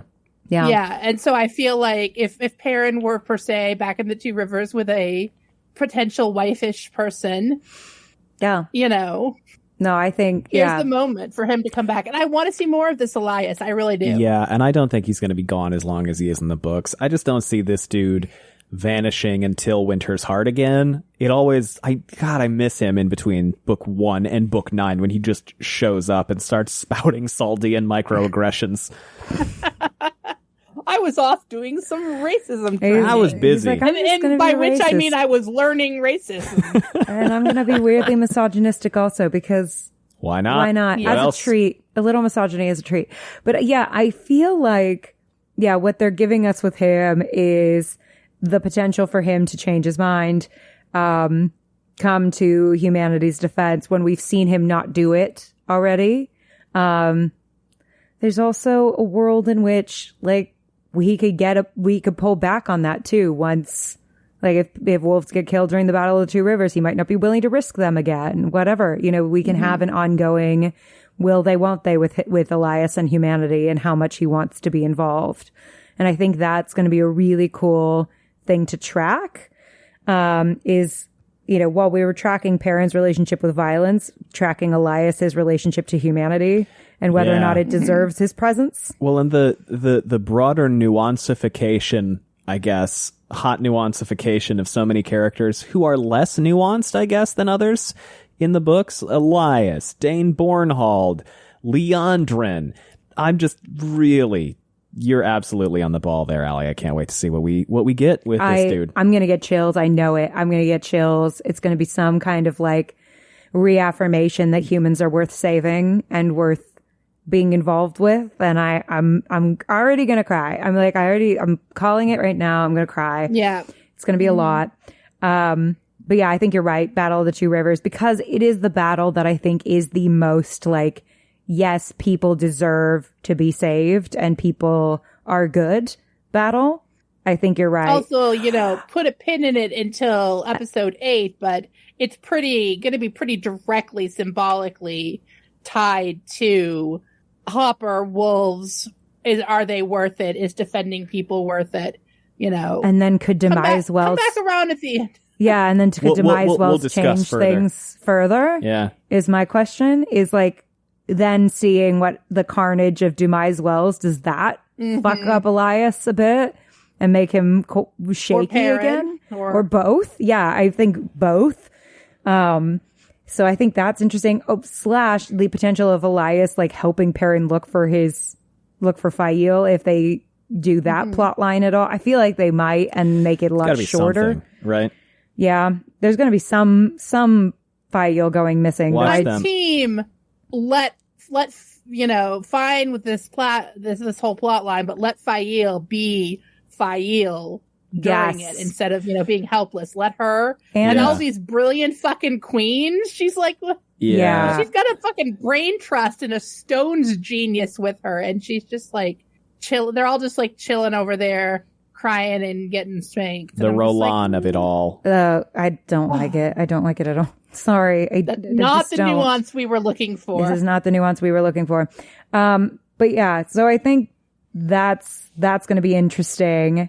Yeah, I definitely think you're right that the Battle of Two Rivers stuff, being Speaking a lone of the wolf. Battle of Two Rivers and nuance, and like Mhm. Gus, you mentioned Dane Bornhold. I was rewatching this so I could talk to y'all, and Donna was over, and I was like, I'm so mad that they casted like someone so charming for Dane Bornhold. And Donna's like, well, it's okay if they're charming, in person, as long as they're like scary on screen. And I was like, no, look at how charming he is. Mhm. And Donna was like, Bree, every moment of this scene oozes menace. And I'm like, That's That's true, what I you don't said. understand. You don't understand what he was like in the books. This is like the freaking night. It was one note. It was in the books. He was just like, I mean, maybe Shitty from the beginning. occasionally a second note. Almost heard it out of the corner, in the distance. But like, this dude's complicated. Oh, absolutely. Oh, He's a mess and he's scary. but him he's saying, complicated. I hope you find your way back home, Two Rivers, is so loaded considering Battle of Two Rivers that's coming up. And him doing nothing to protect those people. Just when we could be getting Elias coming around to potentially doing something, we could be getting in Battle of Two Rivers, both Elias and Dane Bornhold wrestling with questions as to whether or not to get involved. Oh, that'll be fun. That'll be fun and interesting. Because the wolves notably are absent in the Battle of the Two Rivers because of Slayer. Yeah, so could we be getting the we come moment early? There? I don't know. I don't think they want to overdo it. I don't know. Right? Because Dumais Wells is such a... Plus, we don't want to take away from the women Yeah. doing the women thing. Yeah. Though I know that like seeing women fight is not going to be like as wild because we've been getting a lot more of the women being more ferocious. Well, I loved your theory, Allie, that Natty It's Cawthon was Natty going to be the Cawthon's first redemption one. moment. Yeah, Yeah. it's so Natty Cawthon's redemption moment. I'm just like, I'm clocking it right now. I go, because everyone's like, oh, Natty Cawthon, Apple Cawthon. And I go, okay, yes. But we are so getting their redemption arc at the Battle of the Two Rivers. There's no way we don't. They're setting it up to make that moment just that much more tear jerky and meaningful. There's no way they're not doing that. Oh, and yeah, this whole episode's setting up the Battle of the Two Rivers, but also the Perrin will they, won't they with him killing Daddy Bornhold. Are you talking about... Well, I think at this point in time that they might as of have episode him 5, you think he might actually kill do Dane, it? Yes. as opposed to the... in the books Right. where Dane thinks he killed. Either way, they're setting up that dynamic Right. hard right now. Yes? Yes. Oh, who his father is such a big deal in this episode. Yeah. Valda came in and was like, ahem. Did everybody hear me say Dane Bornhold? Yeah, I was like, I think Perrin may kill, this is what I said at the time. I think Perrin may kill Jeffrey Bornhold for real in the show after Jeffrey kills Hopper, likely Yeah. during the battle at Tomenhead. I will say I was hopeful for that at the time because I do think it would add a quite a dimension to Perrin and Dane's relate. Because in the books, Dane's loathing of Perrin is so on its surface. You go, well, you're wrong about this. Just communicate. You're simply wrong, and this is silly, and you just are a prejudiced, angry guy. And like, it doesn't matter. What are we doing here, everybody? What are we doing? And I think that if, and obviously we know whether or not they chose to make this decision now because we've seen the whole season, but at the time, I was thinking if they make that call, it will really add another layer of guilt for Perrin, another layer of reasonable distrust between the two of them. and the ways in which violence begets more violence, Yeah. Perrin's whole relationship with violence, if he kills another person.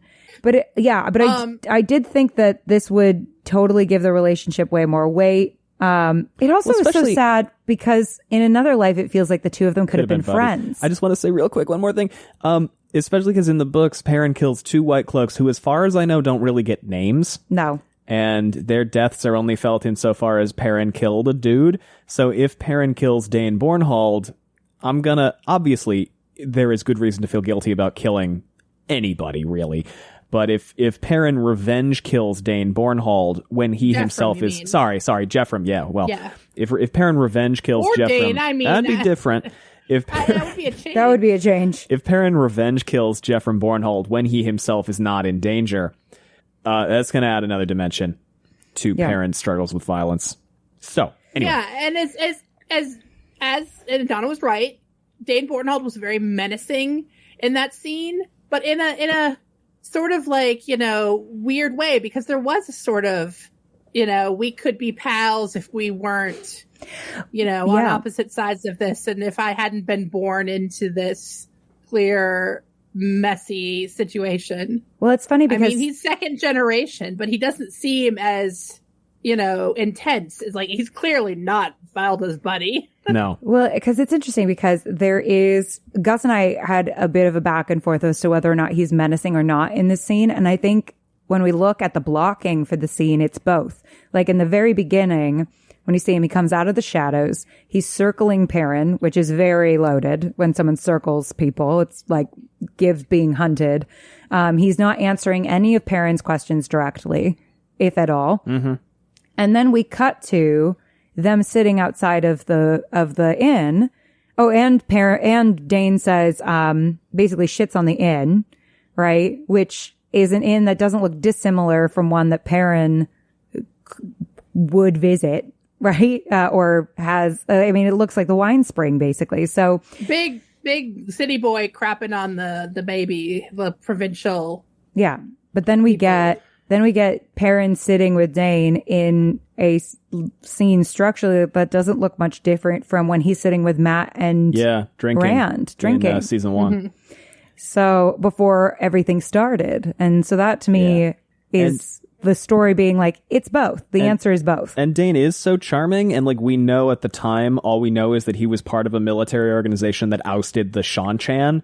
Anyway, I don't mean to retread all of this. Well, not to mention that we see him give water to Avienda when he was told not to. We love to see someone who breaks the rules when we think that the rules are unfair. And also it's such a save the cat moment. I mean, we kind of talked about that previously, but I think that the answer is, we're meant to like him, but we're also meant to be, I think we're also meant to be concerned. Yeah. It's both. I don't mean to just make us talk over the whole thing again. No, but Perrin having saved his life before we embark on whatever this arc is going to look like is big. Also very interesting. Well, and it gives, potentially, if the whole Bornhold thing, if Perrin does kill Daddy Bornhold or looks like he kills Daddy Bornhold, it gives Dane a whole reason to go to the Two Rivers because he already knows where Perrin is from. Yep.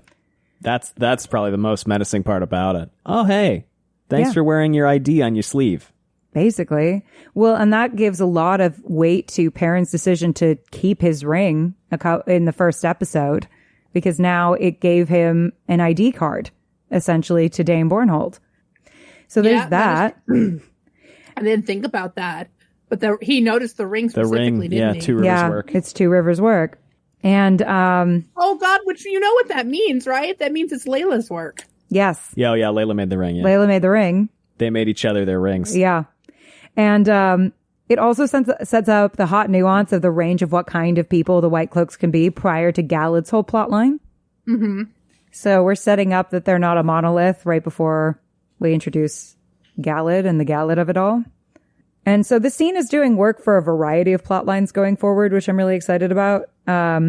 It also, speaking of Perrin's family, we never saw any of Perrin's family, but it makes me worry that there is a potential that Dane could revenge kill someone Perrin cares about. But I don't know if that's just like a repeat thing. Do we think we get Perrin's family? I don't think so. I think Layla is enough Perrin's family for yeah, because listen, Perrin's family is obviously a heartbreaking moment in the books. However, they are introduced 2 days from retirement. You know, we don't know It's anything true. about them until Perrin's like, I'm home. I can't wait to talk to my cousin and my mother and also my 5 sisters and, of course, my father, whom I love. Yeah. I think they'd only do it if it would offer us something new, Yeah. which who knows? I think they will probably, before the Battle of Two Rivers, reveal that he accidentally killed Layla. That's definitely when that will happen. Like, that he will have That's it right. revealed. The town still doesn't know. Right. Right. I think that's a moment when that gets revealed. I don't know how, but it's got to happen. Interesting. People have got to find out. And then the fact that they choose to follow him anyway would be really significant. Well, that feels like the moment in book 4 where Fail, when he crushes the cup and Fail is like, okay, stop. Enough. Sit down. You have to grieve about this. Yeah. Right? It feels like a moment that will parallel that. Right. Yeah, I think that's potentially the thing that will replace that.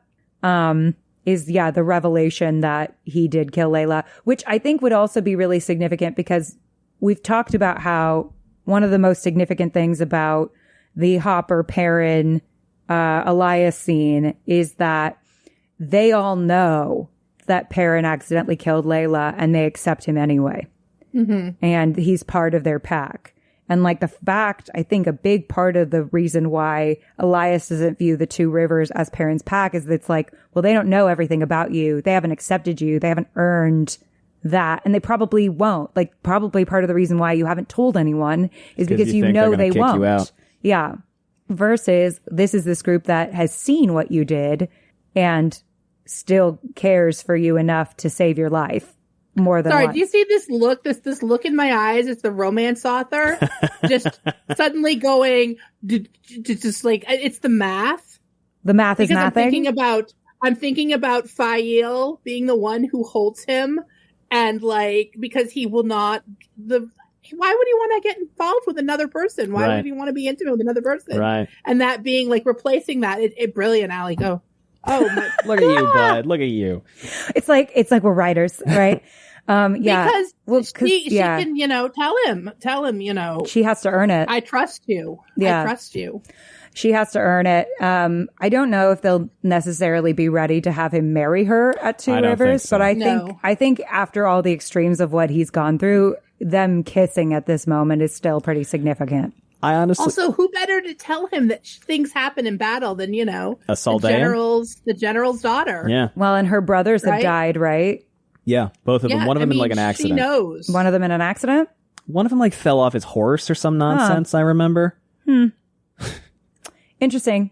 Well, there's just maybe some things that can be done to parallel them a bit and make it so that, they have that soul connection of like, your trauma is my trauma is your trauma. I see you, I get you, and now I need you to like release it. I accept you. I'm your pack now. Right. Because I saw someone say, and this is not an attack at all, but someone said, well, now this has got to be like Perrin's trauma for the entire thing. And I'm like, well, yeah. I mean, we have to honor the fact that this is something that happened to this character. But they were like, but so it won't be realistic for him to ever be happy or ever, be with Fail. And I'm like, okay, so does that mean that people who go through trauma are never happy again and are never, like, people who lose their spouse never find love somewhere else? Like, that obviously is not something that happens, right? Obviously people can experience horrific stuff and live beautiful lives, right? But there's a lot that they have to go through, right? To get there. They have to work very hard. And I think that they have to surround themselves with a lot of support. And I think that Fail is someone who can prove herself to be that for Perrin in a way where it's like, okay, that's earned and we feel like good about it, But I think she's got to earn it. And I think she's got to be there when all of it comes out. Yeah, I'm excited about this. Me too.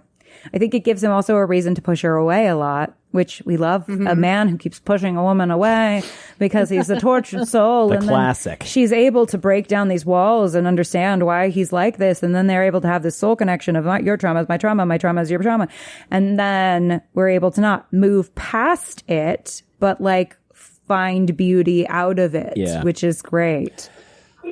Speaking of moving past it, let's move past these ads.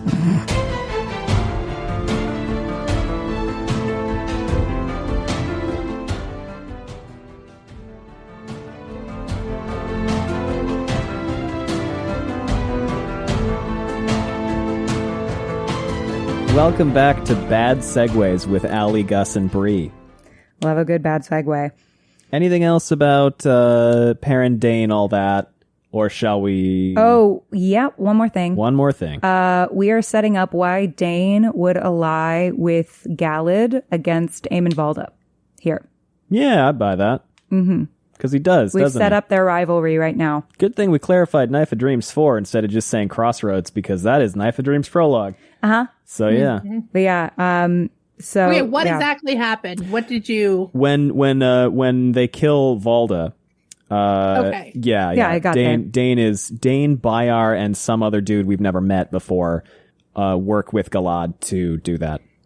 And I love it. I loved everything about it. But we're setting that up now, why Dane doesn't like Eamon Valda. Because I was kind of like, why did Dane align with Galad? Like, we missed a chapter. You know what I mean? So I liked that we set up that dislike now. Anything else we want to say about Dane? Nah. I like Jay Duffy. I like Jay Duffy. Jay Duffy, you unbelievably charming bastard, you. Yep. I know. I was like, they're really going to be out here making me like Dane Bornhold. Also, Gonna make us like Gawain too. they're going to fuck up the Grinwell Cup. Oh, here comes Petey. If I see a bunch of votes for Dane Bornhold, I know it's show goggles at that point. But I'm glad the math is mathing, Bree. Yeah, as we enter. Yes, the math is mathing real good. I love it. Okay, wait. I missed my place because Well, you know, on the topic of not to jump around, but why don't we talk about Gaul versus Avienda Oh, yeah, let's talk about it. and how Avienda is a much more important Aiel than Gaul and deserves the cool Aiel entrance, in my opinion. Here's the thing. Because you're going to get us in trouble. Here's the thing. I like Gaul. Gaul's one of my favorite characters. Oh, yeah. There's no one who loves Gaul more than Gus. Yeah. Okay. Gaul didn't do well in the Grinwell Cup the first year, and Gus made us do like a zombie bracket to try to bring him back because Gus was offended at how poorly Gaul did in the Grinwell Cup and that he went out round one. There was a zombie round in the first Grinwell Yes, Cup. which is no longer. We now say, You're cry out, your out. tears. Say, as Abby Lee Miller once said, save your tears for the pillow. And that's it. We're nourished by your hatred. But yeah, once upon a time. So yeah, Avienda, in terms of the impact on the plot so far, right? I'm on book 11, is a much, much more relevant character than Gaul. As much as I love Perrin and Gaul's bromance, Oh, it's great. I think there are other places we can introduce Gaul and have the bromance. But I think what the story is doing, I think what they're trying to do here is they're kind of introducing us subtly to all of the important women in Rand's life. I thought that's what you were going to say, yeah. Yeah. Right now, they want us to develop relationships with them independent of Rand first, so that, you know, when it becomes clear that Rand is going to be with all of them, which I'm interested to see how they'll handle, so that it doesn't feel wish fulfillmenty and feels more like a positive representation of polyamory, not monogamy, the opposite, polyamory. T'other one. I feel like, yeah, they're wanting us to get to know them all as women and individuals before introducing the fact that Rand falls in love with all of them. And I like that they both have connections and friendships with the other guys. Yes. Me too. know? I also think it's funny that they have flirtations with the other guys. Yeah. I appreciate that. Yeah, and I think it just makes sense to me that we're going to introduce those characters early, considering the profound impact that they have on the story, as opposed to Gaul. And Gaul and Perrin's friendship is beautiful, but I think there is a lot of time to explore that relationship next season, as we get to know the Aiel better. Then right now, where we're really kind of, when everyone is going, what about Rand though? We're setting all the elements in place to have things become very much all about Rand, right? If we gather the forces of all of the most important people to him right now, when next season will probably be a very boys-centric season, considering, you know, Matt's going to come into his powers probably next season. Rand's probably getting the whole roidy and everything next season. We're going to need him. We're going to need to get to know Avienda before Rand falls in love with her early. And then it's all going to be, of course, about Perrin and the Battle of the Two Rivers. There's time for Perrin to get to know Gaul and have that relationship be significant and have the guy love between two guys, as they put it in Scrubs. But Avienda, in terms of, just the impact on the story, is going to be much more relevant going forward. So let's get her to Falm as opposed to Gaul and get her in Rand's sphere. No matter how high he can kick and how much we love him, guys, it makes no sense to introduce a C-tier character before one of the fucking mains. Also, true. I'm sorry, if you don't think Avienda is a main character, I think you're being sexist. Yeah. She's not a love-it. She's like a freaking main character. So people who complain about it, I'm just like, guys, no. She was the first winner of the Grinwell Cup. She was. Yeah. Yeah. She's a season 2 on main character for sure. Whereas Gaul, I think, will be an important character, a featured character, but will likely not. It up or something. Oh yeah. Well, I mean, he's going to be important. It's just how important. I think it's also in comparison. So much of Gaul and Perrin's relationship in the books is predicated on the fact that Gaul owes Perrin a life debt. And yeah, they have the bromance and everything, but like all of it comes originally from the life debt. And I'm kind of excited to see if and how they do a Perrin-Gaul relationship that is sort of free of that, I guess, or that has a different backdrop to it than like, you saved my life, therefore I will follow you into the abyss. And there's nothing wrong with you saved my life, therefore I will follow you into the abyss. That's a great trope. But I'm interested to see where this frees up Perrin and Gaul's relationship to go otherwise. I'm also interested in how this is going to, I really love that they're having, like you said earlier, the wives of Rand or the girlfriends of Rand have relationships with the other boys. And I think it's going to be really interesting to see how Min's betrayal of Matt factors into things going forward, and how Avienda's life debt to Perrin factors into things going forward. Yes. And I think they have a plan, and I'm really excited to see what that plan is. I think that we're going to it's going to be a very Aiel heavy season next season. So Gaul's introduction feels inevitable. Especially now that we have Thane and Chiad too. Yeah, like my personal like well, I don't know, because like Elaine, I don't know what they're gonna do. I'm really interested like what they're gonna do at the beginning of next season. Like how long before we pop off into the waste and everything. Because we do have a lot of stuff to juggle here with these 3 characters, these 3 girlfriends. And it like, you know, I mean my endgame, I want Elaine and Avienda endgame. I do. I really hard want it. And he said stuff that makes it feel like maybe we're going to get, you know, we're going to get that maybe. Because that was one of the most beautiful romances that he Robert wrote by Jordan accident. didn't know he was writing. Yeah. And also one of the hottest scenes in the books. Truly. And he didn't even know that it was that hot. Truly. It's I think the comment from Rafe you're referring to, because somebody asked, are we going to get the polygamy? And he said, we're going to lean more into polyamory specifically, which feels to me like a pretty clear flag of it's not just going to be 3 women banging a dude. That's also the smart, in this 2020, almost 2024 time, that is the smartest thing he could do. I think so, yeah. In terms of just like getting rid of any of the lingering ick factor that comes with, like, I mean, Alana and her 2 warders, that's a polyamorous relationship where Maxim is in love with Ivan. Like, he loves Alana, but he's in love with Ivan. Right? And Alana and Ivan and Ivan is in love with Alana. And it's, you know, and they form a great polyamorous relationship, but, you know, it's not just like I bang 2 dudes independently and they're just fine with it. Which, like, is also a relationship that can be, but like, that's just fine too. We're not just saying considering how much it feels like that is a very wish fulfillment-y thing to have a guy who's like, I'm just banging 3 women and they're all cool with it. And they're not cool with it in the books. Yeah. Let's be real. they're not cool with it. They're just like, well, Destiny told us we better get real with this. So they kind of resign So, themselves. Even though I kind of want to stab you, I'm going to not. Yeah. Which never feels good when you're reading it. It just feel like doesn't. a healthy alternative to monogamy, maybe. Well, there's all the, I mean, you know better than anyone as a romance writer, there's all those discussions about like consent and destined lovers and how it can be kind of an ick.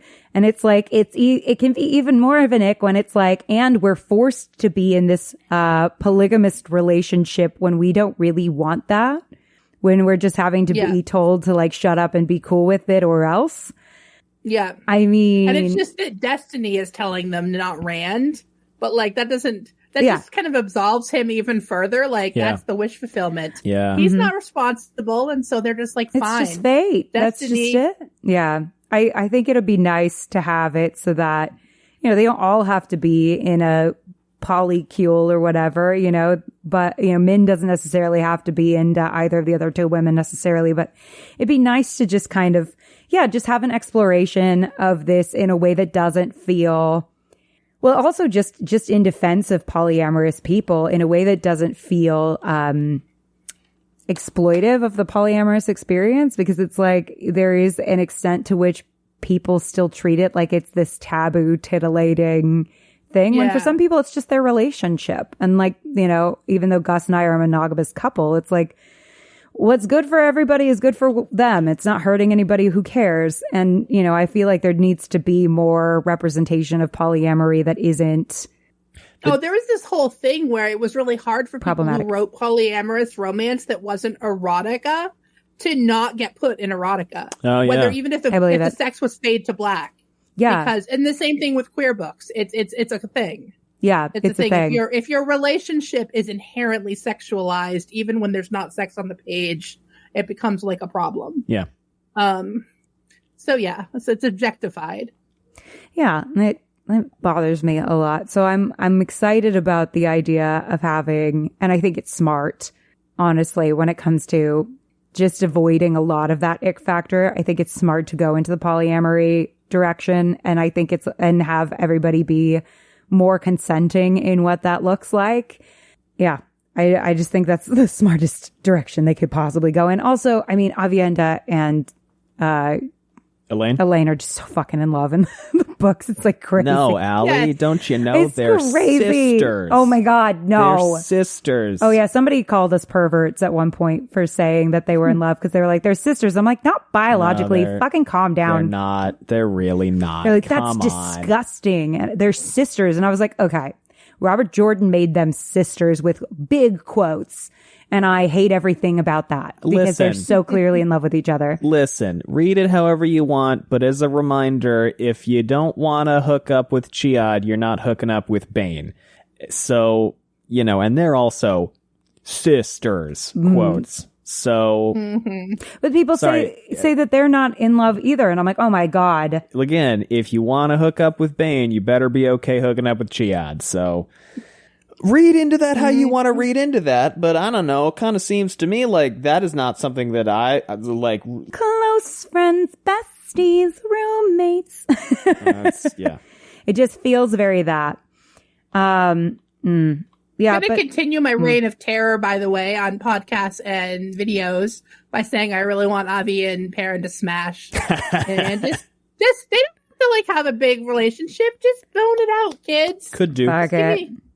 I mean, you know what? They had some tension. Perrin's not ready. No. Perrin's not ready yet. I don't think he's ready for anything emotional, but I'm not sure he's not ready to bone. Can we move forward a little bit to the Suroth Ishamael scene? I had some comments. Sure. Oh my gosh. So at one point, first of all, this is all super setting things up for when Semirog kills the Empress and wants Suroth on the throne. Whether or not that will be Semirog's idea. Yeah. Seems like it. Well, and I mean, we're assuming Turok's going to die in episode 8 at this point as well. Oh, yeah. So that's going to be fun too. He's toast. But also, Suroth tries to look Ishamael in the eyes when she's trying to pull rank, and then immediately looks down when she realizes he's above her, which I thought was such a great detail for the Shan-Chan, considering that's something they do culturally. Yeah. Well, and Ishii is so good. He blends in so well. He doesn't look at Turok at all. Yeah. When he's doing the scene with Turog, he knows what he's doing. I just love the Moradin of this guy. Yeah. He was so just, fire-eyed crazy man in the books, and I love this dude. Do you think they're going to do Moradin considering the Lanfear resurrection? I think so. I think, and I thought at the time of viewing, again, at the time of viewing, either Ishii just stays alive because he's already kind of Moradin, or maybe he just is the same when he gets resurrected, for reasons that I can't get too into. Certainly I would not be pissed if Ferez stayed on the show. He is magnificent. I freaking love him. And his and Lanfear's relationship, he and Natasha together, forget it. They're so amazing. Magnetic. Oh, every time Perrin said anything about no one deserves to be in a cage, no one deserves to be locked up, people should be in cages, la da da, I just wrote Rand in a box in all caps. Yeah, a little bit. Yeah. Rand in a box. Rand in a box. Perrin is going to have feelings about Rand in a box. Rand in a box. Who deserves to be put in a cage? How do people who seem like threats deserve to be treated? All of that. Rand in a box. Oh, okay. Also, wait, going back to Dane, I'm so sorry. But Dane and Perrin, I think, having all these parallels of wanting to help people who are in cages, all of this stuff. Dane being able to anticipate that Perrin would want to help Aviendha. Just him being kind of able to anticipate Perrin a little bit and who Perrin is and read Perrin so well and get information out of Perrin so easily. Because Perrin offers up a fuckload of information where I'm like, Perrin, stop talking. Dane gives him almost nothing. But Dane gives him almost nothing that whole scene. And Perrin's like, Mr. Chatterbox. Oh, did the Shan-Chan put her in there? I'm like, Perrin, you just revealed that you know what the Shan-Chan are. Don't say you that. Fucking moron. Love my you. My mother's maiden name. Yeah, my mother's maiden name. Pet. His ring, he could have been like, oh the yeah, I street traveled. That I grew up on. He could have been like, oh, this ring, I traveled through the two rivers. Yeah, dropped once. by there. He just offered so much information without even realizing it, and Dane just took it all. I'm like, Dane is actually so dangerous, my friend. And his ability to anticipate Perrin's actions, like he did this book, and really knew Perrin was going to come back and try to free her, makes him all the more threatening later, I think. Yeah, we're not going with bumbling white cloaks or bumbling Forsaken. No, they're so much more scary. Perrin didn't realize Dane was interrogating him. Mm-hmm. Mm-hmm. And every time Perrin asked a question, he said nothing. That's the thing. Bree, going back to what you said, he's too charming. Not in a bad way. He is malicious and he is interrogative, but he's hot and he's nice when he does it. Yeah, he was playing good cop. He was good copping. He was good hard. copping really hard. No wonder Donna was like. And Perrin convincing Aviendha not to use the axe. Yeah, something to unpack character wise. And also, can we unpack Perrin getting the axe from Dane? He doesn't. He gives it back. He drops it. What? At the end of the scene, he drops it. He does? He does not leave with that axe. He does not seem to have it. Because Aviendha is going to crush his head with it, and then she drops it, and they leave. Dane keeps that axe. Mm-hmm. I also think now that we're talking about it, it is interesting that Aviendha gives Perrin this life debt, and Dane Bornhald's not feeling the same way, I'm thinking. No. Even though Perrin saves both of their lives. No, he's that shot with Perrin's yellow eyes and Dane being like, "Ew, what the fuck are you?" Gave me Bayar vibes a little bit. Mm-hmm. Yeah. But also, Aviendha looks at Perrin we talked about this a little bit, but Aviendha looks at Perrin like, motherfucker, God what? Damn it, I want to crush this dude. Don't kill him. Come on. She's like, motherfucker, what? Let me stab him a little. And, but Perrin having Dane live is going to have so many ramifications down the line that I think Aviendha was thinking about, where she's like, it's a problem about letting your enemy live is that they live and they're your enemy. And so they might come back and fuck you up. So yeah, that's going to have some ramifications, I think. Yeah, Battle of Two Rivers. Remember that time Aviendha tried to kill this motherfucker? Bane and Chiat are going to be like, dumbass. I do wonder if her life debt, where she's like, I have toe, if the wise ones are going to be like, fuck no, you don't, because we need you. And then so that's how Bane and Chiat end up with Perrin.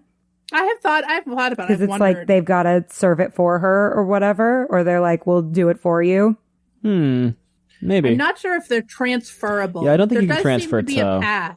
But you know what I mean? Like that they're like, we'll stand in for her for a little bit or whatever. I know it's not transferable, but like I think there's a path to explaining how Bane and Chiat are just stay hanging with out Perrin. with Perrin. Yeah. Yeah. Because in the book, isn't it just that they like Fael? Right. But yeah, I don't think that they'll introduce Fael fast enough. No. Probably for that. not. So I feel like it could be we will protect him while you can't or while you have something to do. Because there's no way that the wise ones are going to be like, oh, well, okay, in that case, you can stay with the boy when you're a very valuable resource that we need. You know what I mean? I feel like there's going to be a workaround there. Yeah, I could see it. Something along that lines. I kind of I kind of agree. I've seen a few people theorize that Fael's going to already be in the Two Rivers looking for the horn because she's heard the rumors, and I can see that being the way that goes down. Yeah, either that or meeting her on the way. Mm-hmm. Yeah, I will miss the foot in mouth moment where Perrin goes, "Well, I'm not the Dragon Reborn. Rand's the Dragon Reborn," and Moiraine goes, "God damn it! Okay, random girl, you're stuck with us now." That is so goofy. I'm sure there's some way that they'll be able to do something like that, though. I mean, I don't know. We'll find out. I just feel like the show does lean in so well to the humor that the books have that I really like. Oh, okay. Unless we have more things to say about Dane Avienda. I think that really... You never expected we'd go back to the Dane Bornhold well this many times, did you? Listen. There's a lot to unpack. There's a lot to go into with this dude. Good job, Jay Duffy. Okay, here's my... Wrong button. We haven't had enough of this dude yet. So moving forward, I want to talk a little bit about Kyrian. I'm just going through my notes, so if I keep jumping back to stuff, that's why. No. But I absolutely assume that House Damodred did not rise organically at this point. Yes. There's no way. Yeah, we can. Yeah. Obviously, again, we've seen the entire season, but discussing within the framework of episode 6, Bree, at this point, I was thinking Anver as a dark friend instead of Barthanes. I was going back and forth. I was having trouble deciding which one. I mean, I didn't really want it to be Anver. I really didn't. Yeah. No, me neither. But it was sort of like feeling like that was the thing. But I was resisting it just because there was some sister vibe going on. I don't know. Yeah. There was something about it I didn't like. For as much as she was like, I'm not your little sister anymore, which I was corrected. That was the line. Thank you to all of you who wrote in to let us know. For all of her saying those kinds of things and being like, I don't care what you think anymore. You don't have influence over me anymore, whatever. I never really bought that from her. I was just like, she lives in your head so rent free. You have her paintings up still. There's no way. Well, yeah, that you don't in some way still care. It's a mind me, you know? But at the same point, But at the same time, I was like, there's no way that House Damodred rose organically. I think there is something fun to being like generational shit with like Jeffrem and Dane. And I was like, maybe Anver and Barthanes. Like, did she rope him into dark friendery, in order to raise House Damodred? I thought maybe there was a possibility that Barthanes could die. Because of her dark friendery. And I was like, or they're really making me like Barthanes because, like in the books, Barthanes is a dark friend and they're going to pull the rug out from under me. Yeah. And I was like, it's one of those two. He was very charming in this episode. And I started to be like, oh boy. Well, because he was so cute that I was like, oh, maybe he's not. He's such a cinnamon roll. Little wavy hair. Whereas in the books, Barthanes is just a dickhead. Yeah. From the beginning. Yeah. From the beginning. He felt very innocent. Like there was a true affection for Moiraine. Like that did not, and I don't think that's fake. Whether he's a dark friend or not, I feel like there is true affection there. He likes his aunt. Yeah. Yeah. one of my favorite little moments in there is when he like notices the blood on Rand, and Yeah, we talked about this. He's like, your blood. She just sidetracks him so fast. Yep. She's And it so works good at it. because he loves her. He's so excited that she's paying attention to him that he doesn't, that he Yeah. completely forgets about the blood on Rand's Yeah. clothes, which, you know, I mean, that's real excitement there if that's going to make you forget about blood on someone's outfit. And on the note of paying attention to things, feel free to not pay attention to these ads.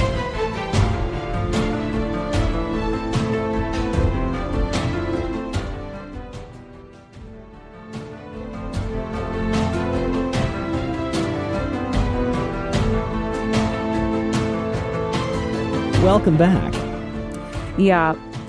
But yeah, I was definitely suspicious of both of them at this point. Because yeah, they kept saying our house rose and rose quickly.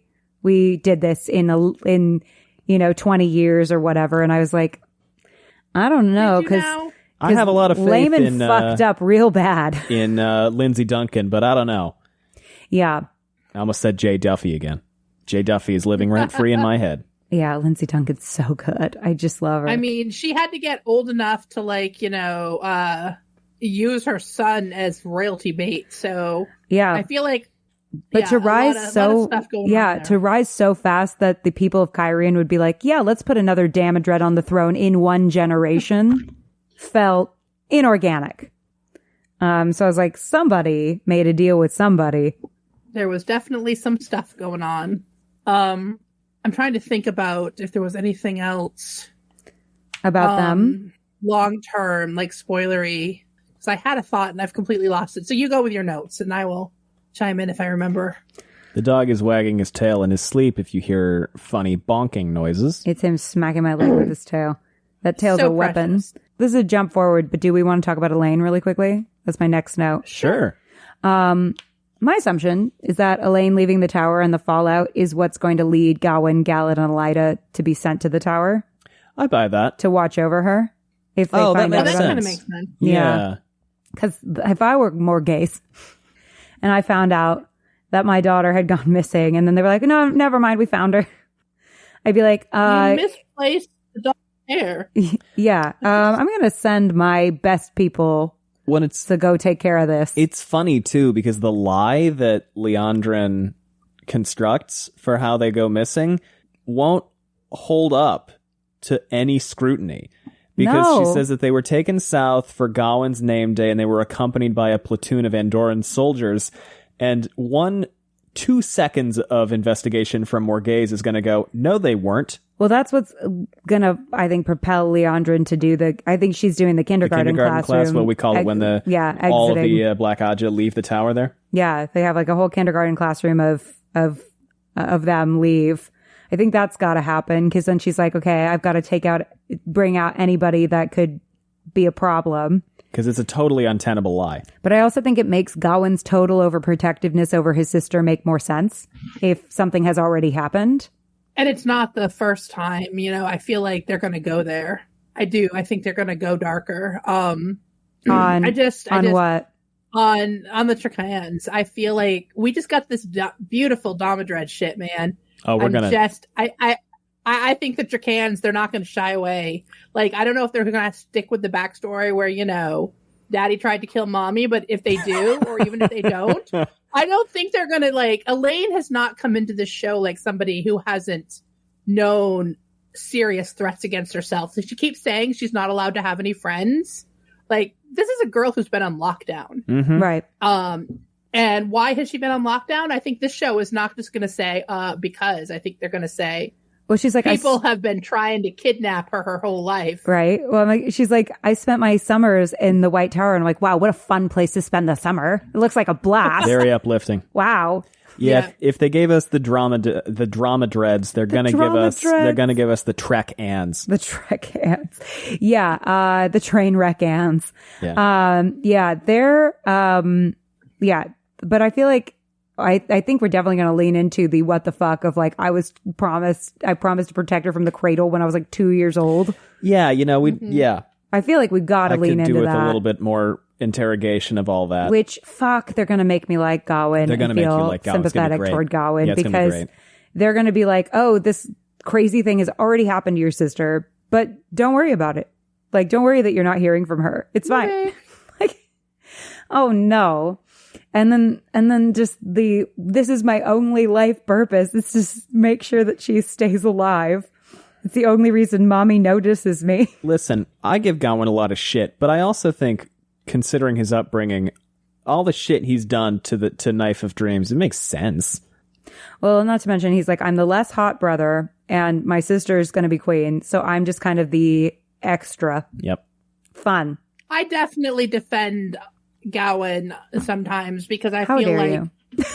I feel like his plot line, it makes sense. Like, there's just a gap between, I feel like, the way we explore what his life has been like, the way he acts, and like what his life has actually been like. And I feel like if we actually dug into any of that trauma, he would be a way more interesting character. So come on, show, let's go. Well, we've already made Dane likable.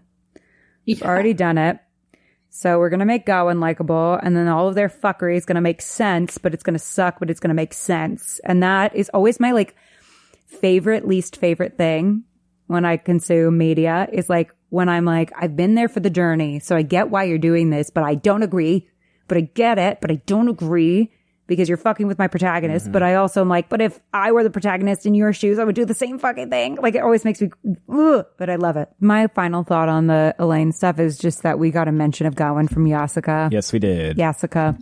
And we got a mention of Gawain because of his name day ceremony. So I'm excited. Gawain confirmed. Gawain's been confirmed, but like, you know, it's exciting when we get. Yeah, it's fun. It's exciting when we get mention of him. As much as I dread his actions. As much as. Because I've had enough of this dude.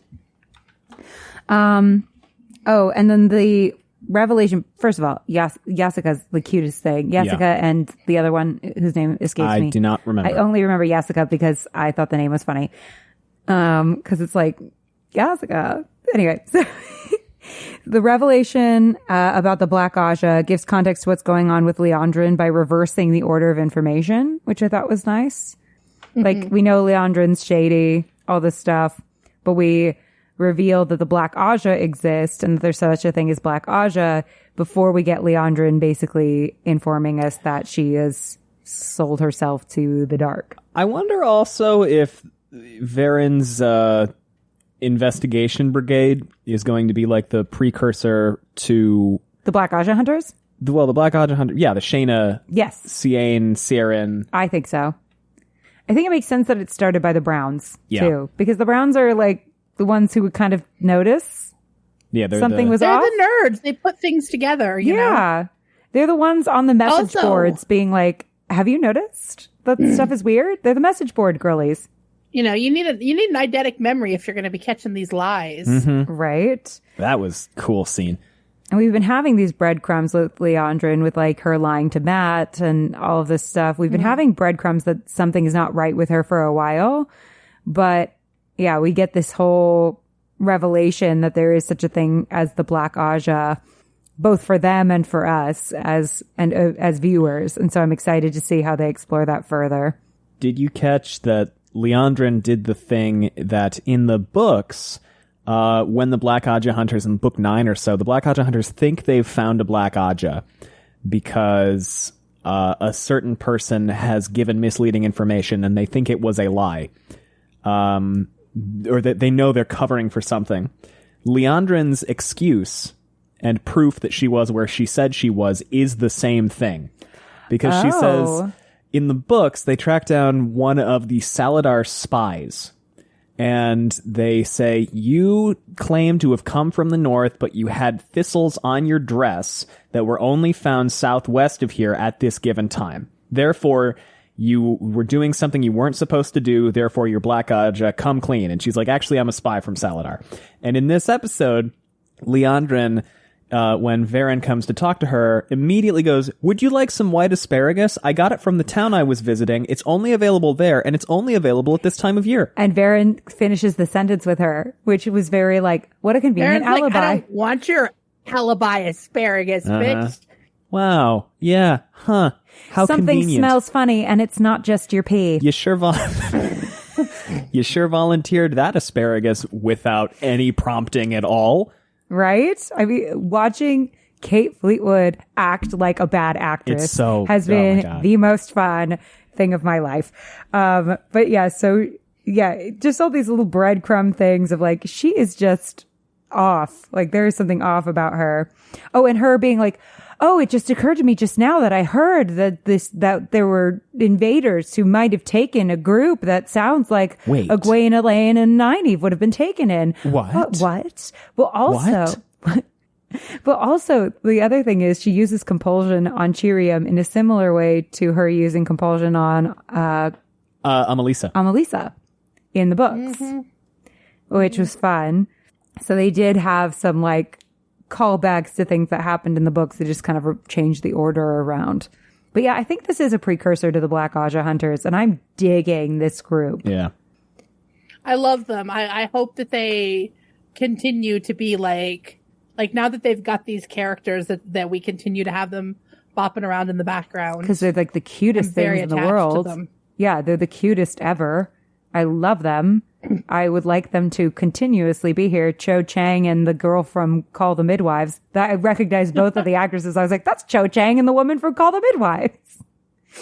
I got very excited. She's the one who is not Yasuka, whose name again escapes me. Well, I only remember Yasuka because the Yasuka casting got leaked early, and everybody was like, Yasuka. Yasuka. So, yeah, I know. Her it was a meme. Name was fun. That's the only reason I remember her name. Her name is fun, but the other one was, at one point, one of the like mothers on Call the Midwife, like the mother of the episode. And I remember her episode because she was really good in it. And I was just like, wait a minute. I know you. She's been in a lot of stuff recently. She's having like a moment, I think, which is great. Awesome. I can't remember her name. I'm looking on. I've seen her in more than one thing recently and been like, oh my God, it's you from Call the Midwife. I'm looking on IMDb. Keep talking. I'll just do this while we. Ooh, and they're also introducing the concept of a weave of compulsion, which made me think that they're setting up some of the Forsaken, specifically Megiddian and or Grendel. Naomi, thank you. Rachel Denning playing Naomi. Yes, Rachel Denning, who's also so adorable and has been in a bunch of stuff recently. I realized I had the episode open, so I just X-rayed. She's working not a lot. Pimping. I'm not an advertiser. I've seen her in more than one thing recently. I've seen her in more than one thing and been like, oh my God, it's you. Oh, it might have been Ghosts that I saw Artemis her on. Fowl. There was an Artemis Fowl show? There was? I mean, it makes sense. We're doing Doctor Who, Call the Midwife as she is in 2017. Yep. Anyway, we love IMDb Pro stalking people, but yeah, we do. It's part of our careers. But yeah, I think they're also introducing compulsion in the season before they're introducing Megiddian and Grendel for reasons. You know, they're going to set up that such a thing exists before we see some people who are masters at it. I don't know how much they're going to go with Megiddian being into compulsion, but definitely Grendel. I mean, kind of her whole thing. It's kind of her whole thing. Yeah. And the dangers of what that can do. And this also was a moment that made me so certain that the hook at the end of this season was going to be the Forsaken being released. I was like, oh, okay, if they're introducing compulsion, then they're really trying to set up the Forsaken being released. We'll have to find out, but this was my theory at the time. It looks like, okay, so if they're going to do the Black Aja Hunters, you know, if this is the precursor for that, I feel like there might be people who go like, well, what about all the ones that I love, like Pavara and the other ones? I can't remember any other ones. Ciane, Saren, Shayna? Pivara. Is there Shayna? Well, I call them Sharon and Shayna because that feels better than Ciane and Saren. Okay, so there's Ciane and Saren, and I know Pavara. Yukiri. Dysine, I think, is one of them. But I just think there's time to recruit more people for this as time goes on. Yeah. And we want to introduce more people and maybe kill some people off. Just thoughts. Yeah, but yeah, it also makes sense for Varen. Oh, sorry. Oh, I was just saying it's I know we all love that plot line, but I bet if you lined the fandom up and held a gun to everybody's head, the percentage of us who could list all of their names would not be high. No. I got Pavara, and that's it. I mean, there would be some out there. I'm not doubting it because this is we're going to hear from them. nerdy fandom. They're gonna be like, I believe can, in a lot of you, and I'm impressed with you. I spent 10 years thinking two of them were one person with a very volatile personality. Okay. I was like, she cannot nail down how she feels about all of it. That's hilarious. Let's go. Yeah, I feel like Yasuka was a real gift to us because we will never forget her. No. We will never forget that name. Ciane and Saren, however, love them both, though I do. And I really do. Yeah. More than most people. Love her both. But I love feel, her as love I her do, both. you moody bitch. But I feel like it makes sense to me that Varen would approach the brown Aja girls as people that would support her in her investigation as opposed to Povara. You know, it just doesn't really make sense that she would go to other Ajas to talk to them about what's happening. So, yeah, to me that made sense. And I'm kind of excited we're getting the start of that a little earlier, because if it were me and I were looking around, I'd be kind of like, does anyone else see that this shit is happening? Like, we just had a bunch of Black Aja leave the tower. Should we not be having some kind of investigation force? You know, see if there's more of them. Pardon? That can't be all of them. Who'd be watching us? Yeah. Oh. Okay, can I jump forward again? You are driving this bus. You are the boss. Yeah, So- this is your train. So Ishamael and Lanfear, Ishamael toasts to the past and Lanfear toasts to the future after the Great Lord's victory. I was like, the future Ishamael wants is no future. Yes. And Lanfear is stuck in what's happened in the past. So I thought that was kind of interesting. That is funny, isn't it?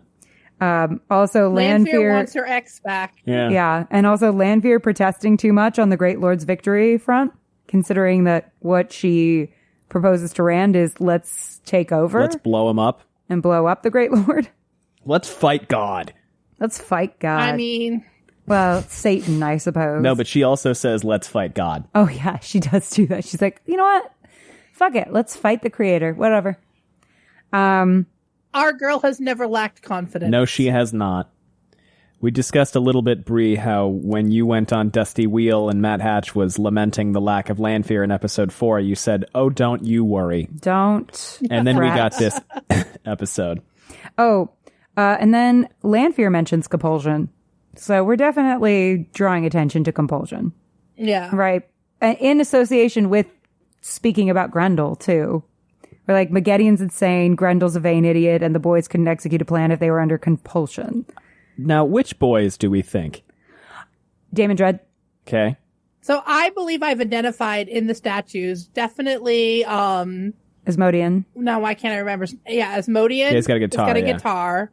I'm sure that shorty, stocky dude is. That's gotta be. That's gotta be. That's gotta be. And they did it for us. I refuse to believe otherwise. Because I am 100% on the statue guy found Seamus's artwork and was inspired by it. I'd because buy those that, statues yeah. look too much. They do look like I don't the know if you've Seamus seen them, Gallagher. Allie. No. But Seamus Gallagher did these like really famous portraits of the Forsaken, and several of the statues look like there's a Semirog one that I'm sure. Yeah, Like, I here, believe Semirog yeah. is still in play. You do? Because there's a statue of a woman with braids. And it looks so much like the Seamus Gallagher artwork. I think it's her. My current theory is Lanfear just didn't want that smoke. Can you show me the, do we have a picture of the statues? I can't. Are they on the internet? I can- Maybe. Yeah, if you just This is going to Google, be scintillating Forsaken podcast statues. material for the listeners. Listen. Here's one. But yeah, I definitely think that there's Samuel and I think Damane Dread is like Close a your good eyes, guess Does it have too. spoilers on Okay. it? Okay. There's the first three. And yeah. Wait, I did a Twitter thread where I put the That's got to be statues next Grendel to with the them. big boobies. There's a statue with big old There's titties. a guy who kind of looks like a wolf. Interesting. But he's got like bands across his front. That might be Balthamel, but we're not going to get Balthamel, so never mind. And yeah, the braided woman is 100%. Yeah. Okay, so there's an image here with the woman with braids, and then the short guy is next to her. And if we look back at Seamus's artwork, the short guy looks exactly like his Samael. Yeah. He's just a little more rounded and short. Wait, go back. Go back. And there's Cimarog with her braids. Well, I definitely spotted Grendel because she had the big titties. Yeah, she had the boobies out. Like, go back. Can you click on this link that I just gave you, Gus, just to show? Yeah. Yeah, don't scroll into the comments, but it has the Lanfear and... Bree, I'll put this Twitter thread in the description. Yep, okay. With the caveat to anybody who clicks into it that it will have full book spoilers. Okay, so that's Samael. That's definitely Lanfear. I'm not looking at the full book spoilers. Yeah, you're right about that. Yeah, that doesn't that Lanfear statue look just like his art? Yeah. With the belt, too. The belt is... got everything. The cutouts, the hair, the boobies thing on the... Yeah. Yeah, and then Semrog absolutely looks just like that statue, and then the Grendel one. Okay, so then have we figured out the others? Well, the other boys, there's a dude with a guitar, right? Yeah. Yeah, which is going to be Asmo. And we knew that one of them was Ishi because they named him on the show. So why wouldn't they mention Semirog? Well, I don't know. Lanfear doesn't want that smoke. That's my current working theory. Don't fuck with Semirog. Or they thought they were going to have her and then they cut her? I think that we will get Semirog, personally. I know this has been discussed to death other places, but I do think we will get Semirog. Maybe they're setting us up for I'm sorry, did I cut you off? That's okay. I was just wondering if maybe they're setting us up for we've got the boys and we've got the two women they mentioned. So we have them all now. And then we have Semirog as kind of an introduction later. Well, because I think if we're getting the boys... Samael, yes. Asmodean, yes. We already have a Shamael. Of the others, I don't know. Damon Dread, probably. You don't really need Robin. I think you can combine Samael and Robin to an extent. I feel like 4 and 4 is a nice balanced thing, too. Yeah. Wouldn't that be nice to be balanced? How many did we say we have? Well, 8. They said if only we could see seals. the other 8 seals. They said on Twitter. Again, we're getting into the deep Twitter lore here of things that the Wheel of Time Twitter page tweeted that we then, not we specifically, but we, the greater Wheel of Time Twitter sphere, have blown up. So does that mean there's 9 of them, including a Shamael? It could also be 9, and it could also be like there were 8 seals there. Yeah, so it's either 8 or 9. We know that he had 6. Yeah. He had 6 in his room, but that doesn't really mean anything. But did they give us a number in that scene with there were Stepan? Didn't he say there are 9 or 8? He didn't. I thought he said he didn't say the number. We just counted the statues. We counted the statues. And then and how many statues were there? Do we remember? What were there? 9, I think. 8 or 9. Go back to the thing. It's kind of hard to tell in the picture because 1, 2, 3. 1, 2, 3, 4, 5, 6, 7, 8. But he also might not have had a full set. That's true. And they might not know about all of them. Yeah, that's also possible. They've talked a lot about reducing the number 13 to the number 8. Yeah. In various things. Okay. But that could be a deception too. So I feel like this is something we're just going to have to watch and find out on. But my current working theory is I think 8's a good number, and I think 4 and 4 is a nice balance. Yeah, I'd buy it. Let's let 4 chicks and 4 dudes roam free. I like it. And considering that there's so much emphasis on balance in the books, and why not have them be balanced? And Asmodean are the only 2 who had interesting personalities, independent, and Damane Dread had his thing. And but just give him everything else. Well, I keep saying that Samael's whole thing to me always felt like the Shadowhounds or whatever, and I thought it would be interesting to have Samael and Slayer be the same thing, and then have him be a direct adversary to Perrin. Well, it would give. There was a lot of it would give Slayer something to do. I missed. So, or anything at all to do after book 4. Yeah, I mean, I think it would be fun and interesting. Well, because Slayer makes no sense. Respectfully, Slayer makes no sense as a character. I mean, maybe he makes more sense down the line, but right now he makes no sense. And so I was like, well, maybe because he's just some kind of extra other evil that we're just going to throw in. 2 dudes had their souls merge. Yeah. In a single body. But it's not just 2 dudes, which is what narratively frustrates me. Yeah. It's freaking Rand's uncle and Lan's cousin. Yeah. Why is he Perrin's nemesis? Mm-hmm. Yeah, it doesn't make any sense. Narratively, it drives me crazy. What a waste. It's so confusing. Yeah. It's just the wolves thing. And yeah, Samael does have Darkhounds in book 3, and then that becomes this thing for a while. It's just sending waves of Darkhounds at Rand. Pretty much, but then Robert Jordan kind of ditches Darkhounds after book 4 until we see the giant pack in book 10. Oh wait, we don't actually see the giant pack in book 10. I have we a lot see of feelings about that. Their footprints. But here's the thing. Sorry. No, I had nothing else to say. That just always bugged me because I was so excited when I read Crossroads the first time. I was like, oh my God, giant Darkhound fight. But that did not happen. Like, so far, the Darkhounds have been kind of a missed opportunity, in my opinion. And I think it would be really fun to utilize them as a response to the wolves. Yeah, I buy that. Because that would be cool. It would be cool. It would be cool, and it would give them more to do and give Samael more to do and make Slayer make sense and give Perrin, make his adversary relationship with Perrin make more sense.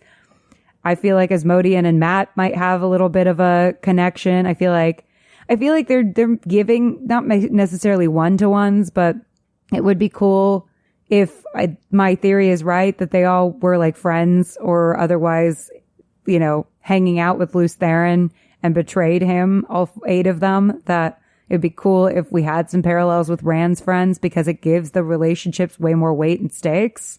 And it makes it more because, I do believe that the Wheel of Time to a certain extent is an ensemble story. However, so much of the Forsaken are all focused on Rand all the time. Right? Right. And so if we want to expand out, and I argue also that Rand is the central character, both of the show and the books, if not the main character. I do think everything revolves around him.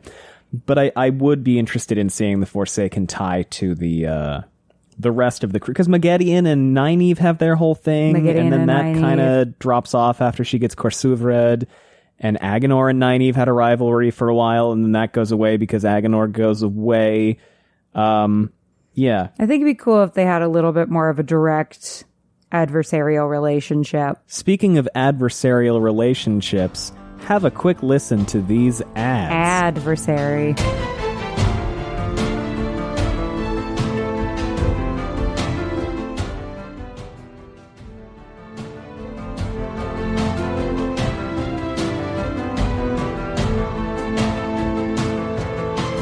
Welcome back.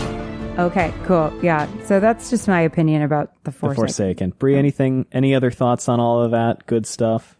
I'm excited. I mean, I think that this episode is, I kind of wish I'd gotten to be on the Dusty Wheel after this one. Yeah. I've said that a couple times. It's because, she was glorious. She was so good. So good. Natasha. I loved her in episode 4 too, but as I made very clear last week. But, I said this, I've said this in private to Gus. Oh, I'm so sorry. Keep talking. No, go ahead. I said this before to Gus, but everyone who said that she wasn't hot enough to play Lanfear owes me $1,000. Yeah. We just recorded the costume episode for her last night. Ooh, and fun. I just said it's the Sapphics owe Rand an apology tour. We gave him so much shit for falling for that. Well, they made her so much more effective in this season. You have to hit an eye. They made her so much more effective this season. Freaking A. Yeah, she's amazing. And to have her already there, it just killed me. But also, we are getting people underestimating Grendel already. Yeah. With her saying Grendel's a vain idiot. Grendel is probably my favorite Forsaken at this point in the books where we're at, because she's got the most interesting shit going on, and she throws up the most effective smoke screens against all the other ones, I feel like. Yeah. I wonder who the one-to-one for Grendel could be. There's an argument to be made for Elaine. There is, kind of, isn't there? There's an argument to be made. Also, of course, Ilyena and Elaine. But, if we're going to one-to-one them with the other Forsaken... They're going to foil them, you mean? There's an argument to be made for Elaine and Grendel, considering... Well, they both of them makes use of perception. Mm-hmm. Right? Well, yeah, and both of them are very, socially astute and do a lot when it comes to, politicking. Yeah. And are good at convincing people to do things. I think there is an argument to be made. And they're also blonde. But, and hot. But, I think there's an argument.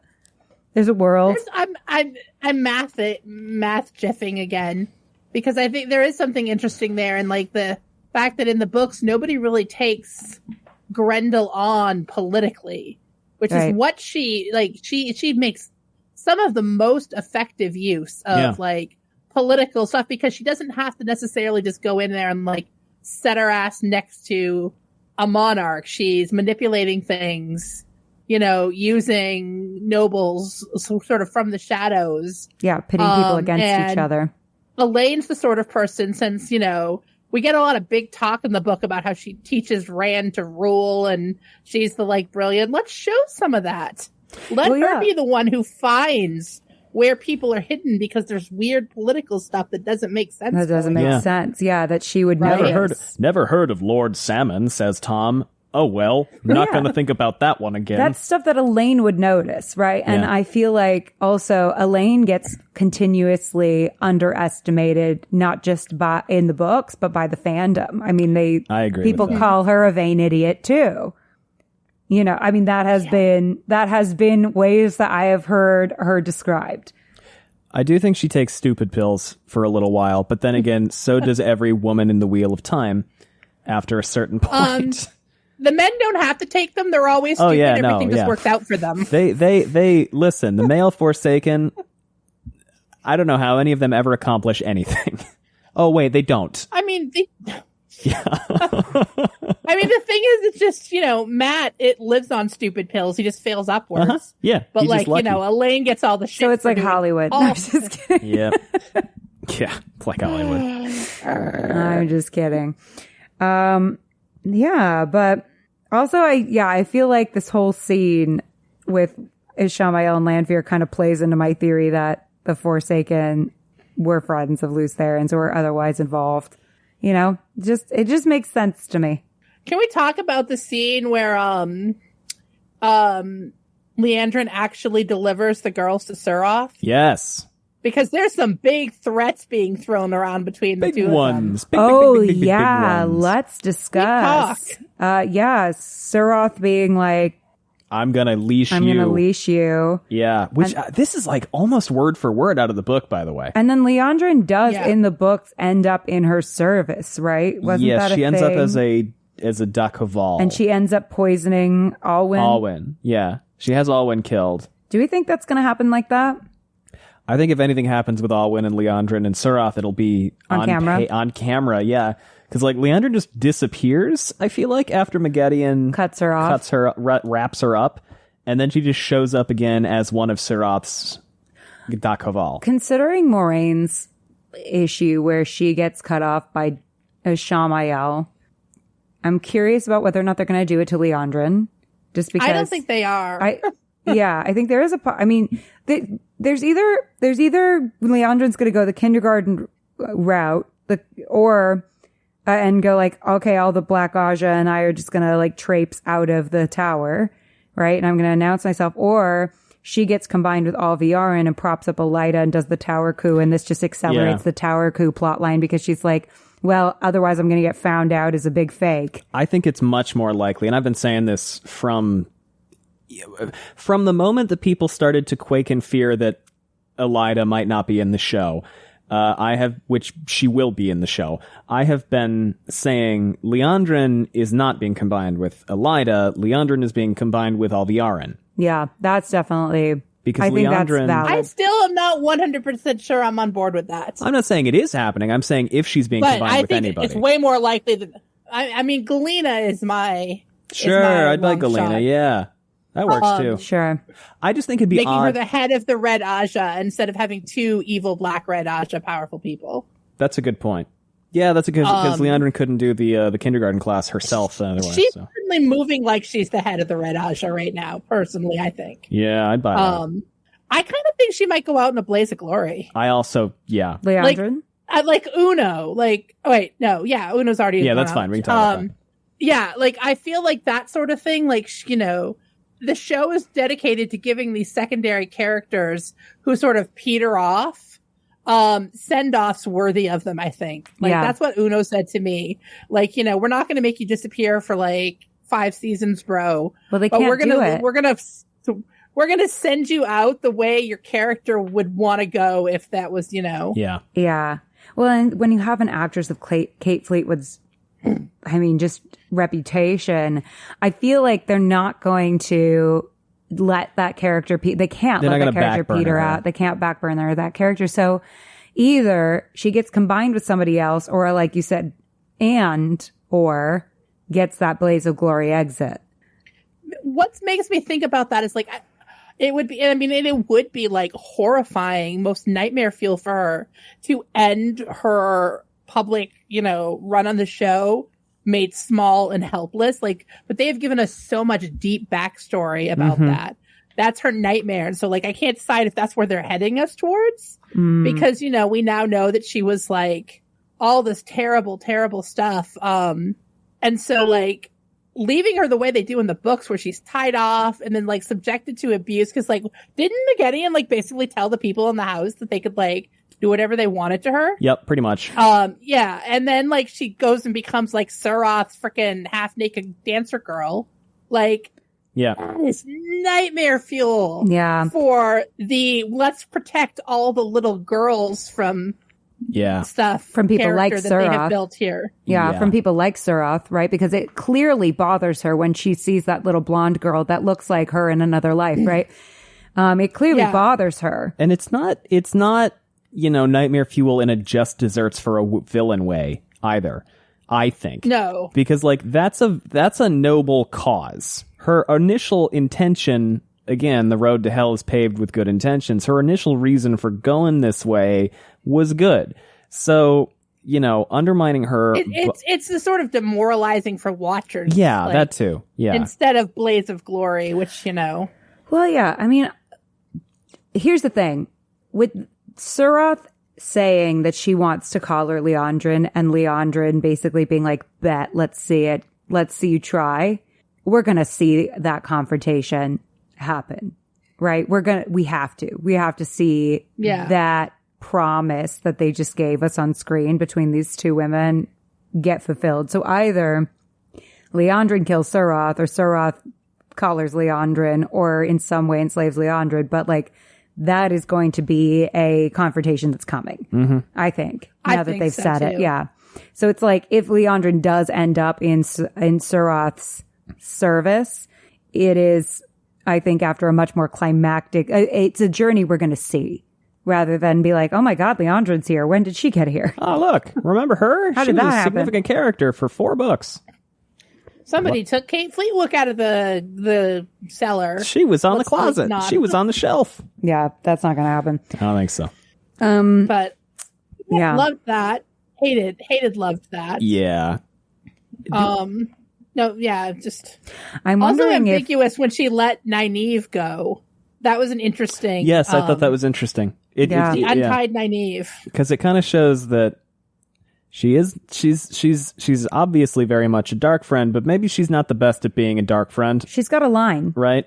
She obeyed the letter of her rules. Yeah. She brought the chicks to. Yeah. She Suroth. didn't say she was going to make it easy. Well, Suroth pissed her off. I think that was part of it. Is like Yeah. she Yeah. feels close to Nynaeve in some ways. She identifies with Nynaeve, but then, and I don't think that this was the initial plan when she was getting close to Nynaeve. I think that letter changed everything, right? I don't think she initially planned on this happening. So she got close to Nynaeve and then had to make a really hard pivot. But in addition to that, Suroth pissed her off and she was like, well, then fuck you. I'm going to make this hard. Get got. So she did that and she Have kind of fun gave her a little explaining. like, this is for you, kid. You know, she kind of gave her a little like, hey, Yeah. It's so funny because she expects Nynaeve to just rain hell, and then Nynaeve can't. she does. She definitely expects Nynaeve to give them hell. And then Nynaeve is like, I can't fucking do Can't anything. do it. Sorry. Because I'm traumatized by power at this point. One fears power, the other Landon's craves probably it. somewhere like, well, God damn it. Shit. Disappointed in you. Yeah. I don't. Is there much else to go over in part 2? Yeah, there's one more thing. Yeah. How much we are setting up Lanfear Moraine conflict. Yep. Yeah, and the so Red much. Door. Everywhere. I mean, it's just like, she's pissed at Moraine at this point, and it's like saying to Ishamael, why didn't you kill her? Should have did that. Should have done that. Also, Lanfear Gonna- definitely knows about Egwene and is definitely pissed about Egwene. What's up?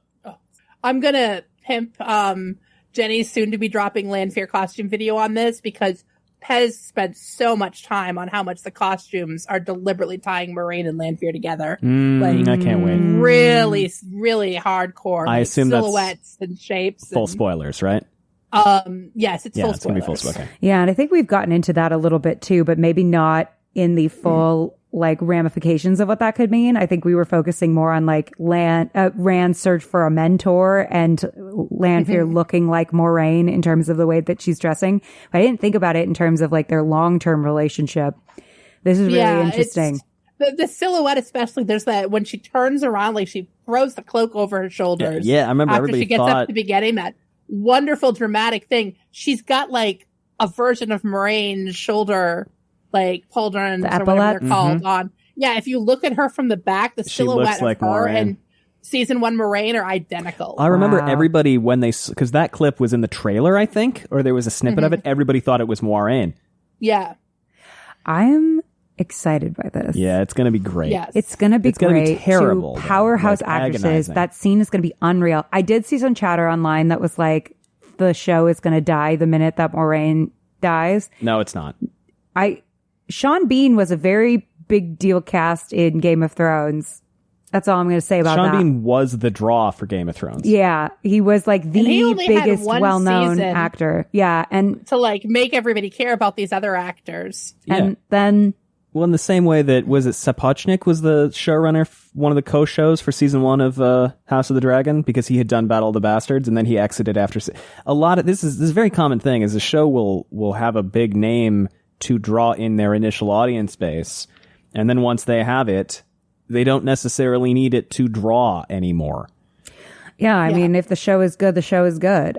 People will talk about it. So, yeah, I mean, I feel like... Also, people are paying attention to how many international superstars we have. Yeah. Amazon's been very smart, and, like, let's be real, part of Amazon's strategy with Amazon Prime is growing their global user base, Prime subscription base. So people who are too United States-centric here are kind of missing the plot. Like, Brazil is one of their huge emerging markets. You know, like... Well, Alvaro Morte abroad is a huge deal. Alvaro Morte is a huge deal actor in Spain. Yes. Right? Spain? Am I right about Spain? Yeah. He's a huge deal actor in Spain. Sofia Canoto's huge. I mean, if we're right that they're casting Shoria... That's fucking massive. That'd be fucking massive. Yes. So, yeah, like, I mean, and Rosamund Pike is an executive producer. So, like, she is aware of what's going to happen. And I also, I mean, I know that, like, this is all my speculation, but I don't believe that Moraine is dead. So I'm like, so if we're freaking out and then she comes back, I mean, then that's fun in a different way. I mean, I think that when people like a show, yeah, sometimes they imprint on the actors and you may get some drop off if people are there just for Rosamund Pike. But like, I think at that point, the show will have done enough to hook them on other people and other things that, you know. Well, Rosamund Pike also draws in the people who then go, oh shit, and Mira Sayal is in this, and Kate Fleetwood is in this, and I really love Priyanka Bose. You know, and then the people who are drawn in for Rosamund get hooked because Bree, you have said this more times than anybody. I think the draw of this show is not Magic Boy. The draw of the show is magic middle-aged women, and so no other fantasy show has ever been anything like this. Yeah. And so there was that person who was mad and said, like, you know, it's just a bunch of middle-aged women with strong jaws talking about their feelings. Amazing. I have posted that on Blue Sky so many times, like. Dozens of people just immediately run to hit play. They're like, well, and how queer it is, and how like, I mean, it's just one of those things where it's like this show has done stuff that I don't think a lot of people thought was possible for a fantasy show. I mean, to have it have so many women, have it be so queer, have it be, have so much diverse representation. And yeah, some of that there's room for improvement, but like, I mean, there has been such a response. I mean, I think it has been pretty consistently performing unbelievably high. Really well. Yeah. Like what? It was Amazon's top show for like 3 quarters or something like that, like until Rings of Power came out. I mean, that's something like wild. that. And season 2 was number 1 in I don't know how many countries for It's doing really well. It's doing really Listen. And well. I know we like to do Amazon's marketing is so bad, wank on the timelines here. Like, the main reason I'm glad Twitter is dead because I can't be like tempted to yell at people about this anymore. But like, Amazon has control of the personal information of all of us. Yes. And when they want people to watch a show, they will let people know that it is happening. Yeah. On their personal devices and their phones and their fridges and their package everywhere. boxes that they get in the mail. And Yeah. it's okay. Amazon, I mean, if they never renew for like, if we get to the end of season 3 and there's no season 4, I officially will give everyone permission to panic. But like, I mean, even like- still, like Even then. it was one of those things where even it's a normal time to wait for a show renewal after the Yeah. season is aired. I mean, I think in a way we've been kind of spoiled because we have had Yeah. so much information, especially nowadays where like shows drop all the time and I'll be like, oh my God, that show dropped. Well, Carnival Row season 2 just happened, and I was like, oh, I haven't heard of this show ever. Oh, there was a season 1. Oh, it was 6 years ago. Oh, huh. Yeah. It's one of it's one of those things where it's like, yeah, I mean, nowadays you kind of hear about things like right before they're going to happen. They're not, I mean, Yeah. either that or you hear about it for like 6 years and you're like, oh my God. Like the Oppenheimer of it all. And this Or is the said, Carnival Row of it all for me. It was so funny because everyone was on Twitter like, nobody even knows that Carnival Row season 2 was dropping. And I'm like Googling how to make Amazon shut up about Carnival Row season 2. yeah, that's Stop the thing telling too, me. is what it It's my decides to push to you is actually really up to you. So if you're not seeing Wheel of Time content, I don't know what to tell you. They decided, their algorithm decided not to show it to you. Like it's not about whether or not it's come out, because I felt that way. They think you Or already they know. think you already Yeah. know. So yeah, it was just one of those things where I was just like, well, cause I was talking to, a friend of mine the other day about, the Wheel of Time. And he was like, yeah, everyone I'm talking to that's over at Amazon is like super happy with it. And I was like, yeah, some of the fan base is worried they're not going to get another season. And he goes, oh my God, no, they're absolutely getting a season. Like there's no question in my mind after talking to them that that's happening. So Yeah. he goes, I heard they're even outperforming Rings of Power in a lot of places. And that's crazy. Yeah, that was because it's funny because I feel like, and I know we've strayed a little bit from, And, the that's not a episode, diss of but- Rings of Power. No, It's just, that no. is crazy considering the like level at which Lord of the Rings has become such a like powerhouse. Well, because I feel like the intention they had when they bought Wheel of Time was that it would be their also ran to Rings of Power. It would be their like, and look, we're doing more fantasy too. So don't worry, it's not just the Lord of the Rings. We're also doing this other one, and check that out. It'll be good. And yet, Wheel of Time is kind of crushing the game. So Also, to get back to the Rosamund Pike of it all, Yes. at least for me personally, an actor that I like can be a draw to a show, but if I don't like the show, there is Oh, yeah. absolutely no saving it. That actor alone cannot save it. And if I like the show that an actor is on and the actor leaves the show, that doesn't really hold water for me if I already like the show. Like I'm going to keep watching it if I like the show. Yeah. And honestly, like the fact that Sean Bean's character was only around for one season, people freaked out. I freaked out. I was like, it's the guy on the poster. I remember that. That was I great. couldn't stop repeating. I'm like, it's the guy on the poster. So yeah, I mean, I think it's one of those things where it's a moment that can show that anything can happen in that show. And I think that if they pull it off in a satisfying way, because this is the thing, if they do it in a way that feels like it falls flat, then yeah, the show could die with that moment. It's a very make or break it moment.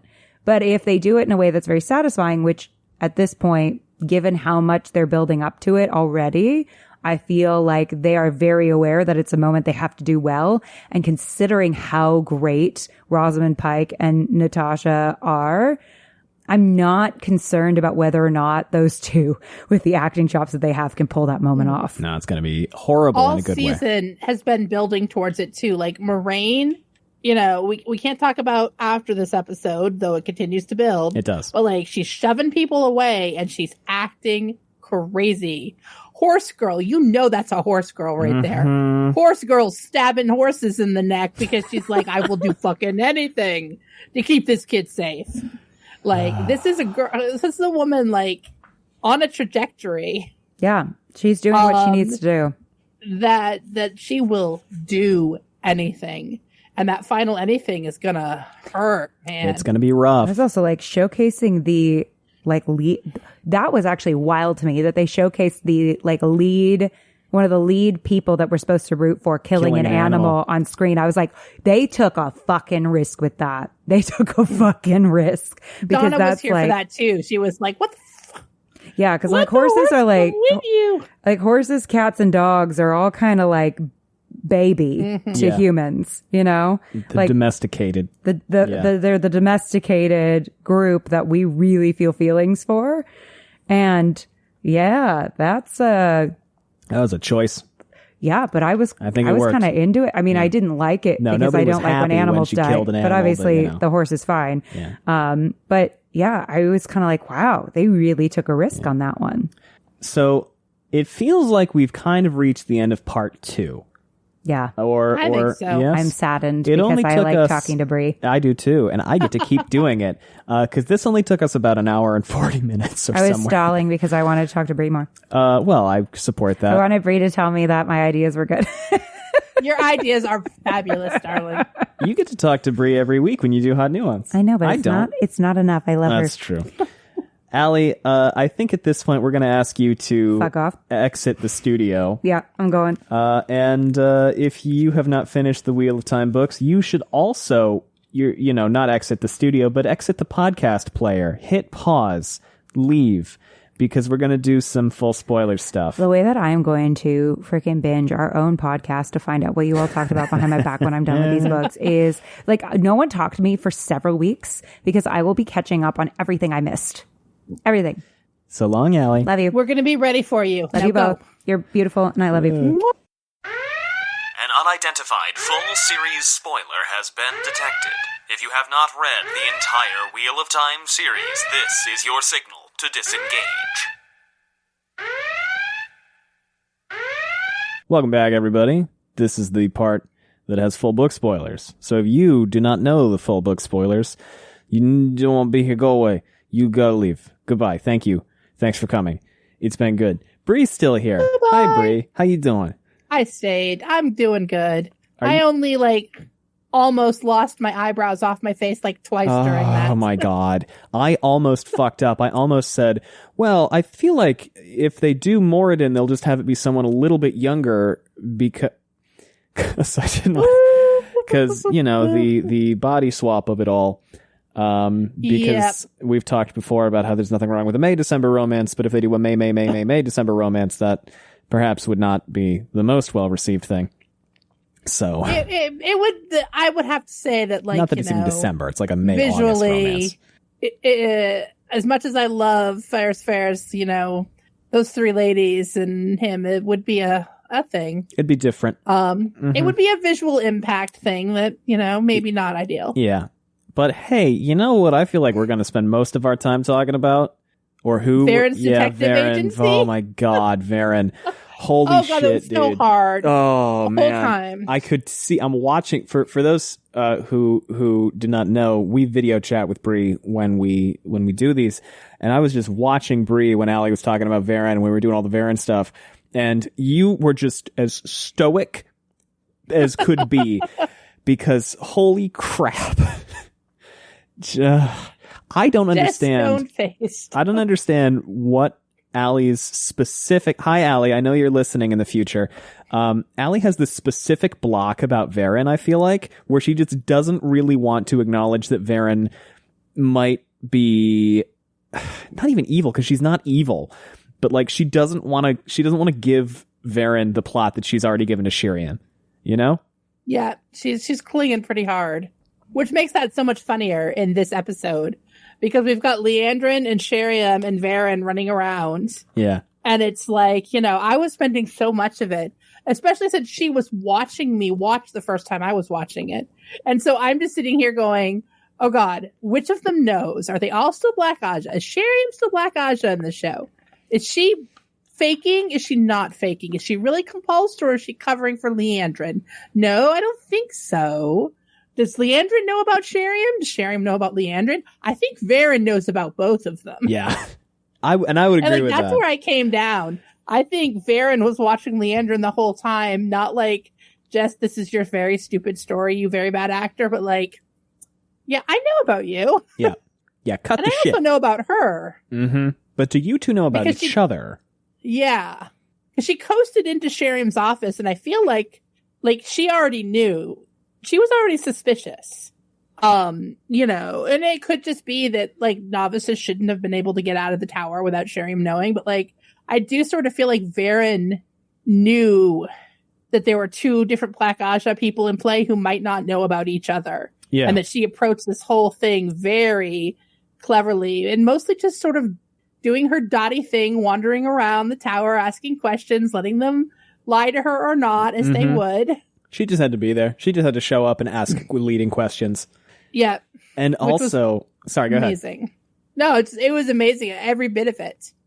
Can we talk about how, because I watched very carefully this time, the most recent time I watched it, she herself never suggests the Black Aja because she can't. Mm-mm. She never does. She asks leading questions about compulsion and all that. She goes, well, apropos of nothing, do you think that if I used compulsion on somebody, their handwriting would look like this? Do you think this? And it's so small and so subtle that she never brings it up. She never even says Black Aja because Yasuka says, like, Black Aja really exists. And she just goes, let's get the information of everybody. She speaks in non sequiturs as far as she is concerned. Yeah. It's just so good. So careful and like, just every word so precise. And it reminds me of like the loophole. She already did the thing to Moraine in the last episode about the, you know, every oath has loopholes. She's just in fine Varen form. Yeah, she's that's the Varen I know and love. And it's great to see her right out of the gate, just knocking heads together. So, and solving all the problems and then setting people on. I do have to wonder if that was where, like, what came of that, because they charged up the stairs to tell who? Leanna? I can't remember now. About which thing? Leandrin was like, oh gosh. Oh, something must have happened. Because she's like, I just heard about these soldiers got waylaid. I think it is Liana. I kind of have a little bit of a fuzzy memory patch about this particular moment. But, yeah. No, Varen. It was. Oh, look, Varen, and it is. I just. Also, I'm just gonna say I forgot that Allie doesn't know that Moraine is coming back. Yeah, we're so close. We're very close. We're 6 chapters away from the letter. But, and she's so confident that she is that I really forget that she doesn't know. It's hard. So I almost just like started proposing things that could happen to keep Rosamund in the game while she's quote unquote dead. And I was like, shut up, Bree. Can't do that. She's so confident about that one. It's I do kind of think though, like one of my out there theories is that I do feel like if you're gonna bring Finland into it at all, that's a lot of like weird stuff, like art, concept, costumes, designing a whole new species and everything to do. If you're gonna do it, man, do it. Like I want some Moraine in Finland, like, you know, interstitials, like while she's gone or something. Like, sure, yeah. You know, I could see a crazy cliffhanger season ending where we've been spent a season thinking she's dead, where we like suddenly see her, you know. Yeah. Captive. We like see her and we see Lanfear dying. Like, we see Lanfear's death. That'd be an interesting way to introduce Moradin too. Yeah. Moradin showing up to let Lanfear out of Finland. Yeah, basically coming to collect her, because he comes and collects her dead body, basically, doesn't he? Because like they drain her to death. Or near death. No, he kills her. He comes in and is like, "Give me this one." I think. Oh, and then he kills her as punishment, so she can be transubstantiated. That's not the right word. Yeah, it is the right word. Transmogrified? Whatever. Transbodied? One of them is the thing that happens in the Christian church when the priest blesses the bread, and the other one is getting put into a new bread. Transmigrated. Transubstantiation is the communion thing. Yes. Yeah. Listen, I went to Catholic school. That's all I know. Yeah, I'm pretty sure he kills her to get transmigrated into the new body because she's weaker. Sindane is weaker than Lanfear because the Finn ate some of her channeling ability. And Moiraine is weaker also because the Finn ate some of her ability. Mm-hmm. Which is a whole thing. But yeah, I like that. I'd buy that. I don't think we would want to necessarily have repeated check-ins with her, but I think even just like a single hook of like, she ain't gone for good, stand by, would be interesting. Because it is like... Please hold. Yeah. Nothing wrong with thinking she's dead for a very long time, but I think it's equally interesting if we know she could come back. Mm-hmm. And the characters don't. Except Tom, of course. I don't think it'll be Tom necessarily, but maybe it will. Now, I'm trying to think if there's anything else like that jumped out at me. It was so Varen. I was so distracted by Varen. Varen was the biggest thing. Nothing really going on with Perrin the Wolves, Elias. Not really. She brought up the Darkhounds, and I was like, oh, Allie. Oh, yeah. The Darkhounds are going to come back as a response to the Wolves. They are. Like, that's actually going to be pretty fun. From the end. Yeah, there's a whole standoff with Ghost Wolves and Darkhounds. And it's a blast. I mean, it is a blast. I wish they'd earned that a little more because the whole, why should the only heroes be human thing was cool. Yeah. And so the Horn calling the wolves, because the Horn called the wolves Horn calls back the wolves because back.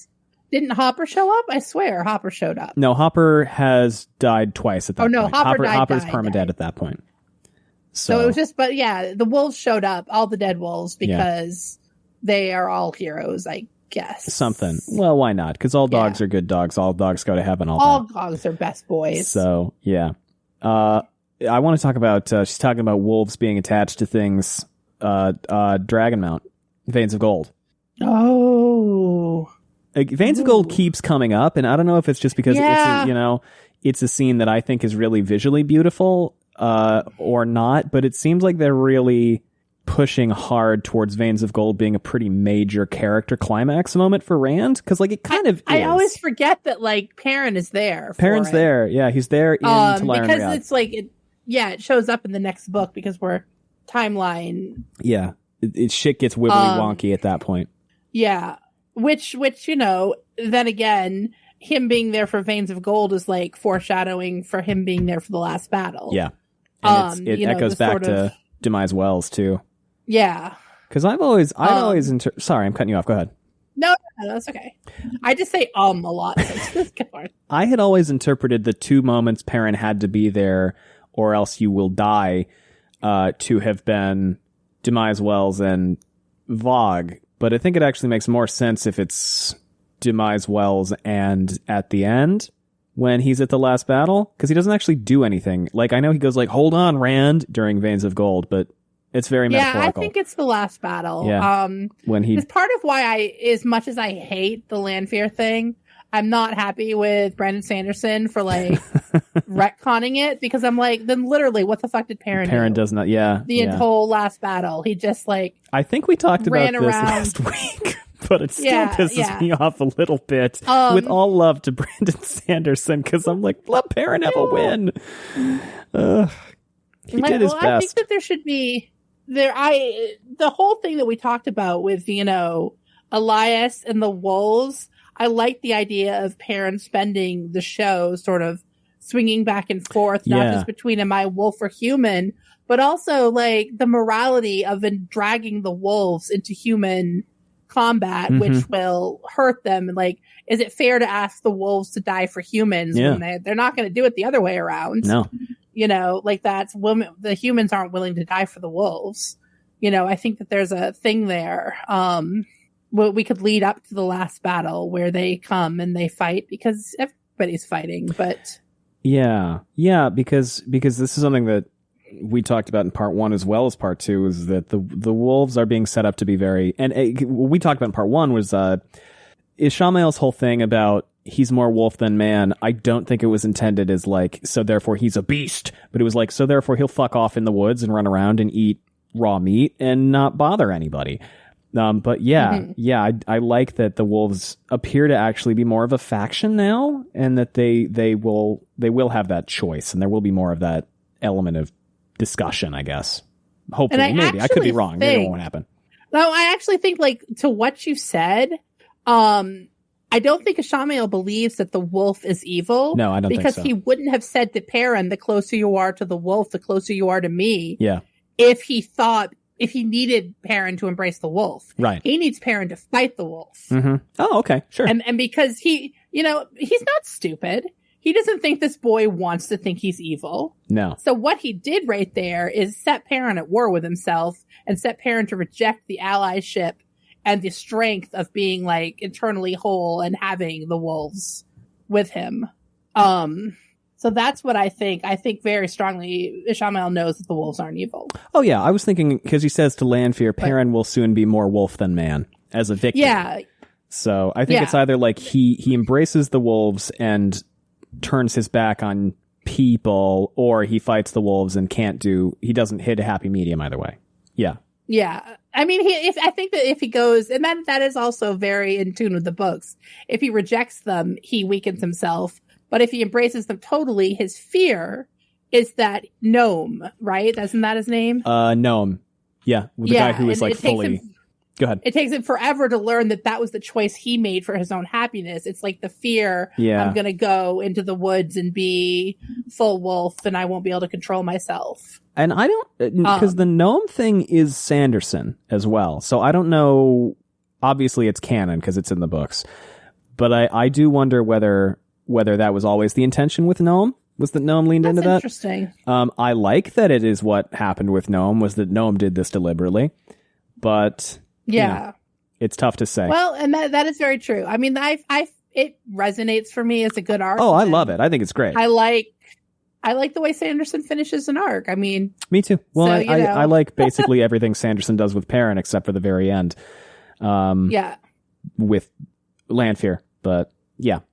I feel like that there was a lot of it's a message that I like, that it needs to be you finding your own balance within, not like, if you want to go full wolf and live in the woods, then that's fine. Go ahead. Do that, but it's not this wolf monstrously ripping your humanity from you. Right. So yeah, So between wolves and Varen, I feel like that's the lion's share of it. No pun intended. Is those two.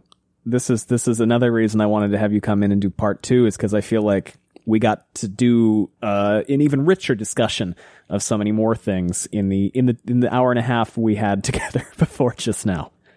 Yes, I'm looking to see if there was anything else. Let's see. Alibi asparagus. Alibi asparagus. Yeah. Most of the fun Teleron stuff is next week. Right. So yeah, I think that's pretty much. Has Ali seen Galad? Like, has Galad taken full control now?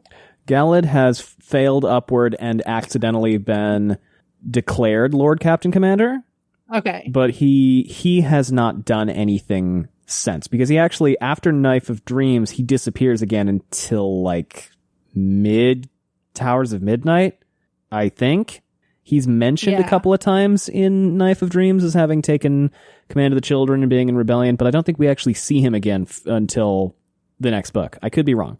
Oh, you know what? I'm thinking about the Dane Perrin arc of it all, because what she doesn't know is that ends with Dane stabbing a friend killing in the Bayar back to save Perrin's life. Yeah. And that might actually have a lot of symmetry with their arc starting with Perrin saving his life. Absolutely. That's something that could be really cool, especially if this whole antagonism between them is this very, him being dragged. Because I feel like the guy we were introduced to is not going to like the ambiguity of like some of the shit that's going to go down in the Two Rivers, some of the more evil shit. Yeah, I don't think so. And this is going to be him dancing this line of how much evil he'll embrace to get revenge on Perrin. and that like he's going to have to make his final choice at the end, which is going to be maybe to honor that unacknowledged life debt that we started with. So I like that a lot for starting their relationship there. It's pretty cool. I really like what we've said it many times, but I really like what they're doing with Dane, dear Dane. Yeah. Yeah, they've read the books, it turns out, maybe What? A little. They know where the arcs are Unbelievable. I've heard Yes. otherwise. Well, you wouldn't, what would I know? I'm just a shill. So, out here telling people to like this terrible show because Right. I'm a misandrist. Clearly. Well, yeah, I think that's pretty much it. And if we haven't actually recorded the end of part 1 yet, for those who are listening, because we got 3.5 hours in and then went, oh shit, it's going to be late where Bree lives. But if my math is right, this episode is probably about 7 hours long, split across 2 episodes. So, and this one we did in fact record in one day. So I think, Bree, unless you have anything else you want to talk about, I might suggest we wrap it up. All right. Well, I think we got the important parts down.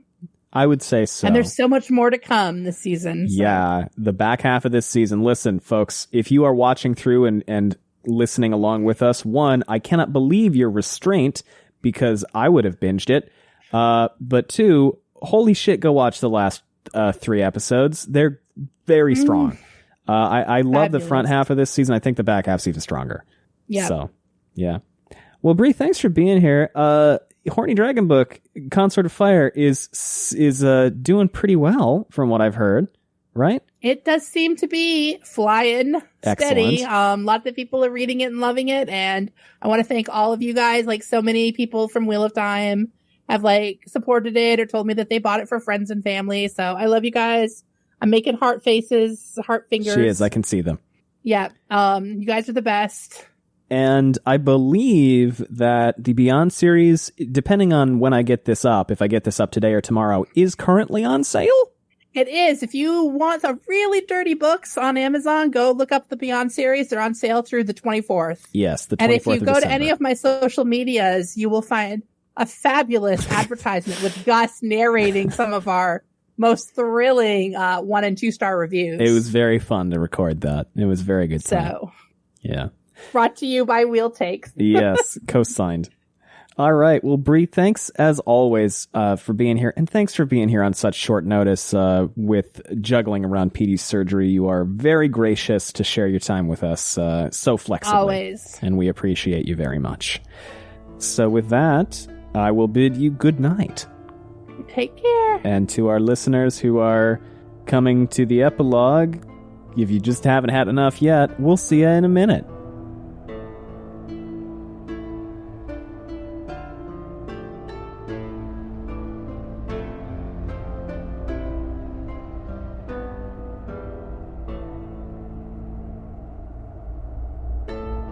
Thanks for listening, everyone. This is the last part of the episode that we've recorded. We recorded this whole goddamn thing in one day, for some reason.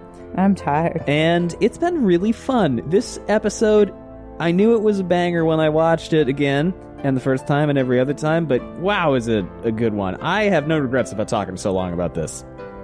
It was a banger episode.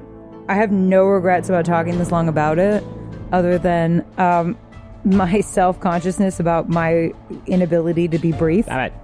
But but it seems that you all like it. And I have a lot to say. There's just a lot to unpack in this episode. There's so much that they're doing that I just want to draw attention to. So, yeah, I had a lot of fun. I hope you did too. Thanks for joining us, everybody. We have social media. If you want to know what we've got going on, it's linked down below. We also have a Patreon if you want to support us that way. It's patreon.com/wheeltakes. And of course, you can always leave us a rating or a review, which helps a lot. Other than that, anything else, Allie? I need Chinese food. Yeah, thanks for listening, everybody. Bye. Bye.